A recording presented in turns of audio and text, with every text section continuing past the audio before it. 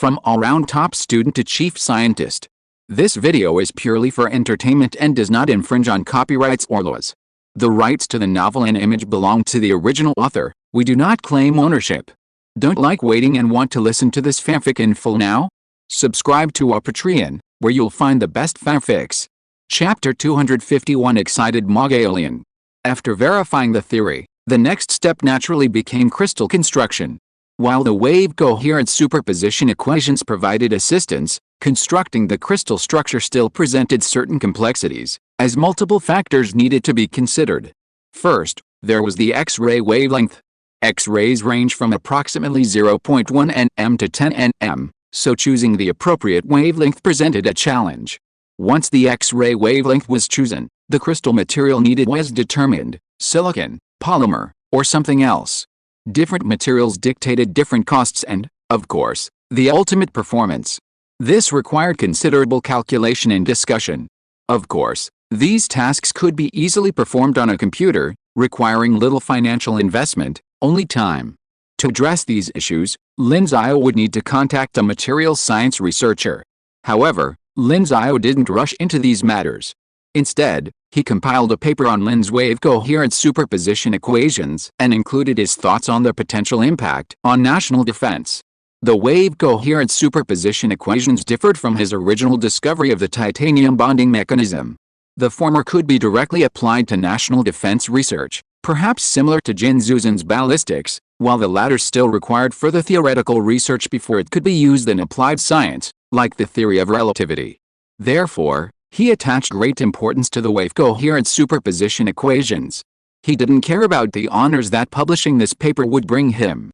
He already had enough honors, and compared to the needs of the country, these things could be put on the back burner. After several days of organizing the paper, he called Magellan.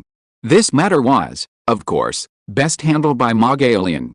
"Director Ma, are you free now?" "Yes, yes.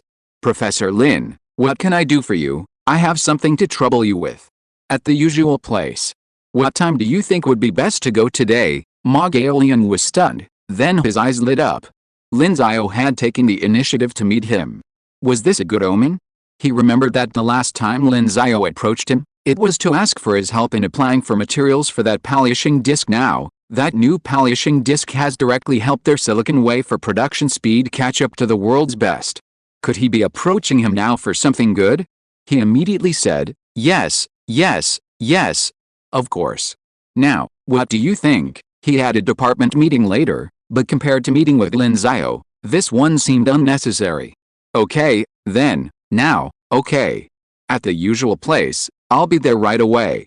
"By the way," Magellan said, "Professor Lin, do you have any good news you can tell me about?" Lin Xiao smiled and said, "Yes, you can just wait and see." "Okay." As soon as he finished speaking, Lin Xiao heard Magellan calling his secretary to prepare the car. He shook his head with a smile. Without saying anything more, he took the paper version of his thesis and left, heading to his usual spot, the tea restaurant with official backing. Flower Duet. That was the name of the tea restaurant. In a corner of the restaurant, Lin Xiao and Magellan sat across from each other, enjoying a pot of Dahong Pao tea and ordering a few dishes. Lin Xiao handed the file bag directly to Magellan and said, "This is it." Magellan quickly took the bag and asked, "What's in it?" "A formula," Lin Xiao replied with a smile. Magellan thought about it over and over again in his mind, and finally asked cautiously, "Could it be the solution to the P equals NP problem?" "Lin Xiao, why do you think it is this? If this is solved, it will be of great help to us in cracking those foreign encryption systems. You should know that if P equals NP is solved, our existing passwords will basically no longer exist, right? Unless quantum encryption is developed." Lin Xiao spread his hands helplessly and said, "Okay, you have a rich imagination, but it's a pity that it is not, that is to prove the existence and smoothness of the solution to the NS equation." "No," Lin Xiao said. "Okay, Director Ma, I have been studying semiconductors and lithography machines recently, not the things you said. The formula I have researched is strictly speaking a set of equations that can greatly accelerate the progress of our research on lithography machines. In addition, military researchers may also be very interested in seeing my set of equations." Magellan's eyes suddenly lit up. "Military? You mean this set of equations can?" "Yes, So I'd like you to give this information to a military researcher, Lin Xiao said. I personally believe this system of equations will be of great benefit to our military technology, so whether I should keep this result confidential is up to you. Hearing Lin Xiao's words, Ma Gaolian was immediately filled with respect. I understand. Thank you, Professor Lin. Lin Xiao smiled and waved his hand. Nothing to thank me for.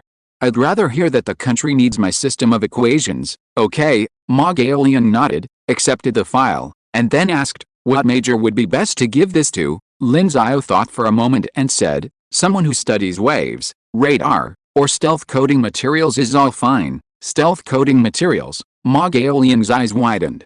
Could it be that Lin Xiao's research could also contribute to the development of stealth coding materials? Stealth coding materials are undoubtedly one of the most important materials in national defense technology. The renowned B-2 bomber, nicknamed the Ghost of the Sky, is so famous that countless Chinese military enthusiasts are wondering how to build one. Its exceptional stealth capabilities, combined with its various stealth coatings, render it difficult for radar to detect it in flight, effectively completing its strike by the time it can be seen by the human eye. Another example is the J-20, whose development challenges were primarily the engine and then the stealth materials. The engine allows the J-20 to achieve the maneuverability of a fifth-generation fighter, while the stealth materials provide it with the required stealth performance. So, when Ma Gaolian heard about the stealth coating, his entire body perked up, as if something had been tickled. Seeing Ma Gaolian like this, Lin Xiao smiled and said, yes, it's stealth material. I won't tell you the details. If you're interested, you can go back and read it yourself. Forget it, I'm afraid I can't understand it. Ma Gaolian waved his hands repeatedly. I don't even know what P equals NP and the Navier-Stokes equations are. What's the point of solving these problems? Lin Xiao smiled and said, knowing the point of solving them is enough. That's true. Ma Gaolian smiled and nodded, then picked up his teacup and said, drink tea, drink tea. Lin Xiao also raised his teacup and drank. After drinking, Ma Gaolian showed curiosity again and asked, by the way, have you received any phone calls recently? Phone? What phone calls? Lin Xiao was stunned.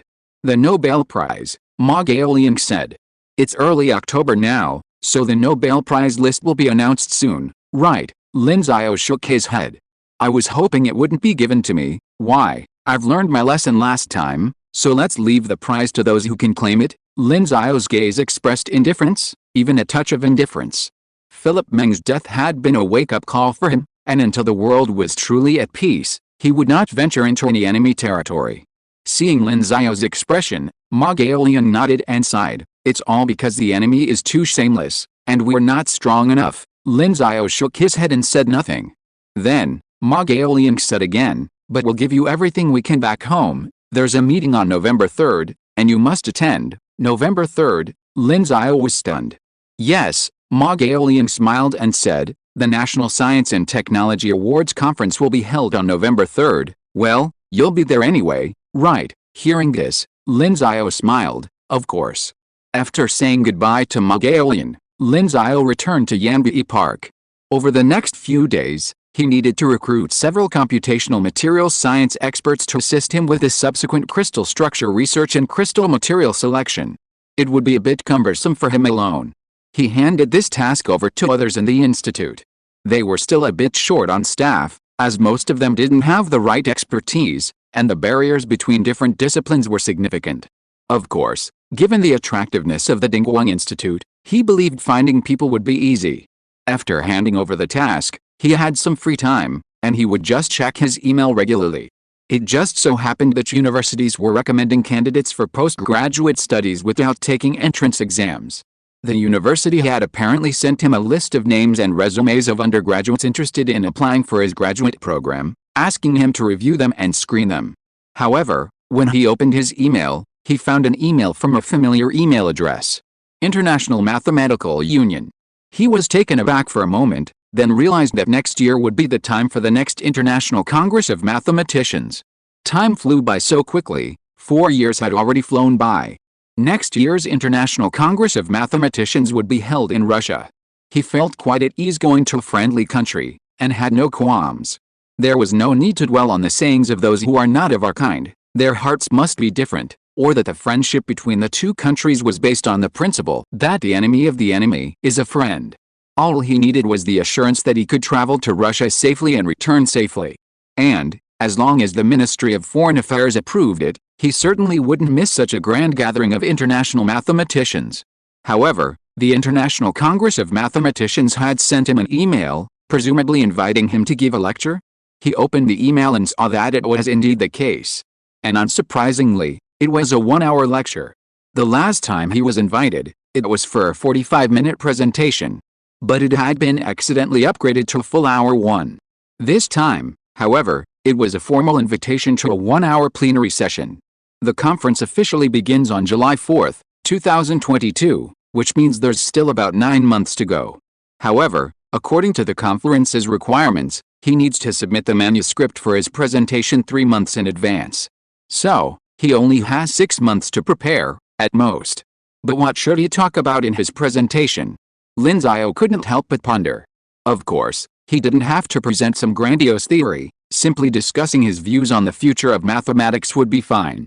In reality, few people present new results at mathematician conferences, most people just rehash past work. Besides, Lin Xiao's focus is currently on lithography machines, so how could he have the time to work on something new? He shook his head, not wanting to dwell on it. If all else fails, he'll just talk about submodule forms. For now, it's best not to worry too much. He closed the email, which said an invitation would be sent later, so there was no need to worry about it. He then glanced at another email, the information and resumes of the students who had been admitted to graduate school from the university. Most of the students who were guaranteed admission to graduate school would enroll in the second half of next year, so there was still nearly a year to go.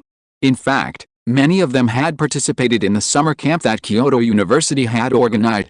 During that time, he had taught a few classes to the students at the camp, but since he generally attended classes and left without staying to interact with the students, he didn't get to know many of them. After downloading the attachment and opening it, he found the resumes of 20 students who had been guaranteed admission to graduate school. Holy crap! So many, he couldn't help but grumble at the number of names. Their School of Mathematics, Basic Mathematics program only had about 30 or so students who had been guaranteed admission to graduate school. He pulled out his phone and called their department head, Professor Zhou Wu. It was Professor Zhou, the same professor he had always been close to. Back then, he was the deputy director, now officially the director. Director Zhou, why did you send me a list of 20 students? I remember our department only admitted a little over 30 this year, right? Professor Lin, don't think it's too much? We've screened a list before sending it to you. We've collected the names of over 30 candidates who are candidates for graduate school admission, and your name is on 30 of them. These 20 we selected are generally those who have performed relatively well. Lin Xiao, okay, it seems he's quite charming. Well, then, please take a good look at it. Your quota is 1 PhD and 2 master's students.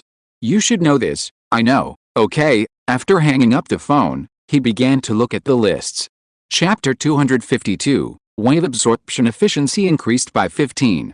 Let's start with the doctoral students. Some of these doctoral students were admitted through doctoral recommendation, while others were admitted directly. The first one was by Hong Yin, a direct doctoral student who had studied mathematics at Peking University for his undergraduate degree and had a 4-year GPA of 4.2. Peking University uses a 4-point system, meaning that even if one scores above 90 in all subjects over the 4 years of university, the highest GPA can only be 4.0.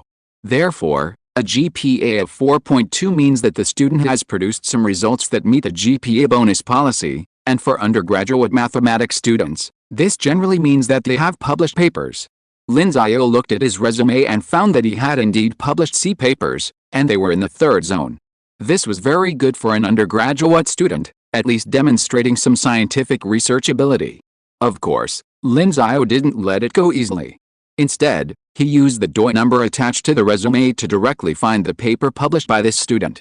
Conjugate gradient method in random variables studied the conjugate gradient method for solving linear equations with measurable coefficients and determined the method's convergence rate. It looked quite good, but after downloading the paper and reading it, Lin Xiao shook his head. He wasn't particularly impressed. While the methodology was sound, it lacked innovation, which, in Lin Xiao's opinion, was crucial.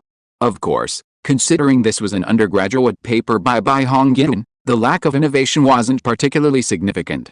Lin Xiao didn't consider Bai Hongyan's previous student positions or activities, as these were social skills or the ability to get things done, unrelated to academic ability.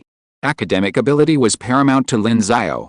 Mathematics wasn't a social science field, as social sciences required social research and so on, while mathematics only required intelligence and a serious approach to academics. He then dismissed Bai Hongyan as a candidate and moved on to the next candidate. The second student, Zhu Wanqing, was also a direct doctoral candidate, also admitted to graduate school at the same university. What caught Lin Xiao's eye was that this student had participated in the Chu Chengtong undergraduate mathematics competition and won the individual gold medal in the number theory group. The Chu Chengtong undergraduate mathematics competition is a highly prestigious mathematics competition. Crucially, it differs from the typical national undergraduate mathematics competition in that the latter tests problem-solving skills, while the former tests mathematical knowledge. While the two have different focuses, Lin Xiao prefers students with a deeper mathematical foundation, as this demonstrates a genuine interest in mathematics and a deep knowledge base. Without sufficient knowledge, winning a gold medal is a distinct possibility. Furthermore, Zhu Wanqing had other accomplishments and had published mathematical papers. While not a Zone 3C paper like the previous candidate, the fact that he could publish a paper speaks volumes about his ability. After noting this name, Lin Xiao moved on to the third student. This third student was also quite impressive, having won the gold medal in the CMO competition, but he didn't make the national team for the EMO. Of course, he was still quite talented, having participated in numerous competitions in college. Next came the fourth and fifth. 9 of them were doctoral students, and the rest were master's students. In short, those who were admitted to the School of Mathematical Sciences at Kyoto University were all exceptionally talented. There were even 2 international students, one a mathematics master's student from the École Normale Supérieure in Paris who wanted to apply for his doctorate, and the other a mathematics undergraduate from Princeton University who wanted to apply for his master's. Naturally, he rejected both of them outright. He had no interest in teaching foreigners. After a final selection process, 4 doctoral students and 6 master's students remained. An interview process would then be held, and the final students would be selected. The school would coordinate the interview schedule. After submitting his chosen students, he left them alone and continued his research on crystal structures that could amplify and reduce X-rays. China Aviation Industry Corporation, Chengfu Research Institute. Chengfu Research Institute was the birthplace of China's 5th-generation fighter jet, the J-20. Yang Wei, the J-20's chief designer, once served as its director. And today, the Chengfu Research Institute welcomed a visitor, none other than Ma Gaolian. Ma Gaolian arrived in person, bearing information Lin Xiao had given him. Stealth coating materials for fighter jets. Something so important was certainly worthy of his personal visit. He quickly sought out Shen Zhi, the current director of the Chengfu Research Institute. Upon seeing Ma Gaolian, Shen Zhi smiled and said, "Director Ma, you never come here for nothing. What brings you here? Haha, something important," Ma Gaolian said without further ado. "Who is the expert in your institute who knows the most about stealth-absorbing materials?" Absorbing materials? Shen Zhi paused, then thought for a moment and said, "It should be Professor Zhang Heng from the 3rd Research Department. He's responsible for researching the overall layout of our fighter jet surface-absorbing coatings and has extensive knowledge of absorbing materials." "Okay, then I need to meet with Professor Zhang Heng. I have an important matter for him to entrust," Ma Gaolian said. Hearing Ma Gaolian's serious tone, Shen Zhi felt a little curious, but he didn't say much. He simply stood up and said, "Then come with me." However, if Professor Zhang Heng is busy with his research and we disturb him, we might both get scolded. Director Ma couldn't help but smile. "You're the director, and Professor Zhang scolds you. It was Professor Zhang Heng who solved the problem of our J-20's radar-absorbing coating. If he scolds me, what can I do?" Shen Zhi spread his hands and said, "If you, Director Ma, hadn't come in person, I wouldn't have dared to go to Professor Zhang at this time." Director Ma smiled. That's true. He respected Lin Xiao, and naturally respected scientists like Professor Zhang Heng. In the past, foreign countries believed that China could not produce a 5th-generation fighter jet because the criteria for a 5th-generation fighter jet were the 4 S's: ultra-low observability, stealth, supersonic cruise capability, super maneuverability, and super information superiority. When China released photos of the J-20 in 2011, some people, both domestically and internationally, expressed disbelief and even ridicule, believing China wouldn't be able to produce a fifth-generation fighter within 20 years. Foreigners, at the time, believed China couldn't even build a fifth-generation fighter that met the 4S standard. Supersonic cruise capability relies heavily on the engine. At the time, we used a Russian engine as a replacement, as our WS-15 engine wasn't yet available. Regardless, the 4S standard was achieved. Next is super maneuverability, which also relies heavily on the engine. Next is overall airframe structural strength. Super information advantage relies on the integration of various sensors, achieving advantages in radar, infrared, electronic warfare, and other areas.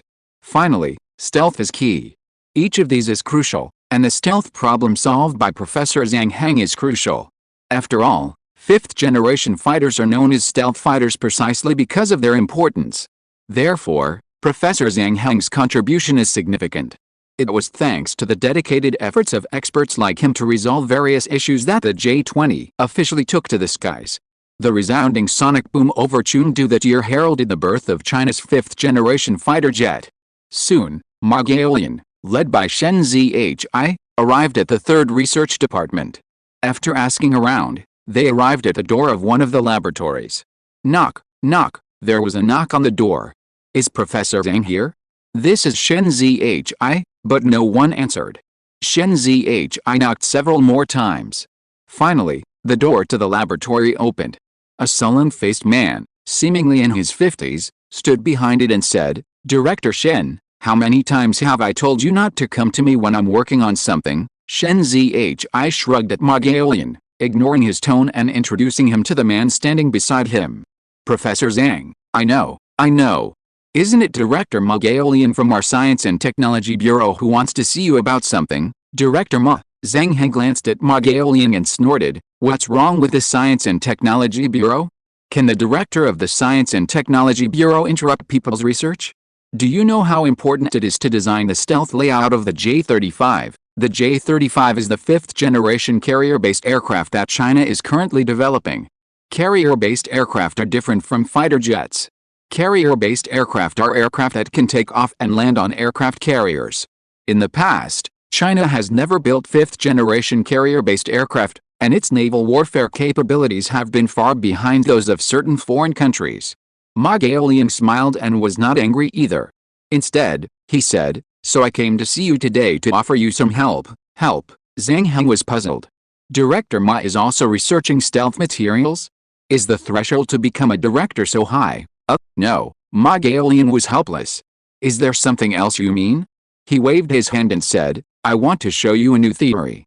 This theory will be very important for your research on absorbing materials and their layout." After his explanation, Zhang Heng finally piqued his interest. Can it clarify the coherent superposition of waves? Master the laws of interference and diffraction? If this were true, then it would be truly useful for his research. So Professor Zhang Heng didn't waste any time and asked Director Ma for the theory to verify its validity. For someone like him engaged in applied research, pragmatism was paramount. He didn't care about the significance of the theoretical proof process, he only cared about the final results and whether they could be applied to his research. This was simple. Since the final result was a partial differential equation, he simply substituted various values into it and ran a computer simulation. He completed this step quickly, then modified the surface of the absorbing material, mainly using this partial differential equation for optimization. After some effort, the simulation began. The computer's calculations drove the internal fan to spin rapidly. After a long while, the results appeared.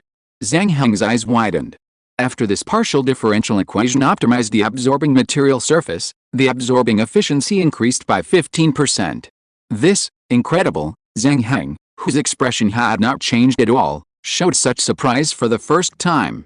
But after the surprise, there was an incomparable surprise. Chapter 251 is under review. Chapter 253 Zhang Heng's exclamation. The stealth capability of a stealth fighter, of course, does not refer to optical invisibility, but rather to preventing radar detection. When the waves emitted by the radar are transmitted into the air, if there are no objects in the sky, These radar waves will continue to propagate, and the radar will not detect any abnormalities. However, if there are objects in the sky, the radar waves will encounter obstacles and bounce back, and then be received by the radar. The radar will then process the received data, which involves a radar reflective surface. The larger the reflective surface, the easier it is to detect, and vice versa. Therefore, if the radar detects a bird, because the bird is small enough, the probability of the radar detecting it is relatively small. Of course, even if it is detected, it will be ignored by the computer algorithm. Otherwise, every time a bird flies by, the radar base will sound, and the staff at the radar base will obviously suffer. This isn't the case with aircraft like fighter jets. Because they are large and have a large reflective surface, various methods are needed to reduce their radar reflection. One approach is to design the fuselage's shape to reduce its radar cross-section, while another is to use stealth coatings. These two methods complement each other and are crucial. Even stealth coatings need to be coordinated with the fuselage's shape. Professor Zhang Heng is naturally well versed in these matters. But now, he's simply optimized the layout of the stealth coating using this partial differential equation, and surprisingly, he's increased its radar absorption by 15%. While his design isn't representative of real-world conditions, his methodology isn't rigorous, and his model is idealized. Without detailed analysis, it's just a mock-up, perhaps even more crude than an origami airplane. However, this 15% increase in radar absorption is real, and even if it were actually built, it would likely yield around 15%. He couldn't help but observe the radar absorption process displayed on the simulation software more closely. Then, he took out a pen and paper and began to calculate. As an expert in stealth coatings for fighter jets, the J-20 chief designer had always sought his advice when designing the aircraft's exterior, and his mathematical prowess was undeniably impressive. Now, he needed to use mathematics to directly calculate the principle behind this increased absorption efficiency. He quickly figured it out. So that's how it works. His eyes lit up with wonder. It's like the principle of thin film interference. Only closer to the core, and, a few levels deeper, the principle of thin film interference is used in many applications, the most common being anti-reflection coatings, such as those found on eyeglass lenses. These coatings can enhance or reduce reflection by utilizing the interference of light. For radar waves, this interference reduces reflection, thereby improving absorption efficiency. But there's more to it than that. If it were just the thin film interference principle, it wouldn't be worth mentioning. The key point is that it can alter the layout of the coating, causing radar waves to interfere and diffract more intensely. This leads to stronger interference and diffraction cancellation, further reducing wave reflections. It also creates a dark chamber between the coatings, preventing radar waves from reflecting. Basically, radar waves? Humph. They'll definitely come and go. After figuring out how to apply this theory, Zhang Heng's mind immediately conjured up various ways to improve the performance of absorbing materials. The more he thought about it, not just the absorbing materials, but also the design of the fuselage. The choice and layout of absorbing materials must be determined by the fuselage shape, as the fuselage shape serves the fighter's launch performance. Obviously, stealth performance must compromise the fighter's overall maneuverability. But now, guided by this theory, they can achieve both goals. This way, their fighter's stealth performance can be significantly improved. Thinking of this, he slammed his fist on the table. Damn!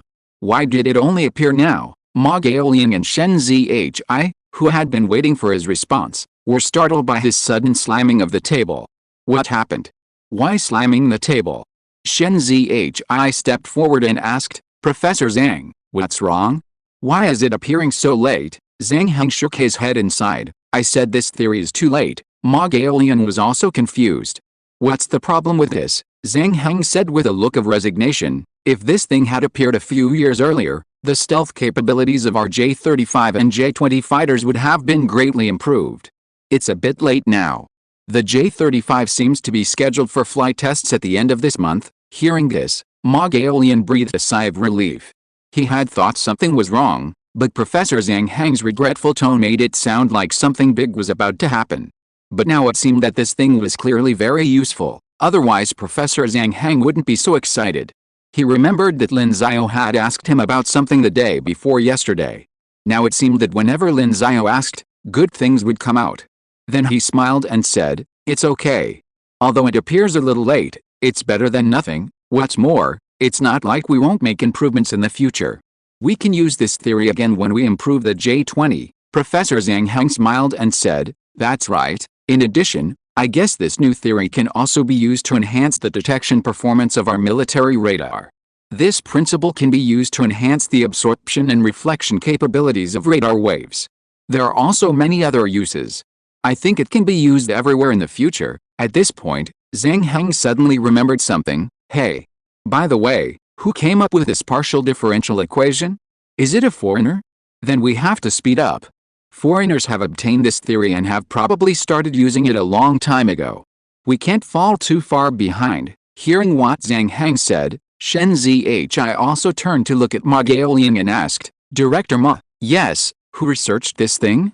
Is it a foreigner again?" At this point, Ma Gaolian laughed. But is a theory developed by us Chinese. So you can rest assured, foreigners don't know it yet. But now, Chinese." Zhang Heng's eyes suddenly lit up. "Who is this talent?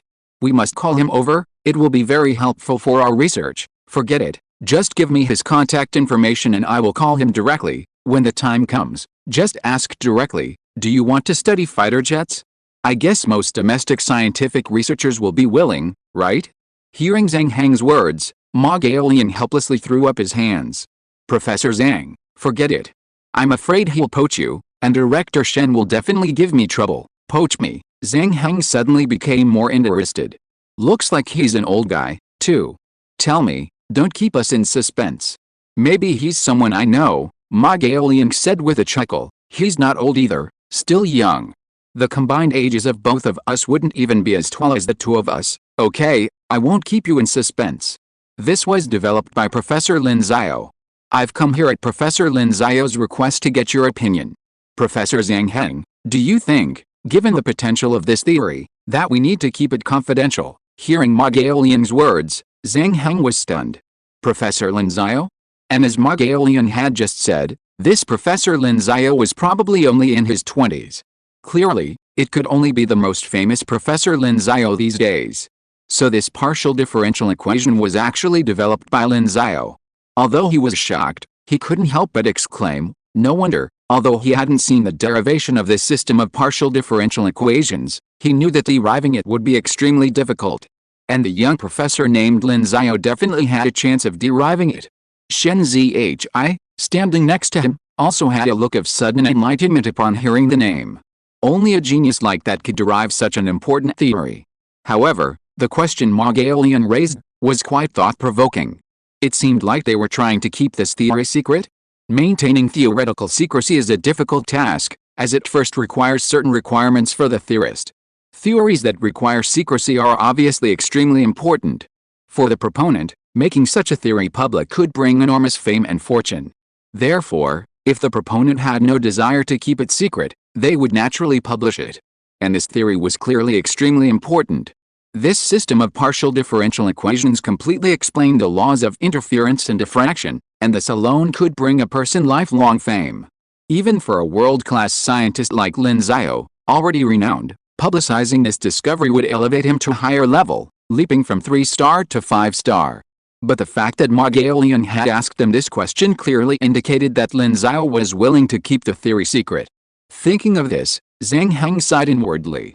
It was truly a blessing for their country that such a gifted young man possessed such a magnanimous spirit.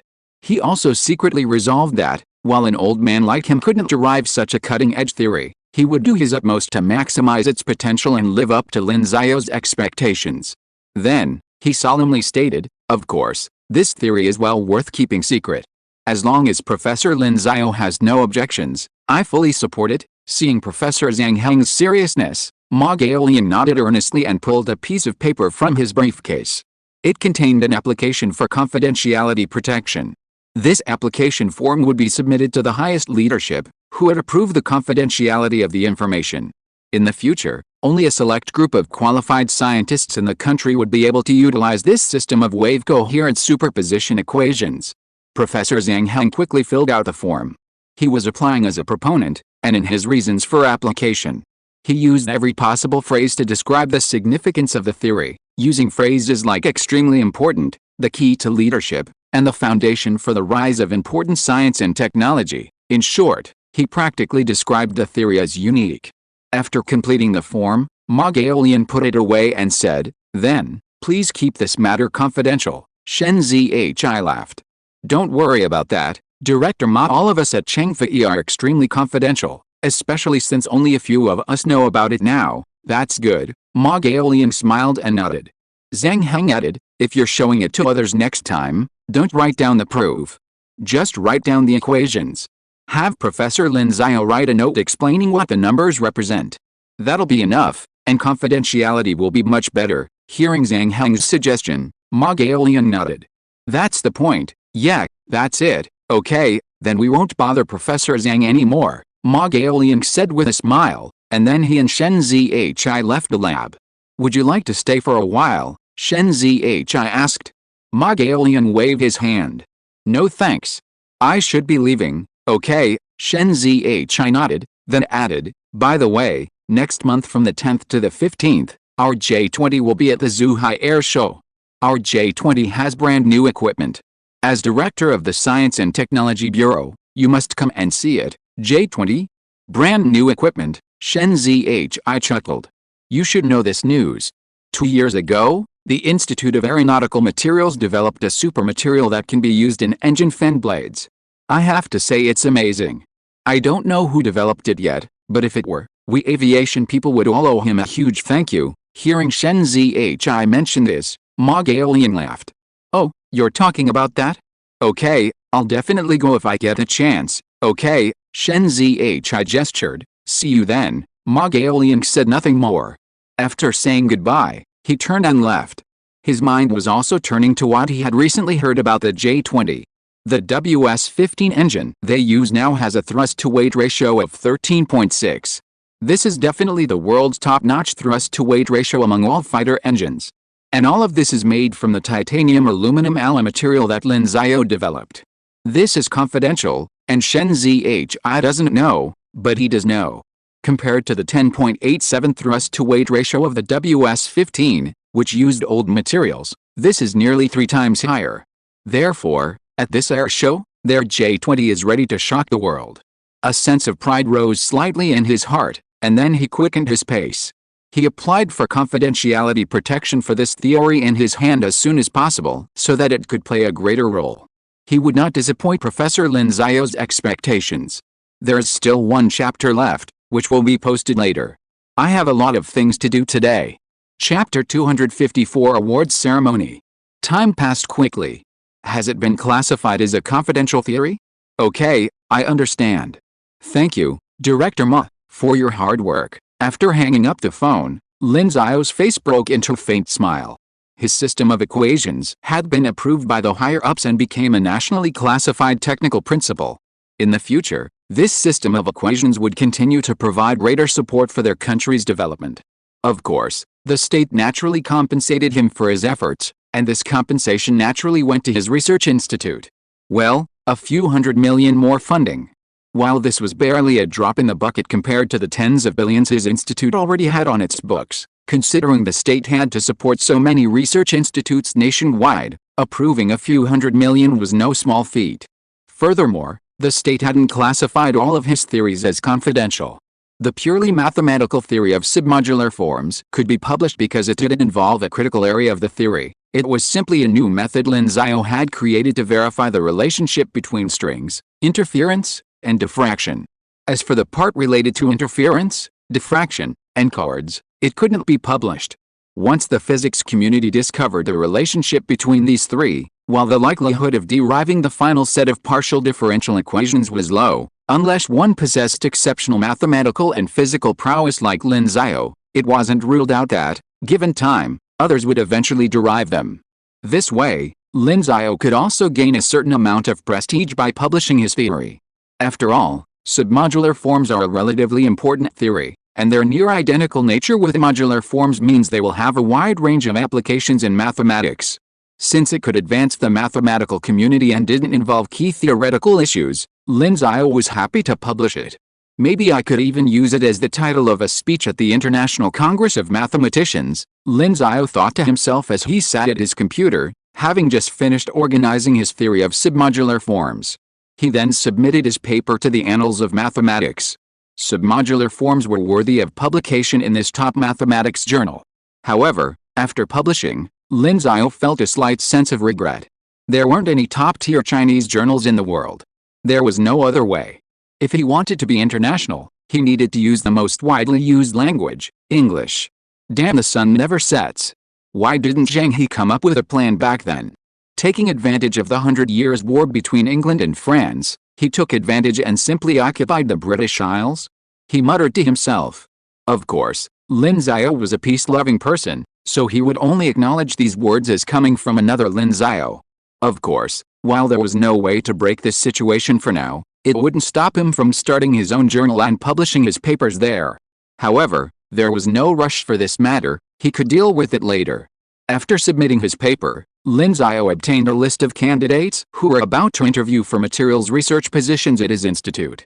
They planned to recruit 5 people, all in computational materials science. With these 5, he could officially begin his research on crystal materials. Time passed quickly. Nothing major had happened in China recently. Around the time of October's National Day holiday, the last of the year's holidays were over. Besides this, domestic researchers are preparing for next month's National Science and Technology Awards ceremony, while model aircraft, airplane, and military enthusiasts are preparing to attend the Zhuhai Air Show.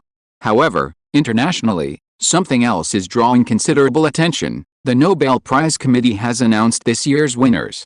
The physics prize is awarded to 3 individuals, 2 of whom received a prize for a model predicting global warming, and the other is George Parisi, the physicist who previously reviewed Lin Xiao's paper on multidimensional field theory.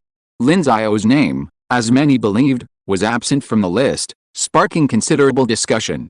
Many believe Lin Xiao's multidimensional field theory, which has been widely validated, and his contributions to the Standard Model, as well as the root-finding method, which significantly aided research in high-energy physics, are all of crucial significance to global physics. So, why did the prize go to 3 other individuals this year? Let's not talk about George Parisi, at least he's a theoretical physicist and has indeed developed many important physical theories, worthy of a Nobel Prize in Physics. But the fact that 2 other researchers studying climate science also won the prize was completely unexpected. Even if it were awarded to several physicists in their 80s and 90s who had been waiting in line, it would have been more in line with normal practice. This sparked much discussion. Most importantly, the gamblers who had placed bets on who would win the prize erupted in outrage. This year's winner, George Parisi, later said in an interview, "To be honest, I'm a little embarrassed to have won the Nobel Prize before Lin. Lin's achievements far surpass mine, and he deserves it more." For this year's Nobel laureate to say such things naturally sparked even more discussion. And Lin Xiao, as the central figure in this matter, naturally received many greetings and condolences from friends abroad. However, he certainly didn't care whether he won the prize or not. As he had said before, even if he did, he wouldn't go unless world peace prevailed, or China could suppress those who were tempted to take action and safely escort him to receive the prize and back. Of course, this incident didn't cause a sensation, but it did spark discussion. Most people believe that Lin Xiao certainly deserved the Nobel Prize in Physics, but he had to wait in line. The Nobel Committee simply dismissed the award this year because he was too young. As for those who argued that the Nobel Prize lacked fairness, they simply died down. Time passed quickly. October was uneventful, but the Dingguang Research Institute did welcome 5 new computational materials researchers, an intern, an assistant, an associate, and 2 researchers. 2 of these researchers were recruited by Lin Xiao from top domestic materials research institutes. His institute had the funds, the conditions were high enough, and Lin Xiao's reputation made these researchers happy to go. With these new hires, research on new crystal materials officially began. Lin Xiao also passed the interview process and secured his postgraduate study positions for the second half of next year. The 3 students chosen by him were naturally overjoyed. After all, they had chosen to study at Peking University's Department of Mathematics precisely to become Lin Xiao's students, and finally, they had made it. Of course, they wouldn't officially receive Lin Xiao's guidance until the fall semester of next year, so the most important thing for these 3 was to write their graduation thesis well and beautifully. However, since they were selected by Lin Xiao, they were naturally academically exceptional. It was unlikely that they would hire a ghostwriter on a certain platform, then exploit the platform's system to extort money from the ghostwriter at the last minute, only to be exposed by the ghostwriter. And so, time entered November. At 10:20 a.m. on November 3rd, the National Science and Technology Awards Conference officially began at the Great Hall of the People. The conference began with a majestic national anthem, followed by enthusiastic applause. First, medals and certificates were presented to academicians Gu Song and Wang Zhang, recipients of the highest science and technology awards. Then, along with the two recipients of the highest science and technology awards, the leaders presented certificates to representatives of the National Natural Science Award, the National Technological Invention Award, and the National Science and Technology Progress Award. The first award to be presented was the first prize of the National Natural Science Award. The conference host solemnly announced, this year's National Natural Science Award will feature a special prize, a special prize. Everyone in the audience was stunned. The National Natural Science Award actually had a special award? Hadn't there always been a first and second prize? Why a special prize this year? In the past, even the first prize was a battle for supremacy.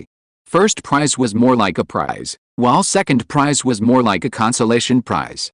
First prize was usually awarded to only 1 or 2 people, while second prize was often given to over 40 people.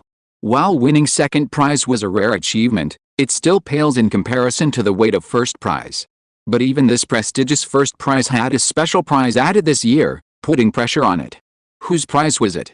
Many people looked around, while those with inside information could only sigh inwardly. Meanwhile, the host announced the winner of the special prize. The winner is Lin Xiao. As the name was announced, everyone was stunned. It was him. The shock gradually faded, and they all turned their gazes to the young man who had stood up. His youth was enviable. But he said nothing. In a society where seniority carries significant weight, this young man's dazzling achievements and astonishing talent surpassed that weight. Warm applause erupted, and Lin Xiao, dressed in formal attire, stepped forward to receive a carefully tailored medal and certificate. Afterward, Lin Xiao shook hands, smiled at each other, and then faced the camera for a photo. Chapter 255, winning 3 awards.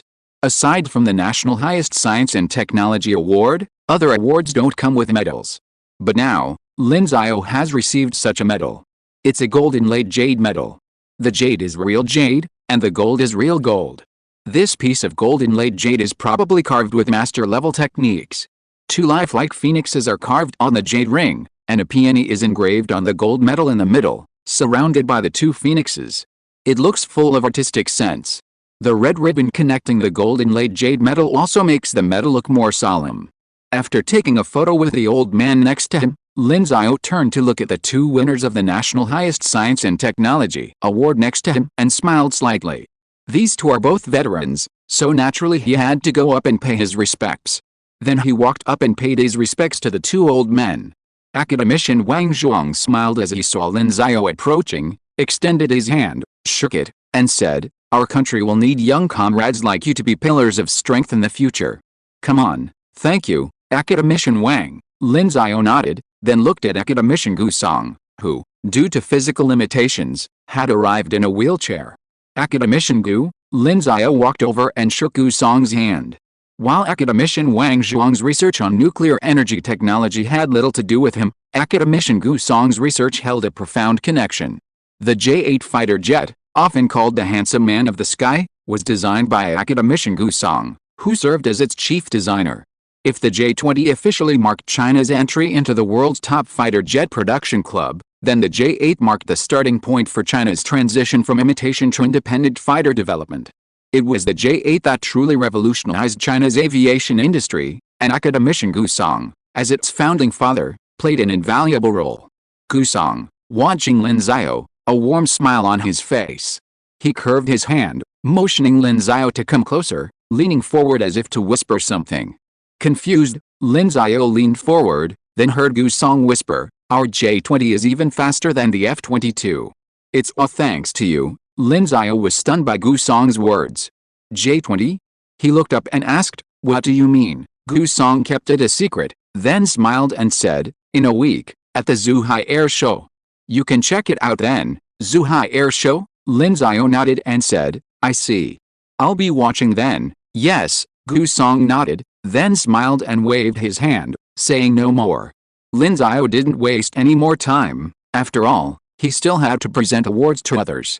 He then left the stage to the applause of the crowd and returned to his seat before the gazes of thousands. Sitting next to him was Su Ji, who had also been invited. Upon seeing Lin Xiao return, he smiled and asked, "What did academician Gu Song whisper to you?" Lin Xiao was pondering academician Gu Song's words. As the chief designer of the J-8, Gu Song was naturally deeply concerned with China's fighter jets. The J-20 was faster than the F-22, thanks to him? It was easy to guess. The super-strong titanium-aluminum alloy he developed in 2019, after more than 2 years of testing and development, seemed to have finally been implemented in the J-20's engine. He couldn't help but smile. This proved that his initial efforts had not been in vain. Judging from Gu Song's words, the new metal he developed was extremely effective. "What are you laughing at?" Su Ji asked beside him. "Ah, nothing, just a happy thought." Lin Xiao came back to his senses and waved his hand. "By the way, what was that question?" "Never mind, I'm too lazy to ask." Su Ji waved his hand, then glanced at the medal around his neck and said with emotion, "A special prize in natural sciences? There's never been one before. But there was a special prize for technological invention. Does the Technological Invention Award have a special prize? I remember it was just like the Natural Science Award, with only first and second prizes." Lin Xiao was surprised. He hadn't heard of such things. "Haha, it's okay if you don't know. That was back in 1981, and the person who received the special prize was Professor Yuan." Su Ji sighed. Professor Yuan? Lin Xiao was stunned. He hadn't expected Professor Yuan, like him, to have won a special prize in this category. The Natural Science Award and the Technological Invention Award are awards of the same caliber, the former emphasizing theory, while the latter favors applied technology. Previously, the Technological Invention Award had been awarded to Professor Yuan, but the Natural Science Award had never been. Now, for the first time, Lin Xiao had won it. A sigh crossed his eyes. "Master Yuan, immortal." Without further ado, Su Ji patted Lin Xiao on the shoulder and said, "Just do your best. Whether it's application or theory, as your former teacher, I can only say I believe you can do your best." Lin Xiao shook his head and said, "You will always be my teacher." Su Ji smiled and said nothing more. The award ceremony then continued. Lin Xiao, figuring it had nothing to do with him, quietly watched the awards being presented, clapping when the applause was due. However, his mind was occupied with a research project. After a month of research, they were still working on crystal materials and their structure. This was a task that required considerable effort. Crucially, it required meticulous attention to detail, and ultimately, it had to meet the requirements of the lithography machine they were planning, so the process would take considerable time. And so, time passed slowly. The Natural Science Awards were over, and it was time for the Technological Invention Awards. "Next, we'll award the first prize in the Technological Invention Award," the host's voice echoed, bringing a sigh of relief to everyone present. Finally, it wasn't a special prize. At this point, many in the room remembered that someone else had previously won a special prize, so Lin Xiao's special prize in natural sciences was incredibly significant. If another special prize appeared, they'd probably be jealous. Just then, the host announced, "Next, please invite the first winner, Lin Xiao, to the stage to receive your award." The entire audience erupted in astonishment. What? How did Lin Xiao win another award? And it was even a first prize in technological invention? The Technological Invention Award followed the same standards as the Natural Science Award, so the number of first prizes awarded each time was limited, usually only 2 or 3. Compared to the 50 or 60 second prizes awarded at a time, these first prizes were far more valuable. And now, this first prize went to Lin Xiao, who had just won the special prize in natural sciences. Everyone couldn't help but glance at the large screen behind them, which displayed the reason for the award. Lin Xiao just won the Natural Science Award for his achievements in proving the Goldbach conjecture, the twin prime conjecture, and proposing multidimensional field theory, among other world-class theoretical achievements. Everyone agrees on this point, but what's the basis for your Technological Invention Award? Everyone was stunned upon seeing the details. An encoder's 8-part structure? While lay people were puzzled by what this 8-part structure was, the researchers within the field immediately understood and enthusiastically praised the award. The encoder's 8-part structure is undoubtedly a technological invention. Moreover, the experts present were well aware of its significance. It has directly increased the precision of domestic servo motors by 8-fold, allowing many domestic servo motor manufacturers to capture a significant share of the global servo motor market thanks to their cost advantages. Furthermore, as more low-cost, ultra-high precision servo motors are developed by domestic manufacturers, they will likely have a share of the future high-end market. And most importantly, Lin Xiao's free licensing program has further stimulated the R&D efforts of many small and medium-sized domestic manufacturers. Lin Xiao's free licensing plan required licensed manufacturers to invest a certain amount in research and development in the future, provided they earned net profits from servo motors. While this seemed a bit unreasonable, the fact that they could obtain the patents for free meant that most manufacturers agreed. This requirement also had another effect. Since these manufacturers were required to invest a certain amount in research and development, they were reluctant to undersell their servo motors. Instead, they were forced to charge higher prices, thereby earning more revenue to support their development. This prevented these manufacturers from falling into price wars. Precisely because no one could sell cheaply, and even if they did, their prices were still significantly lower than those of foreign manufacturers, their market share continued to grow. Therefore, some of these experts felt indebted to Lin Xiao, and now that he had won first prize, they were all very supportive. Applause broke out again, and everyone looked towards Lin Xiao's seat, waiting for the young figure to stand again. However, they were puzzled as several seconds passed without him getting up. Lin Xiao, come back to your senses. The voice reached Lin Xiao's mind, and the feeling of a tap on his shoulder finally brought him back to his senses, still calculating the crystal structure in his head. Confused, he asked, "What happened?" Suji scoffed. "You've won another award? First prize for scientific invention. Why don't you go up and claim it? The leaders are waiting for you." Huh? Lin Xiao was stunned. He'd won another award? He looked up at the stage. Was it for the octave structure? Then he thought, the octave structure certainly qualifies.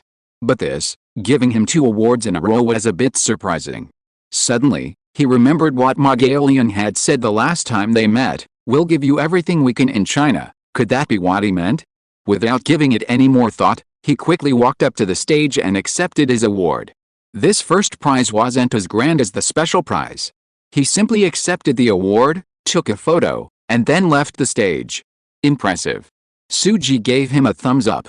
"You're the first to win both the grand prize in natural sciences and the first prize in technological invention." Lin Xiao chuckled. "No way, I'm just too good." He relaxed in front of Suji.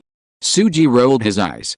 Yes, but that's probably over now." He looked at the 2 certificates in his arms, the medal hanging around his neck, and 2 other certificates representing the prize money. The grand prize in natural sciences was 1.5 million yuan, and the first prize in technological invention was 300,000 yuan.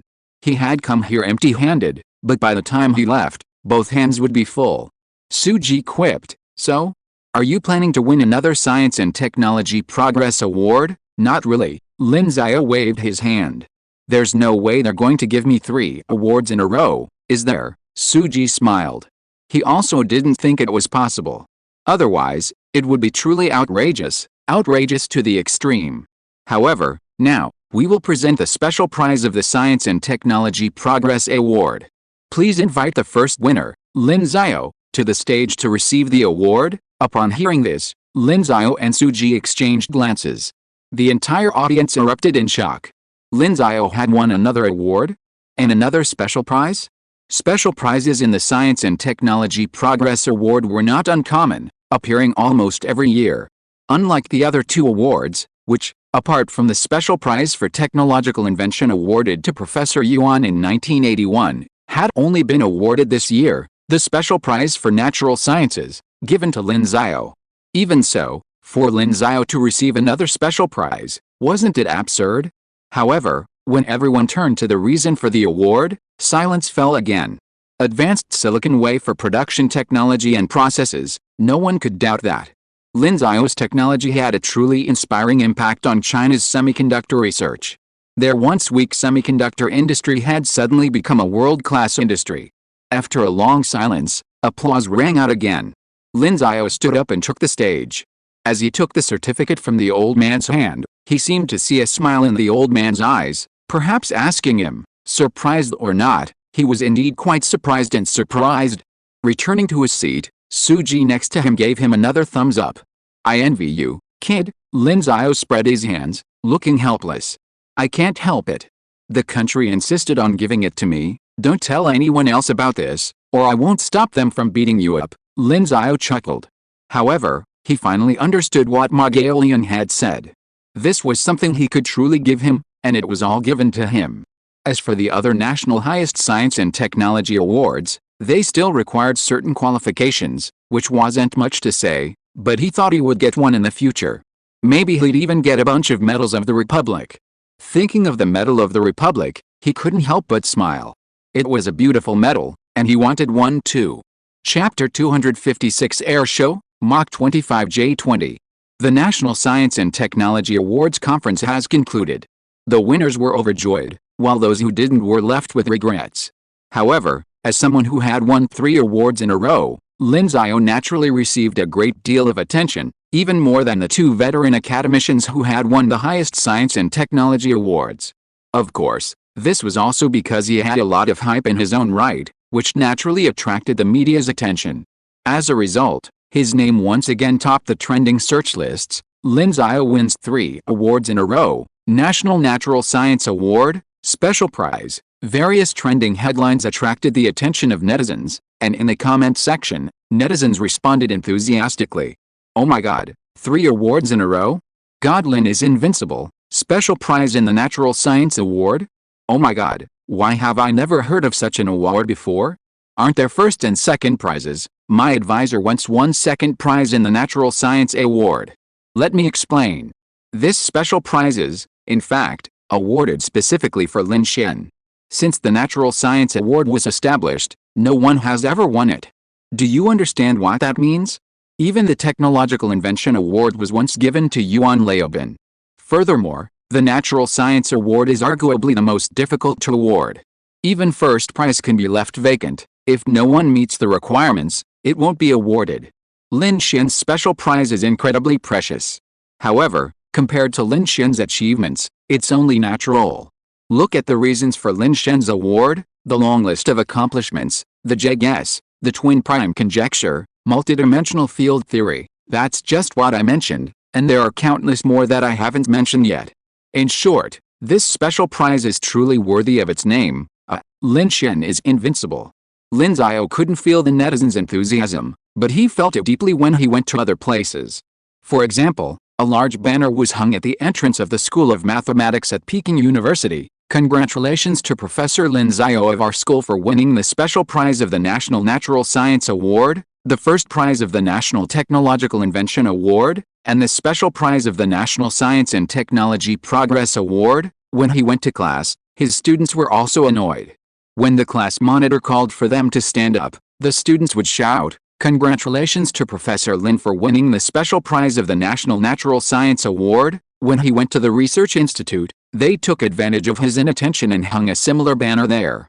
He could only laugh and cry, unable to stop them. However, this did not affect him. He knew that the 3 awards awarded to him by the state were both a reward and a way to make up for not receiving the 2 Wolf Prizes. So, for the rest of his life, he continued to research and develop materials for crystal lenses. Time passed quietly once again, and it was November 10th. Today was the official start of the Zhuhai Air Show. The Zhuhai Air Show is an international air show hosted by China and one of the 5 most influential air shows in the world. The air show features a wide variety of aircraft, from private jets to large passenger aircraft. As the host country, China often displays its latest military aircraft, such as the J-20 fighter jet, beloved by countless Chinese military enthusiasts. Of course, military enthusiasts are fickle, as their preferences often seamlessly shift, like switching from "I'll always love the J-15" to "I only love the J-20. However, the public display of Chinese fighter jets, especially new models, naturally attracts intelligence operatives from other countries to gather information. Consequently, many foreign intelligence operatives have already infiltrated the Zhuhai Air Show, posing as tourists and quietly awaiting the J-20's appearance.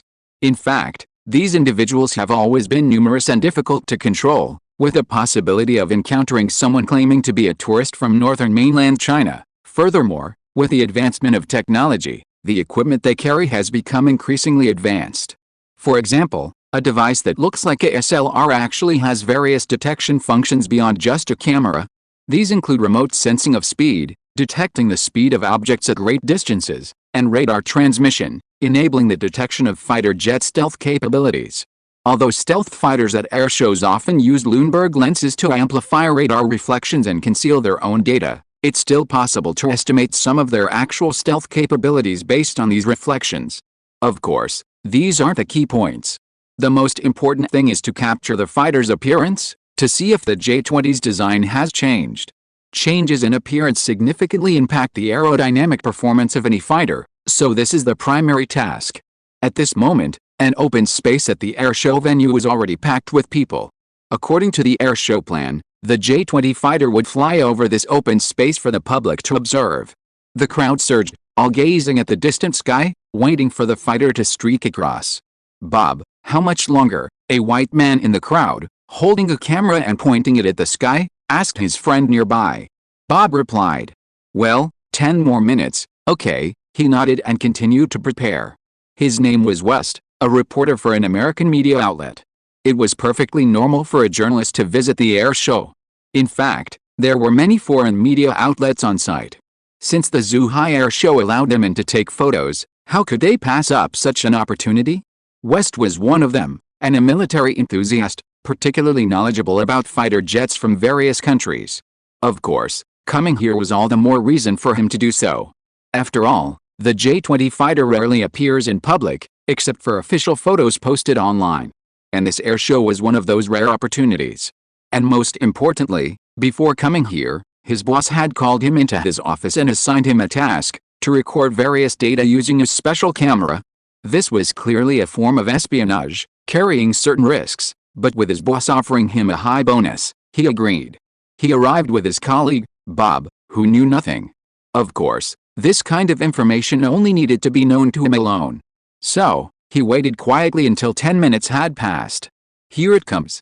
Here it comes. It's coming. It's coming." Cheers rang out, and everyone watched as a dark figure appeared in the distant sky. The Chinese military fans present cheered. It was their J-20. Wister, observing this scene, fixed his gaze and opened the custom-made camera in his hands. An SLR enthusiast would have recognized the camera as a Nikon D850, a highly professional-grade SLR. The lens on the front was exceptionally complex, costing several times the price of the camera itself. In short, the entire setup looked incredibly high-end, drawing envious glances from many SLR enthusiasts.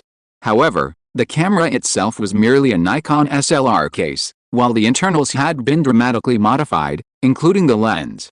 With its cutting-edge sensors, this SLR, which appears to cost around 100,000 yuan, now costs nearly $1,000,000. But West was no longer in the mood for such thoughts. He focused his camera on the fighter jet flying overhead and started recording. He was horrified to discover that it had actually approached them. This speed, was it supersonic? What was this J-20 doing? Flying so fast. But after just 2 or 3 seconds of thinking, the J-20 had already closed in on them. In the blink of an eye, it was directly overhead, and then it flew away. It wasn't until it passed a few hundred meters that they finally heard a rumbling sound. When a fighter jet flies at supersonic speeds, it can only be heard after it passes overhead. West's face was immediately filled with shock. Comparing the distance the J-20 had flown and the time he heard the roar, he roughly estimated, this speed. This is at least twice the speed of sound. How could this J-20 dare to fly so fast? Or was the Chinese Air Force just flexing its muscles? He quickly glanced at his camera screen, where telemetry had detected the J-20's speed, 850 meters per second. Mach 2.5. But that wasn't all. The J-20, already a few seconds out, had actually performed a turn. While the turn wasn't large, it was still an incredible feat. Maintaining even a modicum of maneuverability at Mach 2.5 is incredibly difficult, as it places significant demands on both engine performance and airframe capabilities. Theoretically, any fighter jet capable of reaching Mach 3 and still maintaining some maneuverability would be virtually invincible in air combat. At this level, air-to-air missiles would be nearly impossible to hit, as it could easily avoid them with a slight turn. This, West was speechless. Everything else was secondary. The crucial point was that this J-20's speed of Mach 2.5 surpassed that of the F-22, which only reached around Mach 2.2. Had China acquired alien technology? A fighter jet engine could unleash such powerful capabilities? This level has already reached the world's top level. At this point, West was almost certain that this air show was just a show of strength for the Chinese Air Force. He could even foresee the reactions of other countries, especially his own. And the facts were just as he suspected. As soon as the news of the J-20 reaching Mach 2.5 spread, it attracted global attention. The actual air show date should be September 28th. I had misread the information when I looked it up before, and I just found it today. If you're listening to this novel on a channel other than Fanfic World, it means they downloaded and uploaded it without effort. We cordially invite you to visit our channel, Mundo Fanfic Novelis. There you'll find the original version of this story and you can explore many other novels of various genres. We're waiting for you to immerse yourself in a world of incredible novels. Chapter 257 Thank You Letter. A Chinese fighter jet engine? The world's most powerful engine, is it true or fake? Has the Chinese J-20 broken Mach 2.5, becoming the world's most powerful fighter jet? Shocking. The J-20's engine actually, naturally, there were a ton of domestic media outlets covering the air show, both official and private, numbering in the hundreds. After all, if you search any video site for air show videos, every one of them is considered media. As a result, the domestic internet went viral. The J-20 actually reached Mach 2.5? Mach 1 is equal to the speed of sound, and Mach 2.5 is a full 2.5 times faster than the speed of sound. The F-22's top speed is only Mach 2.25. Crucially, this Mach 2.25 is only a theoretical figure. Whether it can actually reach Mach 2.25 reliably is still a question. And yet, the J-20 flew right in front of so many people, maintaining a steady speed, so it couldn't possibly be fake. The J-20's ability to reach such speeds is undoubtedly due to significant advancements in engine technology. In the past, China's engine technology was often criticized, but now it has achieved world-class capabilities, a fact that has undoubtedly excited the nation. Of course, these ordinary media outlets weren't intelligence scavengers. Without advanced equipment, they clearly couldn't visually determine the J-20's speed. Their information came from official sources. At the air show, the Air Force, under the guise of recruiting, played a promotional video. The video directly stated, "Would you like to experience the thrill of 2.5 times the speed of sound?" It then showed a video of the J-20 in flight, which thrilled the crowd. This undoubtedly confirmed that the J-20 had already reached 2.5 times the speed of sound, and the media outlets were therefore basing their reports on this information. Of course, for the Air Force, promoting this news was simply a show of strength. Since they had already flown the fighter jet, they naturally didn't mind publicly announcing its true speed. If they were going to show off, they had to do it openly. After all, this was a source of pride, no matter what. Of course, China's consistent approach to military technology is to release one generation, keep another secret, develop another, and then conduct pre-research, never truly revealing its capabilities. The data released this time was just a basic aircraft speed figure, and there's no guarantee that Mach 2.5 is the true top speed. This flex of muscle is essentially a display of strength, a small show of strength, a way to show off to the world, to demonstrate to those abroad that their R&D capabilities are not to be underestimated, and to encourage them to speculate about whether the technology behind them is even more impressive. Consequently, Chinese military fans were excited. I'll always love the J-20. What about those who praise the F-22? The J-20 will leave you in a state of exhaust. Now I'm saying the J-20 is the world's best, right? I saw the live video, and after flying at 2.5 times the speed of sound, the J-20 even turned mid-air. The fastest air-to-air missile these days is Mach 4, right? Doesn't that make it absolutely invincible? In air combat, the faster the speed, the greater the advantage. A speed of Mach 2.5, as far as we can tell, is definitely invincible. Now I just want to know, why has our J-20 become so formidable? It must be the engine. I remember the WS-15 was only deployed a few years ago. I didn't expect it to become so impressive in just a few years. Our researchers have been working so hard. If you don't understand, just ask. How does it compare to Lin Xiao? Don't bring bad things upon Lin Xiao.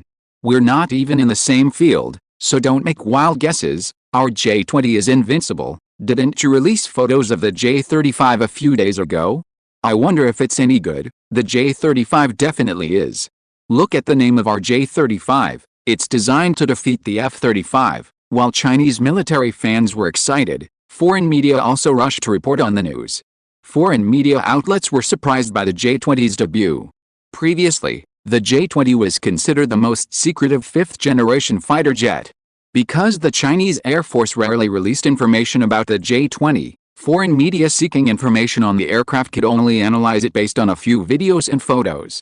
Using spy satellites to photograph or track it was impossible, as current satellites are unable to track and monitor a fighter's trajectory, making it easy to lose track.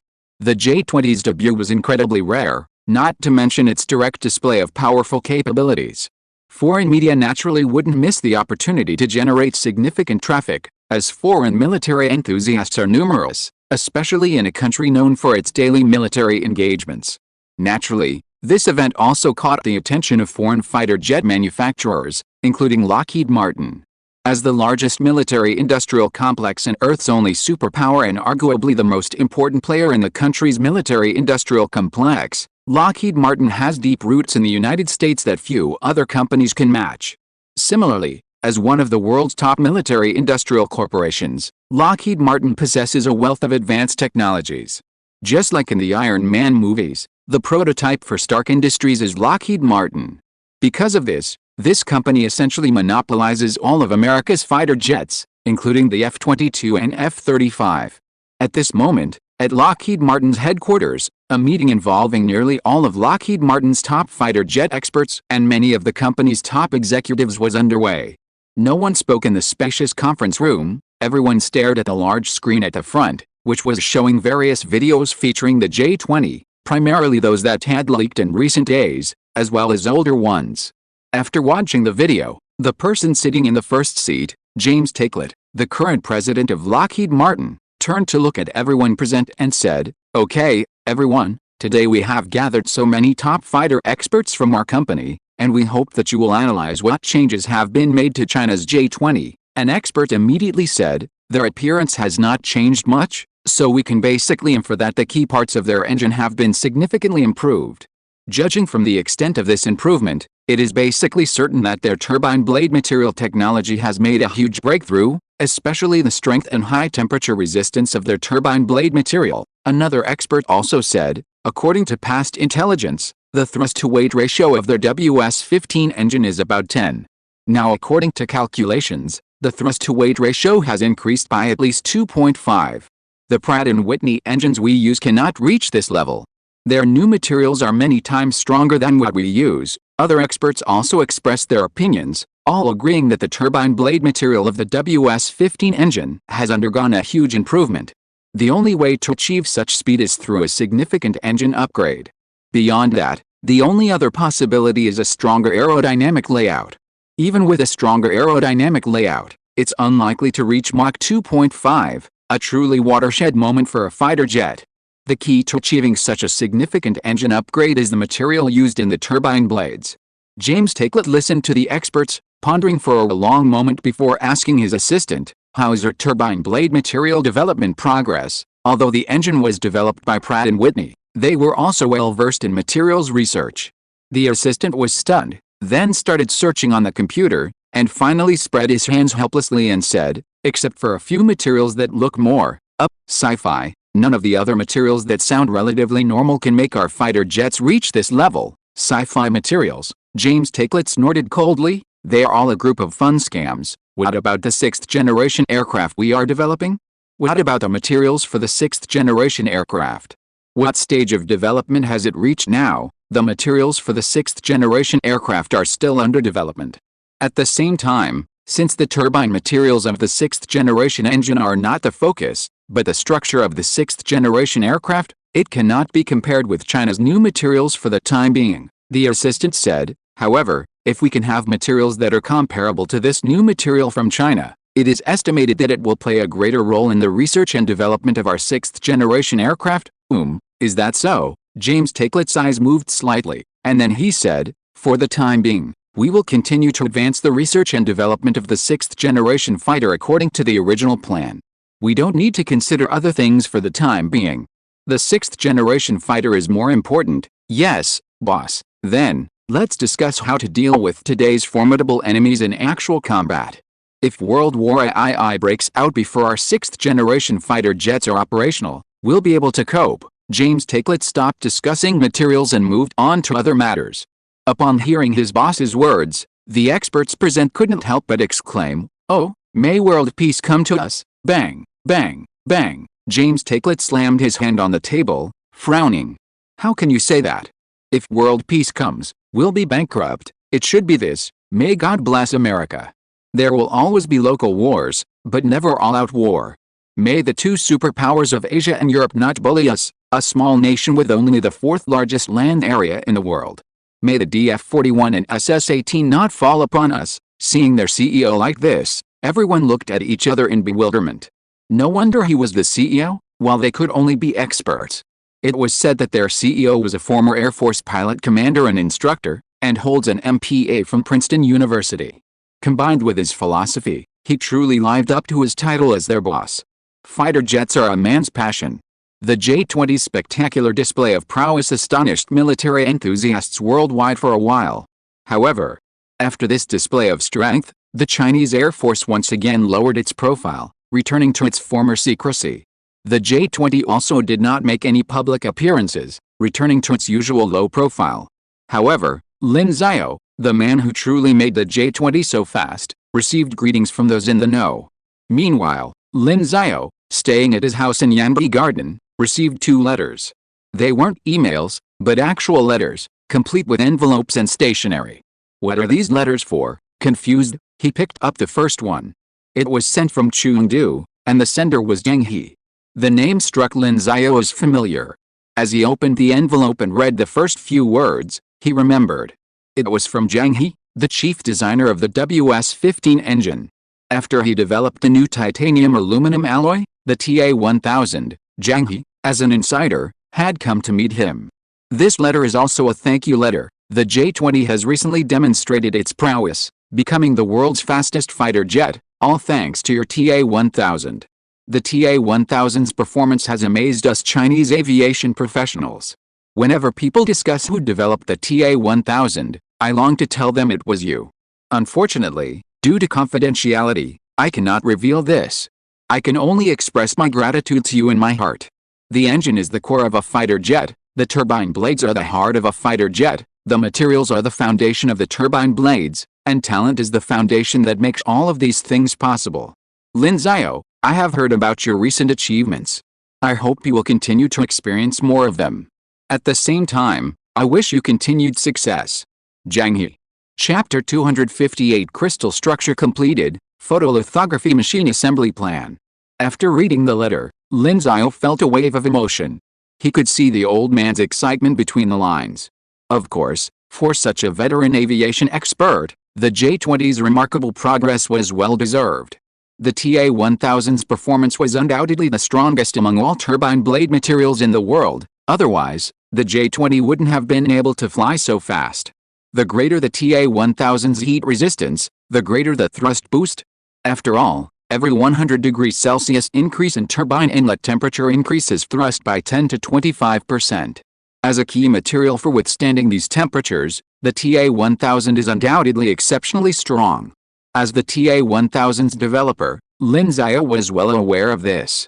Because of what academician Gu Song had whispered to him at the National Science and Technology Awards Conference, he had been closely following the J-20's success. Witnessing the J-20's impressive performance made him feel that the truth points he had invested in it were worth it. He then set the letter aside and opened another. This one was from a local source, meaning it came from Shangjing. Lin Xiao didn't recognize the sender. However, when he opened the envelope and took a look, he was surprised to find it was a thank you letter from an Air Force general.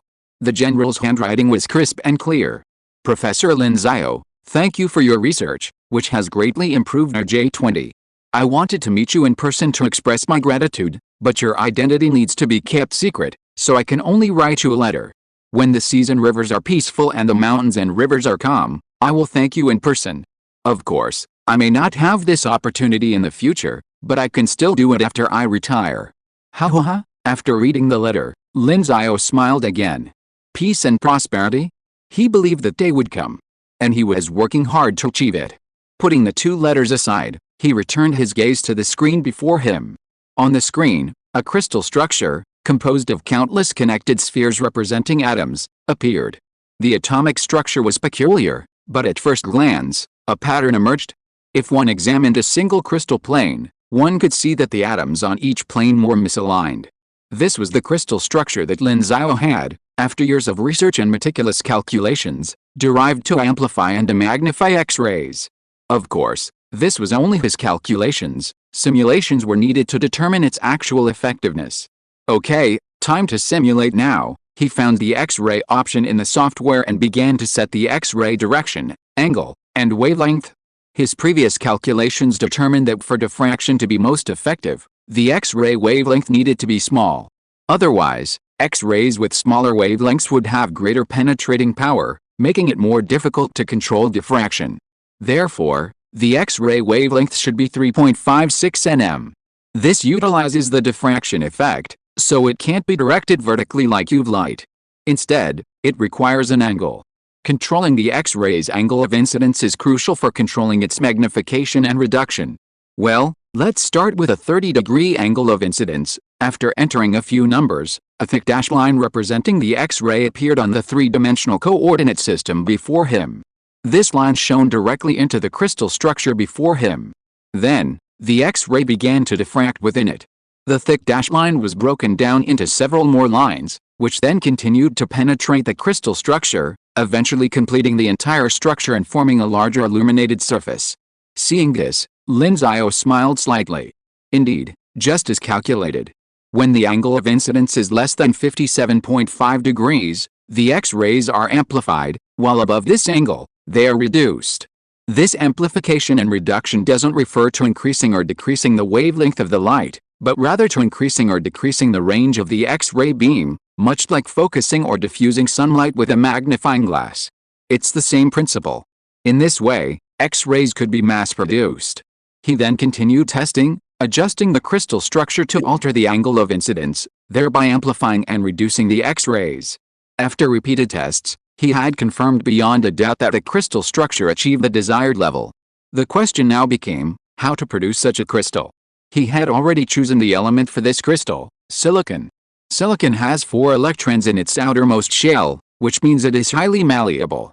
While it cannot form a wide variety of allotropes like carbon, it is possible to achieve this level of flexibility through process design. In condensed matter and materials science, there's a concept called amorphism. Amorphous silicon lacks the extended lattice structure of crystalline silicon. Instead, its atomic network is arranged in a disordered fashion. Utilizing this principle, and through specialized process design, Lin Xiao could achieve the structure he desired.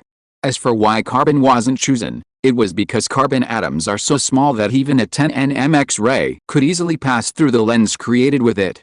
Therefore, silicon was the most suitable material. And judging by the results so far, they had succeeded. Looks like I'll be spending a lot of time in the lab again for the next while. With a slight sigh, Lin Xiao glanced at Mimi, still sleeping beside him, a woman who had never known what work was. He reached out and rubbed her. "You're such a lazy cat, you repairman." Mimi woke up with a meow, raised her head slightly, glanced at Lin Xiao, and then rubbed her palm against his palm before rolling over, revealing her furry belly. Lin Xiao chuckled, but his peripheral vision caught sight of the letter from the Air Force commander next to him. "The seas around us haven't calmed down, and the rivers inland haven't cleared up yet. We still need to work hard." Fixing his gaze, he pulled out his phone and called, "Zhao Sheng, we built a new model a few days ago. I've refined it over the past few days, and it's met our requirements. According to the simulation program, it can meet our requirements." Zhao Sheng was one of the leading experts in computational materials science in China that he had recruited. He was a professor in the materials department at Qinghe University. Having poached quite a few people from Peking University and Qinghe University, he wondered if they would be angry. Well, let's talk about this later. Whether he's angry or not, he doesn't care. Meanwhile, Zhao Sheng's delighted voice echoed through the phone. Professor Lin, did we succeed? Yes, Lin Xiao said with a smile. So, let's call everyone for a meeting this afternoon at 3 o'clock to begin our next phase, process design. Okay, Zhao Sheng exclaimed excitedly. After hanging up, Lin Xiao didn't leave immediately. The crystal structure is already there, as is the X-ray source. The dual work table is still under development, but thanks to the new encoder, progress is accelerating. These three most critical elements are already showing promise. As for the remaining components, domestic technology is largely sufficient. The most critical technologies for a lithography machine are the light source system, the optical path, that is, the lens system, and the dual work table system. These three are the most complex structures that require the entire machine to operate, and they do so with incredible precision. China is fully capable of producing the other components, and even sourcing them from abroad wouldn't raise sanctions, as the technology isn't particularly complex. If they couldn't even produce these, they might as well just give up. This calculation also meant, the plan to begin production of various parts and assemble the lithography machines should officially begin. Lin Xiao's eyes flickered slightly. While some technical breakthroughs still needed to be made, assembling the lithography machines would also take a long time. ASML could only produce a few dozen lithography machines a year because even assembling a lithography machine required meticulous precision. After all, slow work produces fine results. Even the installation of a single screw required careful attention. Lin Xiao obviously couldn't wait until all the technical breakthroughs were made before slowly commencing assembly. Moreover, within China, he should also fully utilize this advantage of a unified strategy. Just like Huoxin Alliance, he also built on this advantage. Therefore, it was time to let domestic manufacturers prepare and begin assembling the lithography machines.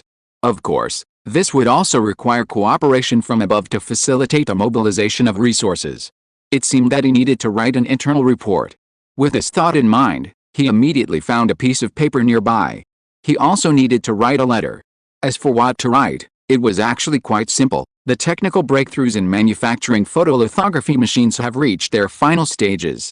Now, the plan to assemble the machines can begin. I humbly request your approval.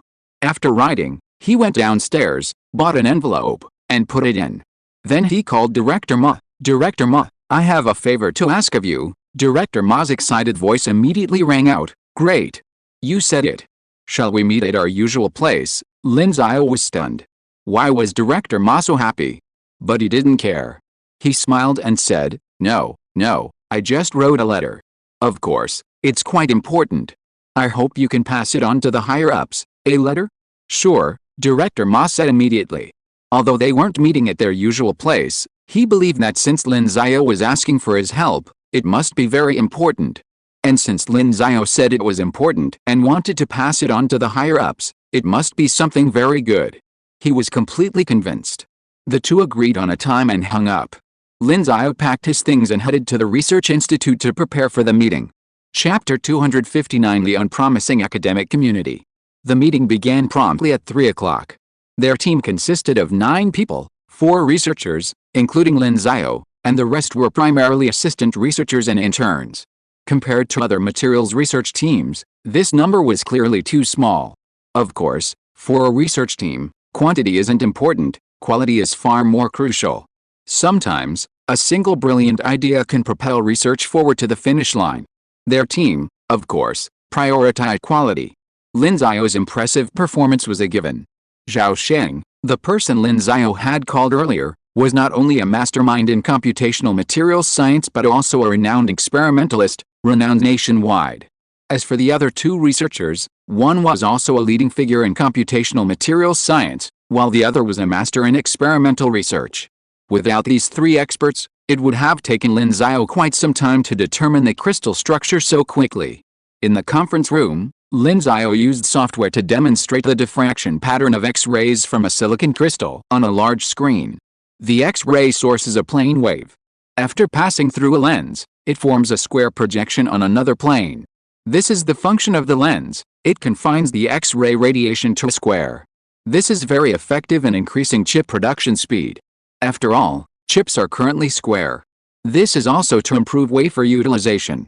Wafers can only be made in a circular shape due to manufacturing processes, and to better utilize every piece of this circular shape, Chips are also square. The square X-ray radiation pattern makes it easier to process silicon wafers. Combined with the high efficiency of X-rays, chip processing speed will be greatly increased. ASML's UV lithography machine can process 200 silicon wafers per hour, or more than 3 wafers per minute. If we consider the area of Apple's A15 chip, and ignoring the loss of silicon wafer scrap, a single silicon wafer can produce 650 A15 chips. This translates to 130,000 chips per hour, or over 3 million chips per day. However, if an X-ray source were used, the processing rate could easily reach over 200 silicon wafers per hour, perhaps even 4. This is the advantage of their X-ray source once it is deployed for large-scale production. Then, Lin Xiao adjusted the parameters, causing the crystal lens to rotate, and the X-rays began to change accordingly, their irradiation range varying. At 57.5 degrees, the irradiation range matched the size of the source. Beyond 57.5 degrees, the irradiation range began to converge, until, at a vertical 90-degree angle, it became a single point. Of course, this is only visible in computer simulations. X-rays are invisible. The X-rays, now concentrated into a single point, are so powerful that a single exposure could potentially inflict a random cancerous buff, similar to the cancer cases caused by a nuclear power plant explosion in a neighboring island nation. Amazing, everyone cheered upon seeing the results. They had no doubt about the image's authenticity, because ever since Lin Xiao had presented his wave coherent superposition equations, they hadn't doubted their failure. When Lin Xiao had first explained the purpose of the experiment, they'd felt they'd fallen into a trap. Using diffraction to control the amplification and reduction of X-rays? They'd believed him even if he'd said he wanted to prove the existence and smoothness of the solutions to the NS equations, but how much data would that require? However, once Lin Xiao presented what he'd dubbed the Lin's wave coherent superposition equations and explained them to them, they were completely convinced. Of course, due to the confidentiality of the wave coherent superposition equations, they'd signed a non-disclosure agreement before sharing the equations. As for background checks, they'd already gone through even more rigorous ones before joining the Dingguang Research Institute, so there was no need to worry about leaks. In short, the crystal structure they designed had been a success. Thinking back on the struggles along the way, well, it didn't seem that difficult at all. Such a significant breakthrough in just a month and a half would have been impossible in any of their previous projects. This month, they also witnessed the depth of Lin Xiao's mathematical prowess. The mathematical calculations were the most challenging part of constructing this structure. Without Lin Xiao's immense computational prowess and his dedication to building the mathematical model, even with Lin Xiao's formula, it would have taken them an incalculable amount of time to come up with this structure. Looking at Lin Xiao's youthful face, they couldn't help but sigh in admiration. No wonder he, at such a young age, had become the director of such a key research institute, worthy of such a large investment from the state. However, Lin Xiao didn't dwell on it. After his demonstration, he looked at the group present and said, "All right, everyone, let's think about how we're going to build this." Upon hearing Lin Xiao's words, everyone immediately began to think. Ordinary lenses didn't require production, only polishing, but the lens they needed required direct X-ray penetration. Furthermore, X-rays are very powerful, raising the temperature of objects exposed to them. This necessitates a sufficiently low thermal expansion coefficient for the material they designed. Of course, they had already considered this. Simulations indicate that their material's low thermal expansion coefficient will withstand prolonged X-ray exposure without any problems. However, this requires a more refined production process. Failure to achieve this would be pointless. Of course, the production cost of a single lens would likely be significantly higher than that of an UV lithography machine. Of course, they only need one, while an UV lithography machine requires over a dozen, so no matter how you calculate it, theirs is more convenient. As everyone pondered, so did Lin Xiao. Creating a new material from scratch is undoubtedly complex. While they now understand the crystal structure, at least it's not completely from nothing. Actually creating it remains a significant challenge, requiring extensive knowledge of materials science and chemistry, as well as condensed matter. Regardless, as long as they haven't yet explored the sci-fi materials that utilize weak or strong interactions, Earth's materials are still limited to electromagnetic materials. So, it's the relationship between electrons. Thinking of this, Lin Xiao suddenly remembered something. By the way, have any papers appeared on Lin's silicon bonding mechanism? Or are they missing Lin's silicon bonding mechanism? As for that, I don't think there are any, Zhao Sheng said. No. Lin Xiao frowned slightly. Lin's silicon bonding mechanism is the silicon bonding mechanism discovered based on the principles and research methods of his Lin's titanium bonding mechanism. This is also a tacit agreement in the academic community. In terms of naming, any bonding mechanism discovered using his methods must be named the Lin's bonding mechanism. Although he didn't personally research this, as the first person to do so, he naturally enjoys this distinction. This also makes it easier for the academic community to name it. Otherwise, there would be a Zhang San carbon bonding mechanism and a Li Si silicon bonding mechanism, which would clearly challenge scientists' memory. However, this bonding mechanism has not been discovered for every element, but only for some. For example, the silicon bonding mechanism has not yet been discovered. This isn't a flaw in the Lin bonding mechanism, but rather a possibility that it still has room for exploration. This has excited the academic community.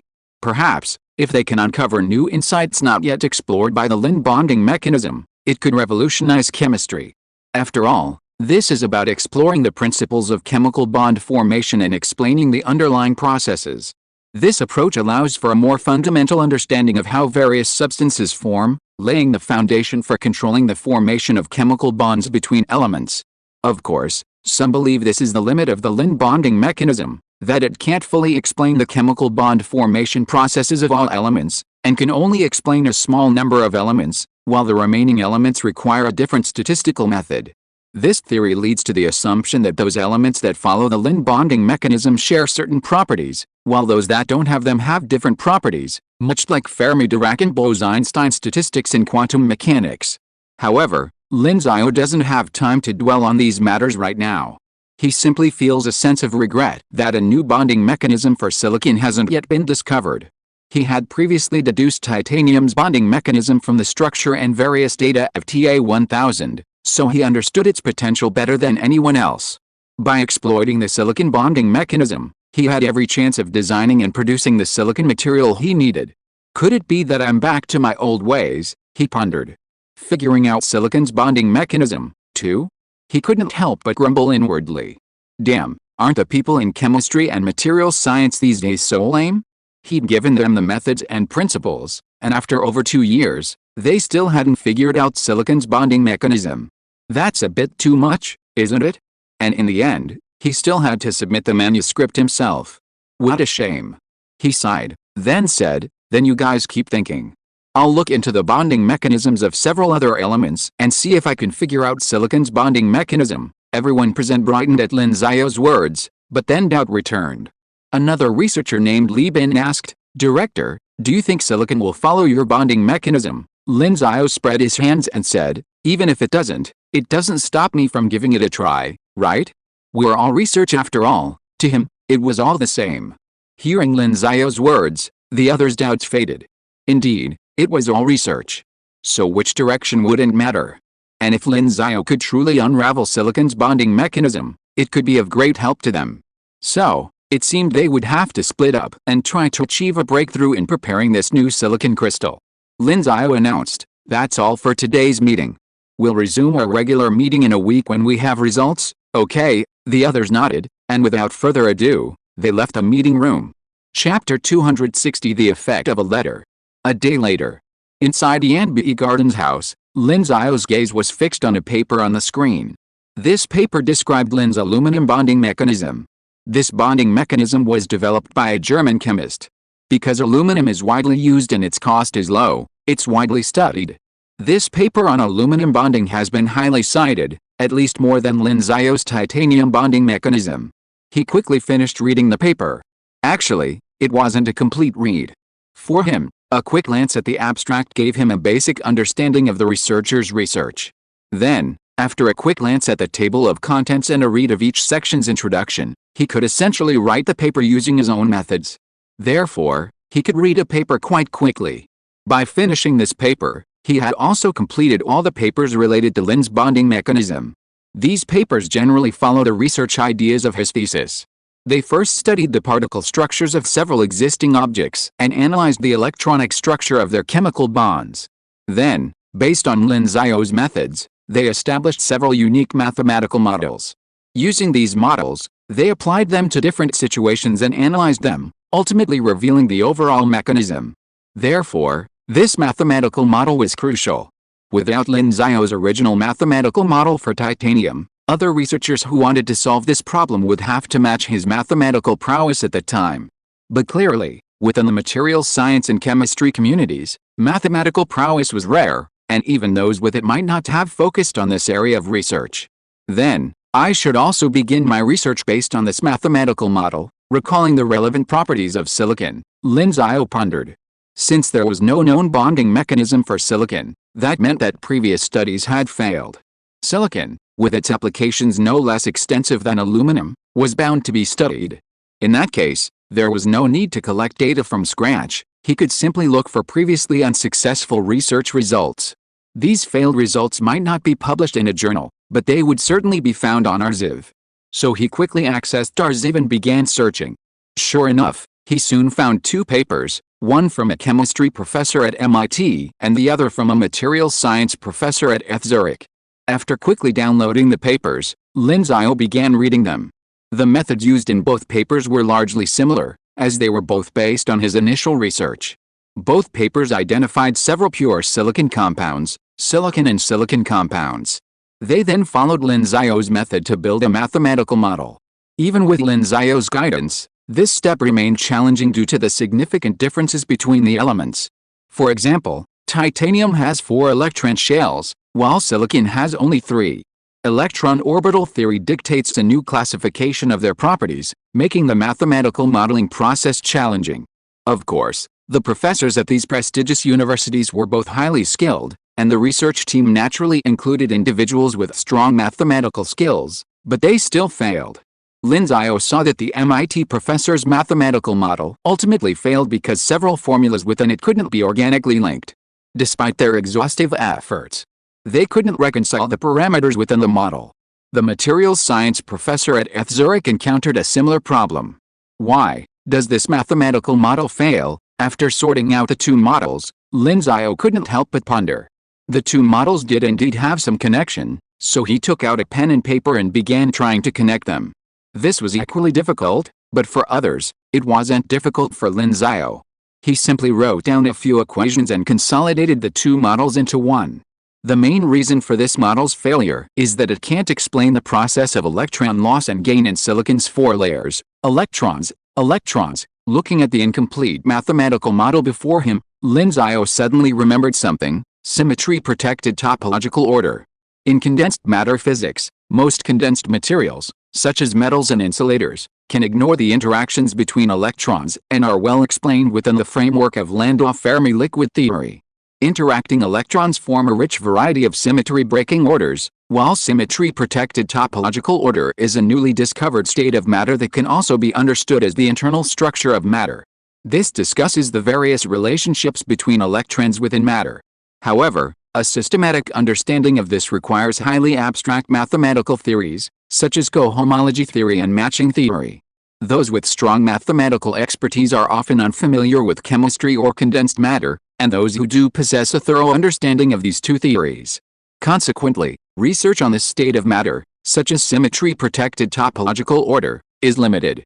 However, Lin Xiao was different. He possessed a deep understanding of both, so when he looked at this mathematical model, his intuition told him that it might be related to this concept. He even had a vague feeling that if this concept were to be fully understood, it would be extremely valuable. His brows furrowed, and he mentally asked, "System, how many truth points are needed to solve this problem?" The system replied, "Based on the host's current academic level, 85 truth points are needed." Lin Xiao's eyes lit up. 85 truth points. Astonishing value. But then he realized that if truth points were so expensive, solving this problem would likely be another trap. Rubbing his face, he didn't feel bothered, but he did lament the prospect of yet more work ahead. Well, let's give it a try. Lin Xiao stopped dwelling and began researching. While Lin Xiao was working on his project, Director Ma, on the other side, was attending a meeting at the National Academy. For someone at his level, attending meetings at the National Academy was a common occurrence. However, after the meeting, he didn't rush to leave. Instead, he went to an office door, pulled out a letter, and said to the secretary standing by, "Secretary Li, this is a letter from Professor Lin Xiao. He asked me to pass it on to the leadership." "Okay," Secretary Li nodded. His leadership had repeatedly reminded him that anything concerning Professor Lin must be reported immediately, so he took it very seriously. He took the envelope from Director Ma, knocked on the door, and walked in. Handing the letter to the old man, he said, "This is a letter from Director Ma on behalf of Professor Lin Xiao. I want you to see it." "Yes," the old man nodded, his eyes twinkling. Lin Xiao had written a letter specifically for him. He had always cared about that young man, a top scientific genius. He was particularly pleased that Lin Xiao had dedicated himself to semiconductor research since his return, leading to numerous breakthroughs for the country. Some time ago, Lin Xiao's announcement of his plan to develop an X-ray lithography machine sparked considerable discussion. Many people, both domestically and internationally, expressed skepticism. Many even wrote to the old man, criticizing him, claiming that his development was a waste of resources. However, he suppressed all of this. A tree that stands out in the forest will inevitably be torn down by the wind. With so many national resources at his disposal, Lin Xiao naturally drew envy from others. However, as Lin Xiao's trusted advisor, he could naturally shield him from these social conventions. While he couldn't change the customs and social conventions of China's scientific community, he could certainly help someone avoid them. So, what surprise was hidden within this letter? He waved his hand and said to his secretary, "Exit now." "Okay," the secretary nodded and left the office. The old man then opened the envelope and took out a letter. It contained only a few simple words, but after reading it, the old man was filled with immense surprise. Starting to assemble the lithography machine. Was Lin Xiao already confident of success? After a moment's thought, he called his secretary back in and asked her to fetch Director Ma. Director Ma hadn't gone far, having barely reached the parking lot when he received a call from Secretary Li. "Let me go back? Something to discuss." "Great. Coming." He hung up the phone and immediately trotted over, his heart racing with anticipation. He'd just delivered Lin Xiao's letter, and now he was calling him to discuss something. It had to be something important. Lin Xiao's letter must have mentioned something big, and it had to be good. His pace quickened again, and he quickly reached the office. Upon hearing the plan to begin assembling the lithography machine, if it weren't for the fact that this was the boss's office, he would have burst out laughing. Lin Xiao had already said they were going to assemble the lithography machine, so he must be confident. The boss's request was simple, to contact Lin Xiao and various other companies to prepare for the assembly of the X-ray lithography machine, arranging all the necessary meetings and discussions. Director Ma readily agreed. Remember, cooperate with Lin Xiao. Whether China can catch up in semiconductors depends on this. Yes. Over the next period of time, numerous meetings of varying sizes and specifications were held, from leaders down to individual companies. Lin Xiao's single letter had sparked a movement affecting tens of thousands of people. And everyone knew one thing, Lin Xiao was officially beginning the assembly of the lithography machines. Chapter 261 X-ray Project. Professor Lin, according to our discussion, your plan to assemble the lithography machine has been approved. Lin Xiao and Director Ma reappeared at the Flower Duet Tea restaurant. Hearing Director Ma's words, Lin Xiao smiled and nodded. "That's good." Director Ma nodded, then pulled a file from a nearby briefcase and said to Lin Xiao, "These are the approval documents. Take a look. I've been contacting our state-owned enterprises, semiconductor companies with government investment, and other machinery companies. If you need anything, just contact them directly. Also, here are some blank agreements. If you need any, you can sign them with other companies. After signing, if we can actually produce the lithography machine in the future, we'll become the selected supplier." Hearing Director Ma's words, Lin Xiao raised an eyebrow slightly. Supplier? This meant that these blank agreements in his hands weren't just ordinary agreements, but rather tokens of power. If word got out, many other companies would likely want to become suppliers. After all, these were lithography machines. Becoming a supplier, even if they didn't make money, was still a qualification and a credential. If the company was publicly traded, this alone could potentially boost its market capitalization significantly. However, he didn't particularly enjoy such situations. Who knew if a bunch of people would come begging him for help? Honestly, he'd encountered this kind of situation quite a few times. Because of the Dingguang Research Institute's excellent conditions, many had approached him, hoping to join the company or to have someone hired. He'd refused all of them, simply telling them to apply when the institute needed someone.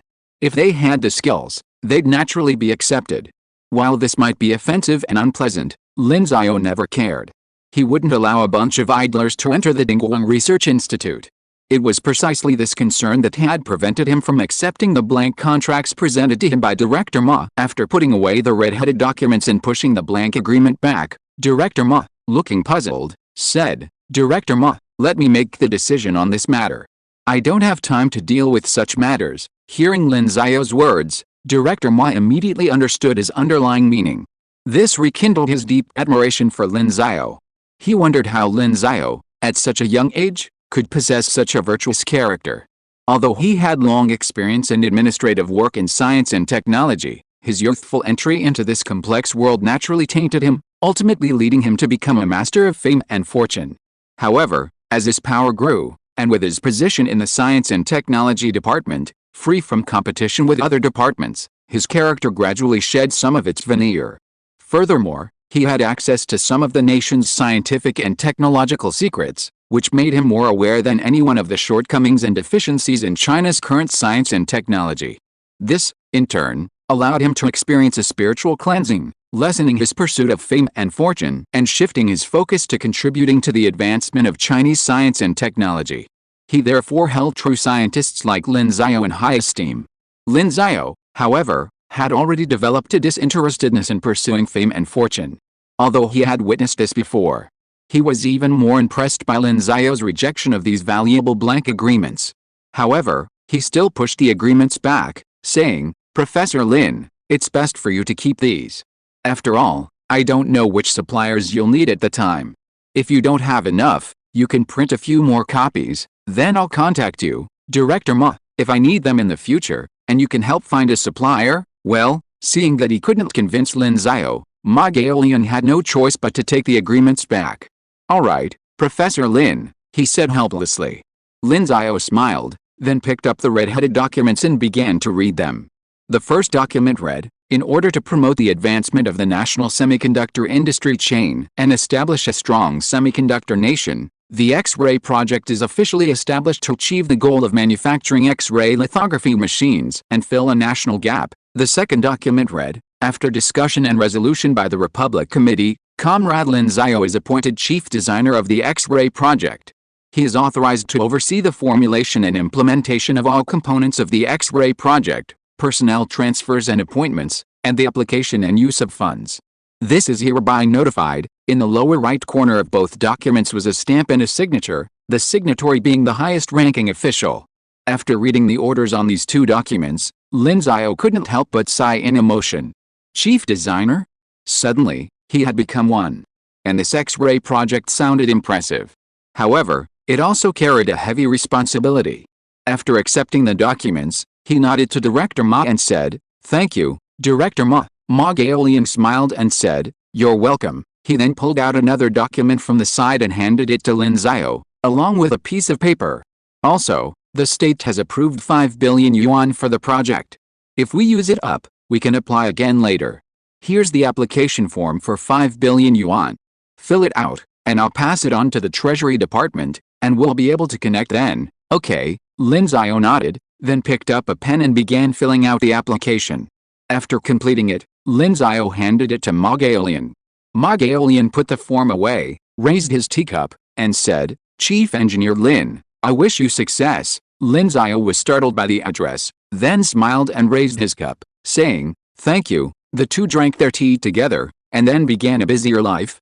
The establishment of the X-ray project was not concealed. After all, it wasn't a secret project, and it wasn't intended to build anything critical. It had to be done openly. News of Lin Xiao's appointment as chief designer also spread. Of course, this wasn't surprising. As chairman of the Huaxin Alliance Council, Lin Xiao certainly had the qualifications. Furthermore, given his track record, he had achieved major breakthroughs in silicon wafer production technology and lens polishing within a year. China's semiconductor industry, or indeed the world's semiconductor industry, had never produced such a remarkable scientist. But regardless, the fact that a young man in his early 20s had directly assumed the role of chief designer for such a major national project was still a matter of course, astonishing to everyone. On Weibo, this matter had already become a trending topic, with X-ray project entering the top 10, as well as 21-year-old chief designer for a national project. Lin Xiao, my Lin Xiao, I'm 21. 60 points on a test is considered a success, and he's 21, chief designer for a national project. Why are you comparing yourself to Lin Xiao? Aren't you just making things difficult for yourself? A true man should be like this. Are you trying to take over my position with your next sentence? Then you'll probably need a super scholar system first. Actually, Lin Xiao does have a system. I'm taking a huge risk telling you this. Are you still here? You won't be cleared by the system, will you? The X-ray project sounds so impressive. Can we really build a lithography machine? Since Lin Xiao says we're going to build it, we must be confident. Let's just wait until our lithography machine is built and Huawei chip resumes production. Holy crap, Lin Xiao is actually going to build an X-ray lithography machine? Is he crazy? Will an X-ray lithography machine work? Isn't that a waste of money? I'm at the synchrotron radiation facility, and X-ray lithography can only be produced in small batches, not in large quantities. I don't think it's possible either. ASML's president said that UV lithography is the most economical method countless engineers have come up with. If X-ray lithography could work, wouldn't it have been completed overseas long ago? Exactly. You don't even understand UV, and you're already thinking about X-ray lithography. Aren't you overthinking it? At such a young age, he's already been appointed the head of such a project. I wonder what the higher-ups are thinking. If another academic clique emerges, he won't even refuse. Isn't it better for young people to keep a low profile? The Chinese internet was awash in mixed opinions on this matter. While there were many applauding voices, there were also many skeptics. For those familiar with the industry or professionals within it, devoting so many resources to developing X-ray lithography machines was a colossal waste. In reality, the online skepticism was minor. The most critical issue lay with the domestic companies developing lithography machines. The Magic City Microelectronics Equipment Group was a major player in domestic lithography machine development. As the leading force in domestic lithography machine development, Magic City Microelectronics had invested heavily in the sector and received more support than the other two companies also working on lithography machines, the Chongqing Institute of Optical Mechanics and the Electronics Technology Group. Now, the emergence of the X-ray project had undoubtedly severely impacted their interests, including their standing in the eyes of the higher-ups. 5 billion. That's 5 billion. Have we ever received this much support from above in all these years? No, that Lin Xiao. I want to see how he'll explain his inability to build a lithography machine. In the conference room, the executives of Magic City Microelectronics were holding a meeting. Their deputy general manager, in charge of R&D, was grumbling. They want us to cooperate with them? And share our previous experience and technology with them for free? What a joke. I think we should just quit this Huaxin alliance. This kind of thing is basically making us lose our soul. The deputy general manager grumbled, while everyone else remained silent. Finally, their general manager said, "All right, stop talking." The deputy general manager paused, and everyone looked at him. Clearly, he had something to say.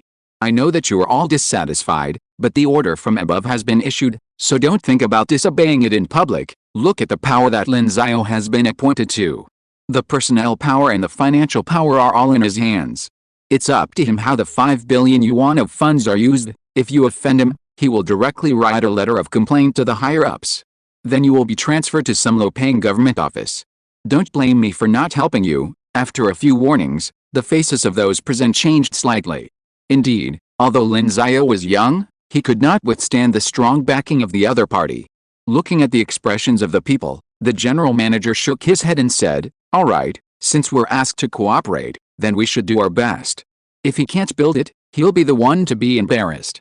We can talk about the rest later. If the lithography machine was really that easy to build, how could we have achieved so little after all these years of research and development? Who can guarantee that it will succeed once it's put to use?" Everyone present nodded slightly at the general manager's words. Lin Xiao was now like someone with a powerful sword. Anything else they could do besides cooperate would be of no benefit to them. Besides, building a lithography machine wasn't likely to be that easy. Could Lin Xiao, Just the chief designer figure it out? They acknowledged his skill, but they didn't believe it in this particular case. However, someone still asked, what if he really builds it? The general manager was silent for a moment, then said, if he does, then let's celebrate. Regardless, this is good news for our country. When the time comes, we all need to show some respect to Lin Xiao. Everyone nodded again at the general manager's words. Regardless of their conflict with Lin Xiao, as long as he could truly build a lithography machine, they would undoubtedly show respect. Alright, that's it. Now let's discuss how we can cooperate with Lin Xiao. Similar conversations were taking place in many parts of the country. Regardless, the X-ray project involved the very foundations of the nation, so these companies had decided to cooperate with Lin Xiao. If Lin Xiao succeeded, they would benefit, but if he failed, that was hard to say. And so, time passed quickly. Chapter 262. The plan officially begins. X-ray project progressed smoothly. After a month, preliminary preparations were essentially complete, personnel arrangements were largely complete, and people from relevant companies and research institutions were assembled. Finally, the end of mid-December arrived. The first core meeting regarding the X-ray project officially began. In the Dingguang Research Institute's conference room, the room was filled with people, all appointed by Lin Xiao to key positions in the X-ray project. There was him, the chief designer, a deputy chief designer, and the heads of various research groups. These groups were organized according to the structural components of the lithography machine. For example, the optical path system, led by Luo Gangxin, director of the Institute of Optoelectronics, was responsible for the X-ray light source and its transmission architecture, as well as the production and manufacturing of lenses, such as the silicon lens Lin Xiao was currently developing. Then there was the mechanical structure of the lithography machine, such as the dual work tables, which were also handled by this group. Furthermore, there was the internal transmission structure of the lithography machine, such as the robotic arm that controlled the silicon wafers, as well as circuit design. Then there are the other groups responsible for the simpler components of the lithography machines, such as the lead sheet protective layer, the outer casing, and other items that will be used in their lithography machines. In short, these groups are the most important, responsible for the production and design of various lithography machine components. Of course, they also need to coordinate with suppliers, design their solutions, and then hand over the relevant parts to qualified suppliers.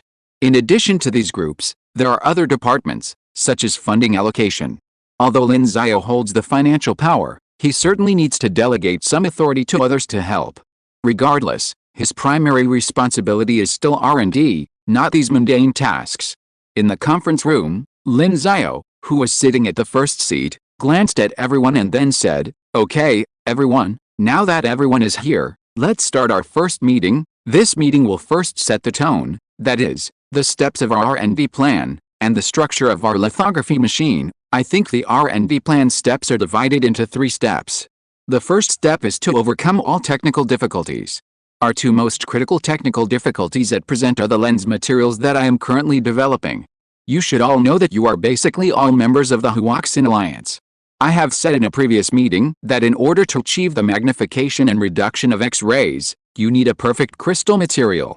We already have some direction for this work, so don't worry about not being able to do it. In addition, there is the double workbench. The double workbench made by Zhuo Jing before is still lacking in stability and precision. You need to cooperate well in this regard. Lin Xiao looked at the team leader in charge of the mechanical structure group. This person is a domestic academician in precision machinery, named Chen Yuanchen. He is also an academician of the Magic City Institute of Optics and Fine Mechanics. He has achieved remarkable results in the research of this kind of ultra-high precision machinery.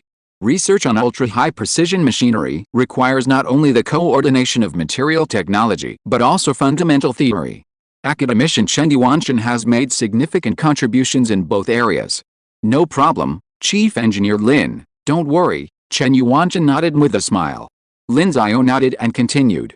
Then, our second step, after completing all technical breakthroughs, is to assemble the various components.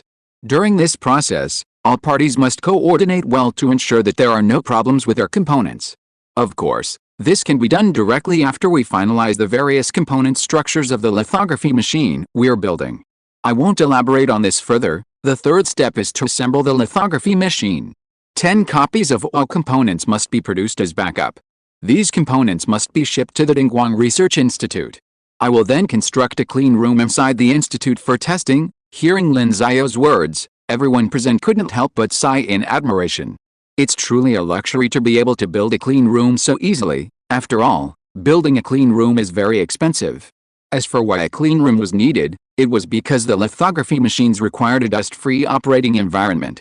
When their lithography machines needed testing after construction, this would also need to be done in a clean room. Then the fourth step is to continue debugging our lithography machines. The fifth step is to complete our mission. "Does anyone have any questions?" Lin Xiao asked, looking at the people present. No one spoke, generally understanding what Lin Xiao was saying.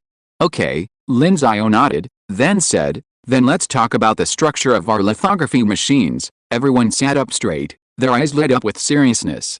The previous steps were simple, but when the time came to officially implement them, there was no guarantee that they would actually go according to plan. The structure of the lithography machine was the most crucial factor. The reason why only ASML could manufacture lithography machines was because of their exceptionally advanced assembly technology. All the components of ASML's UV lithography machines are manufactured overseas. While other companies could easily source these components and produce their own UV lithography machines, only ASML could assemble them into a super machine capable of carving out individual chips. It was like transforming decay into something magical. So, they were all prepared for a marathon of research to solve this problem. But just then, Lin Xiao suddenly announced, "I've made a rough design for the lithography machine structure. Take a look." He then presented a schematic to everyone present. This schematic was based on the systematically optimized X-ray lithography machine model in Lin Xiao's mind. Of course, to avoid shocking the public, he only outlined the rough structure, such as the internal optical path and some of the instrument transmission mechanisms. He left out details like individual screws and the structure of delicate components. Even so, it still astonished everyone present. Looking at the complete lithography machine structure displayed on the large screen, at first glance, they estimated that it seemed essentially complete. A second glance suggested it was already quite complete. And then a third glance suggested it was completely perfect. While it was only a rough outline, if you broke it down into a flowchart, it showed that everything from input to output, along with all the processes in between, was essentially complete. Regardless of whether the structure would work, Lin Xiao had single-handedly completed such a massive undertaking. No one believed that Lin Xiao had come up with this in just a few days. Such a massive undertaking, coupled with the coordination of various components, would not have been accomplished in just a few days. This showed that Lin Xiao had been preparing for this task for a long time. Everyone in the room was quietly astonished, and their eyes turned toward Lin Xiao with even more respect. They were impressed that someone had invested so much in this work and chosen to serve as their chief designer. Then, they all began to examine the structure carefully, and Lin Xiao approached a large screen to explain the purpose of the lithography machine structure. First, from above, this structure is the light source. X-rays require high-speed electrons to bombard palladium metal. X-rays can't be reflected by lenses, so once the light source is generated, we must direct it directly onto the chip. That's the structure. Then this is the lens, and this is the dual workbench. They work together to coordinate. The dual workbench requires, as Lin Xiao continued his explanation, everyone present nodded slightly. At least, structurally, they couldn't find any problems. The question, however, was whether this thing would work once it was operational. No one knew. After all, so many things, once designed and manufactured, struggle to function properly. Take, for example, that Indian Brownian motion balm. In short, everything requires trial and error. Of course, even if it fails, can't we just try again later? After all, failure is the mother of success. In reality, for example, researching aircraft engines requires conducting experiments in high-temperature environments. If a failure, the engine explodes, posing a risk, occurs, the person responsible likely faces demotion, dismissal, or transfer. Later generations, influenced by the fate of their predecessors, tend to be overly conservative in their research, so conservative that even if there's no improvement, as long as there aren't any accidents, they consider it a success. Fortunately, their chief designer, Lin Xiao, has a strong backing, so a few failures are fine. However, they can only hope they don't fail too often. Time passed quickly. Once the structure was finalized, the next step was to discuss the details. There were so many details to discuss, so the meeting lasted several days. In the end, however, it was a successful conclusion. Next, each department returned to further refine the details and continue to work on key technologies. Thus, the various divisions of the X-ray project truly began their work. Although most people still doubted their success, Chief Designer Lin Xiao gave them a certain degree of confidence. Time passed through December, and it was New Year's Day 2022. Chapter 263. Another Lin's conjecture? Atoms can form connections, or simply put, connections between electrons, covalent bonds, ionic bonds, metallic bonds. Although these bonds are merely the interaction between electrons, from the perspective of wave functions, they can still be viewed as a line, and these atomic nuclei can be viewed as individual knots. In his house in Yanbi Garden, Lin Xiao hunched over his desk, looking at the atomic models he had drawn on his draft paper and the incredibly complex mathematical formulas. Lin Xiao's vision gradually brightened. A month had passed, and his research had been fraught with difficulty. After all, abstracting these microscopic physical phenomena into mathematical formulas was fraught with difficulty. Furthermore, he had to find a theory that could control the formation of chemical bonds and then explore the bonding principles of silicon. Basic scientific research is like this: the more you explore the principles, the deeper the scope becomes. Just like the photolithography machine Lin Xiao was working on, from the optical path system, through the robotic arm, to the servo motor, to the encoder. If you break it down even further, you'll have to continue researching sensor materials and other aspects. Fortunately, he was a step ahead, and now he had finally found a key point. Just think of these chemical bonds as lines, and the atomic nuclei as kinks within these lines. Using topological methods, we can first analyze from one dimension to two, and then from two to three. In this way, we can explore the fundamental factors that govern the bonding patterns of these atoms. By then, not only will we be able to perfectly explain the bonding mechanism of silicon, but also that of all other elements. Lin Xiao's eyes lit up. The essence of chemical bonds is easy to understand. It's the electromagnetic force between atoms at work. Electrons have negative charges, and atomic nuclei have positive charges. These bonds are formed by mutual attraction. The bonding mechanism he was discussing could explain why a substance's microscopic structure takes on the shape it does. For example, why does carbon-60 form a spherical structure rather than an elliptical one during its formation? Or why does the crystallographic structure of diamond have the shape it does? Knowing this, he could then use this as a starting point to find a way to create their silicon crystal lens. With such principles and understandings established in his mind, the next step is to use the knowledge he has to solve this problem. Of course, this step is also not simple. How to use mathematical methods to explain this process is another very difficult process. Because before starting, Lin Xiao now knows that he needs to use topological methods, but he does not know what knowledge he will use in the future. This is the difference between scientific research and problem solving. It is easy to see what knowledge is needed to solve a problem. Solving a conic section problem requires number theory knowledge, and solving an algebra problem requires algebra knowledge. This kind of scientific research is different. The method required is not clear. In addition to having a sufficient knowledge reserve, it is also necessary to achieve a thorough understanding of the knowledge reserve. This brings us back to Maxwell's equations. All Maxwell did was combine four equations: Gauss's law of magnetism, Maxwell-Ampere's law, and Faraday's law of induction. Of course, it's not that simple. In fact, the Maxwell equations that Maxwell originally came up with had a total of 20 component equations. It was only after a physicist named Heaviside simplified them that they were reduced to four incompletely symmetric vector equations. This is where Maxwell's genius lies. He brilliantly summarized so many equations and successfully completed on electricity and magnetism, which brought great progress to the development of the physics community. At that time, Maxwell even had the opportunity to come up with a theory of relativity based on this thing, because Maxwell's equations are perfectly consistent with this special theory of relativity. Unfortunately, the theory of special relativity wasn't developed by Einstein until decades later. Of course, Einstein's achievement was due to his brilliant synthesis and organization of past theories, combined with his own thinking.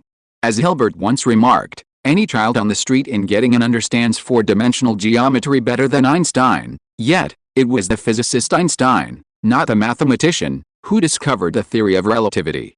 Lin Xiao's current research, however, involves more than just that. His task now involves not only synthesizing past theories but also developing a new one.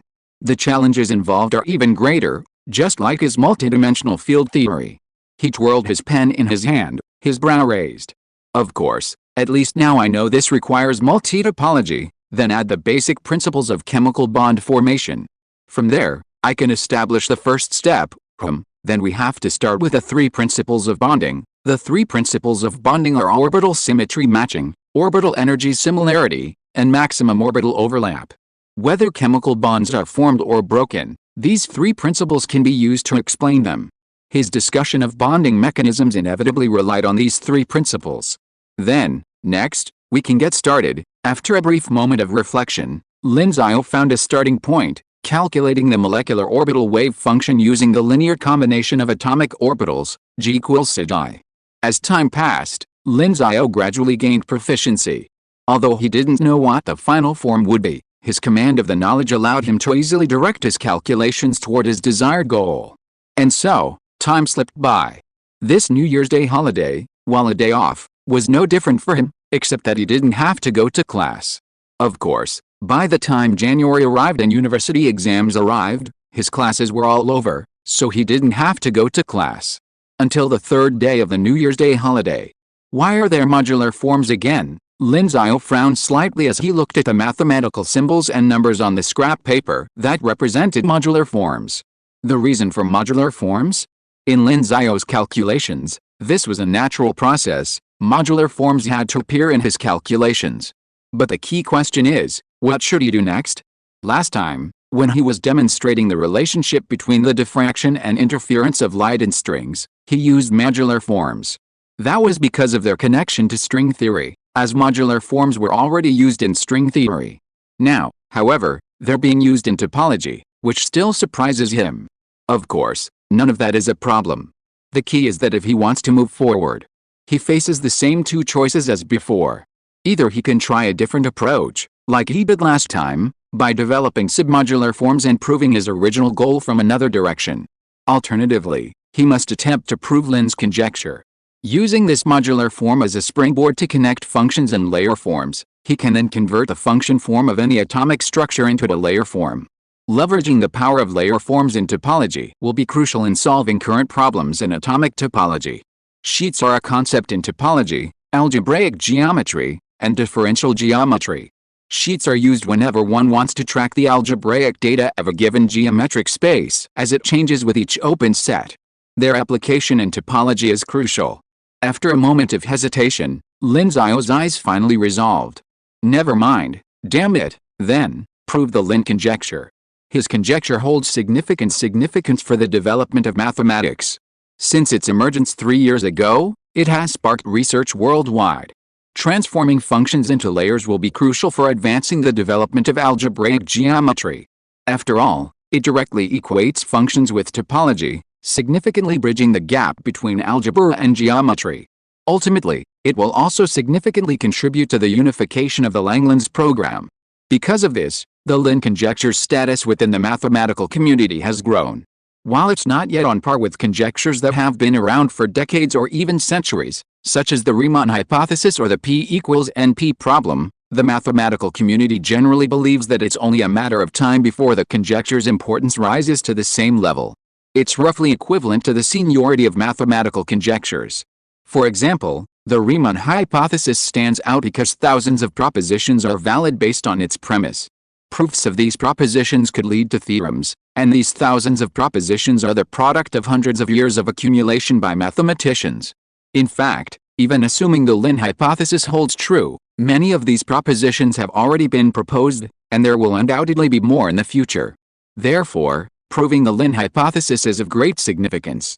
Moreover, proving a conjecture that I proposed myself a few years later sounds quite a story. After all, the International Congress of Mathematicians was also held this year. 4 years ago, he proposed the Lin hypothesis at the International Congress of Mathematicians, and 4 years later, he completed his proof there. That sounds very interesting. Let me tell you another interesting story in the history of mathematics. Lin Xiao's eyes flickered, and he put down his pen and began searching online for current research on the Lin hypothesis. After all, Before embarking on a research project, one must first conduct a literature review. If you're listening to this novel on a channel other than Fanfic World, it means they downloaded and uploaded it without effort. We cordially invite you to visit our channel, Mundo Fanfic Novelis. There you'll find the original version of this story and you can explore many other novels of various genres. We're waiting for you to immerse yourself in a world of incredible novels. Chapter 264 Zhang Ronger's Parents. Conducting a literature search is a major undertaking, and it also requires a strong aptitude for searching. Searching is a crucial skill. The internet is vast, with tens of trillions of gigabytes of information worldwide. Almost any information one could possibly seek can be found online, but this also presents the challenge of finding this information, which is a significant challenge.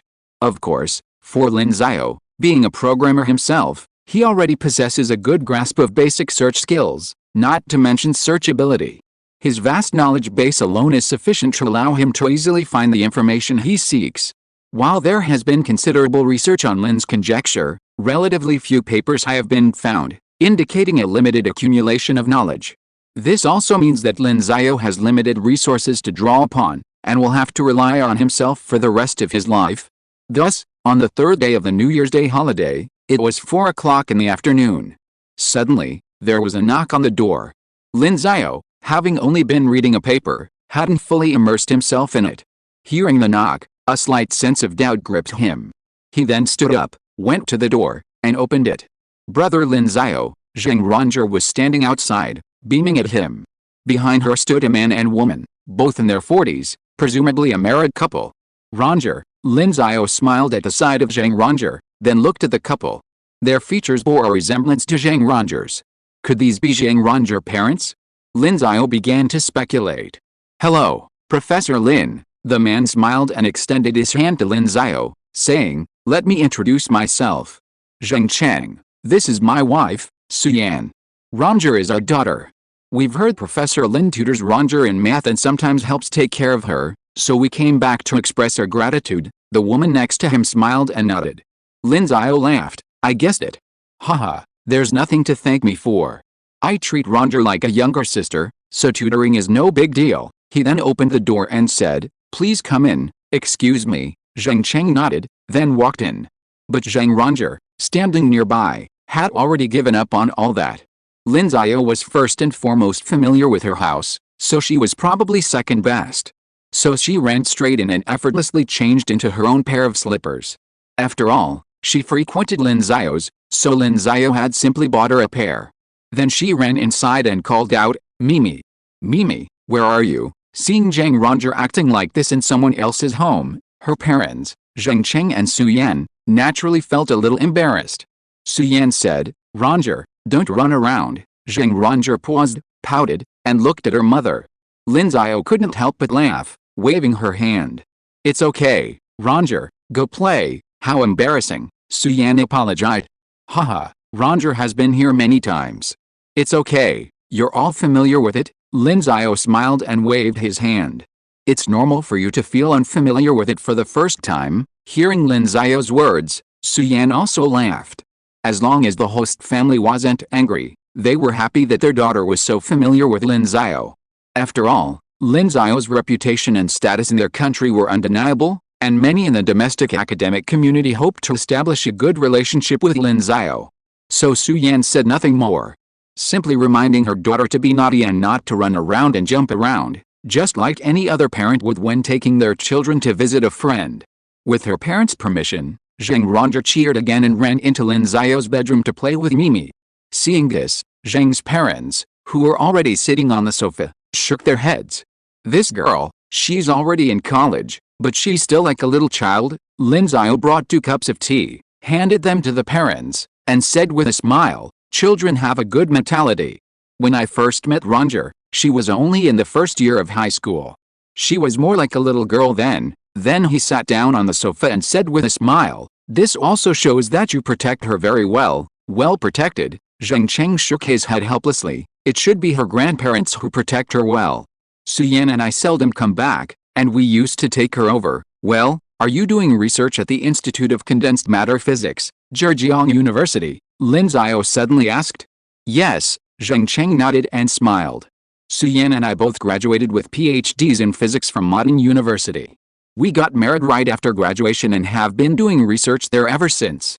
However, my household registration is in Beijing, and since the educational resources are better there, I let Roger stay with her grandfather. From classmates to marriage, that's pretty good. Lin Xiao smiled, then asked, aren't you planning to go back to Beijing? I've been thinking about it. Zheng Cheng shook his head and said, we both study condensed matter.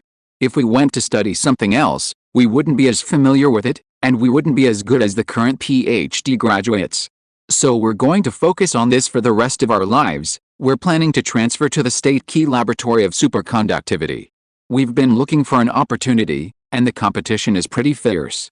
They only admit 1 or 2 people each year, and your paper has to be at least first class. Then keep up the good work. Lin Xiao smiled. At this moment, Zheng Roger came out, holding Mimi in her arms, and sat on the sofa next to Lin Xiao. Watching her parents talking to Lin Xiao, she felt something was a little strange. Both parents seemed to be very respectful to Lin Xiao. Although she knew Lin Xiao was very capable, in her eyes, her parents' authority was irreplaceable. Seeing her parents' attitude towards her brother Lin Xiao changed some of her past perceptions. The 3 people who were talking ignored Zheng Roger. Zheng Cheng sighed, Professor Lin, you're really amazing. Now you've become the chief designer of the National Key Project. Lin Xiao smiled and said, it's the same for everyone. There's pressure. Well, I heard that you're going to study the diffraction of X-rays with crystal lenses? That's a bit difficult, right? Yes, we're working on that right now. Lin Xiao sighed and said, now I've encountered a problem. Do you know Lin's conjecture? Before Zhang Cheng and Su Yan could speak, Zheng Roger next to him raised her hand and said, I know. It's the conjecture that you proposed, Brother Lin Xiao, right?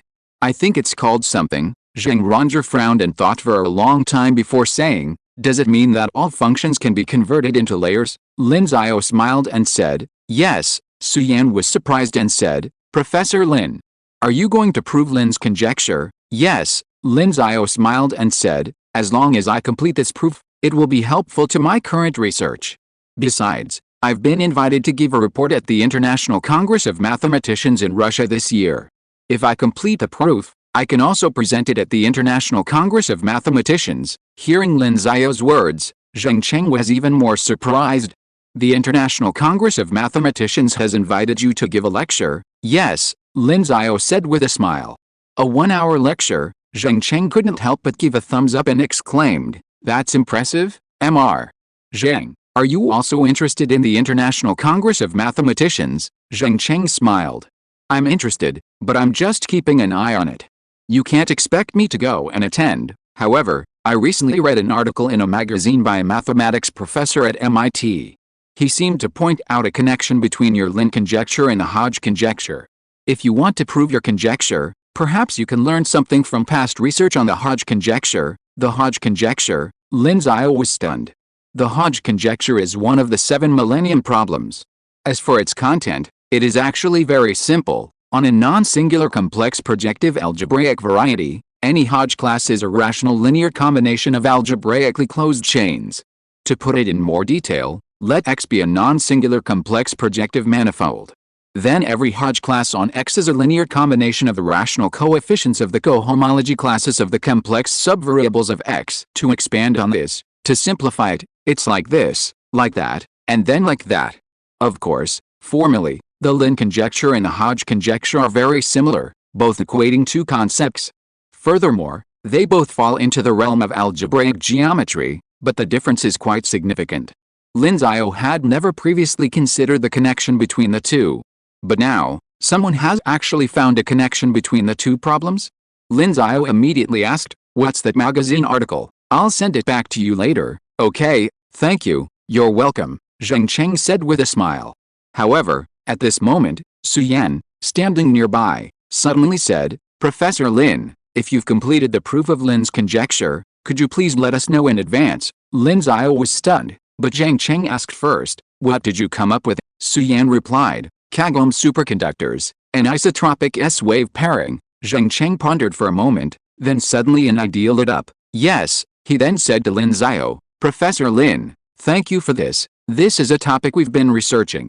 We were having trouble performing quantum topological calculations, but we realized that if your conjecture can be proved, that problem would be solved. If we complete that project, we'd have a good chance of publishing an article in Nature or Science. That would be very helpful for our transfer to the key laboratory of condensed matter." Lin Xiao was stunned, then smiled and said, "Of course." The couple was overjoyed and expressed their gratitude profusely.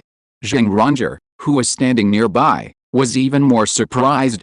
Although she still didn't understand what they were saying, she knew that brother Lin Xiao could help her parents. Lin Xiao continued chatting with Zheng's parents, while Zheng Ranger watched from beside them. Lin Xiao's figure seemed to grow taller in her eyes. Time passed slowly. By lunchtime, Zheng's parents, along with Zheng Ranger, had left.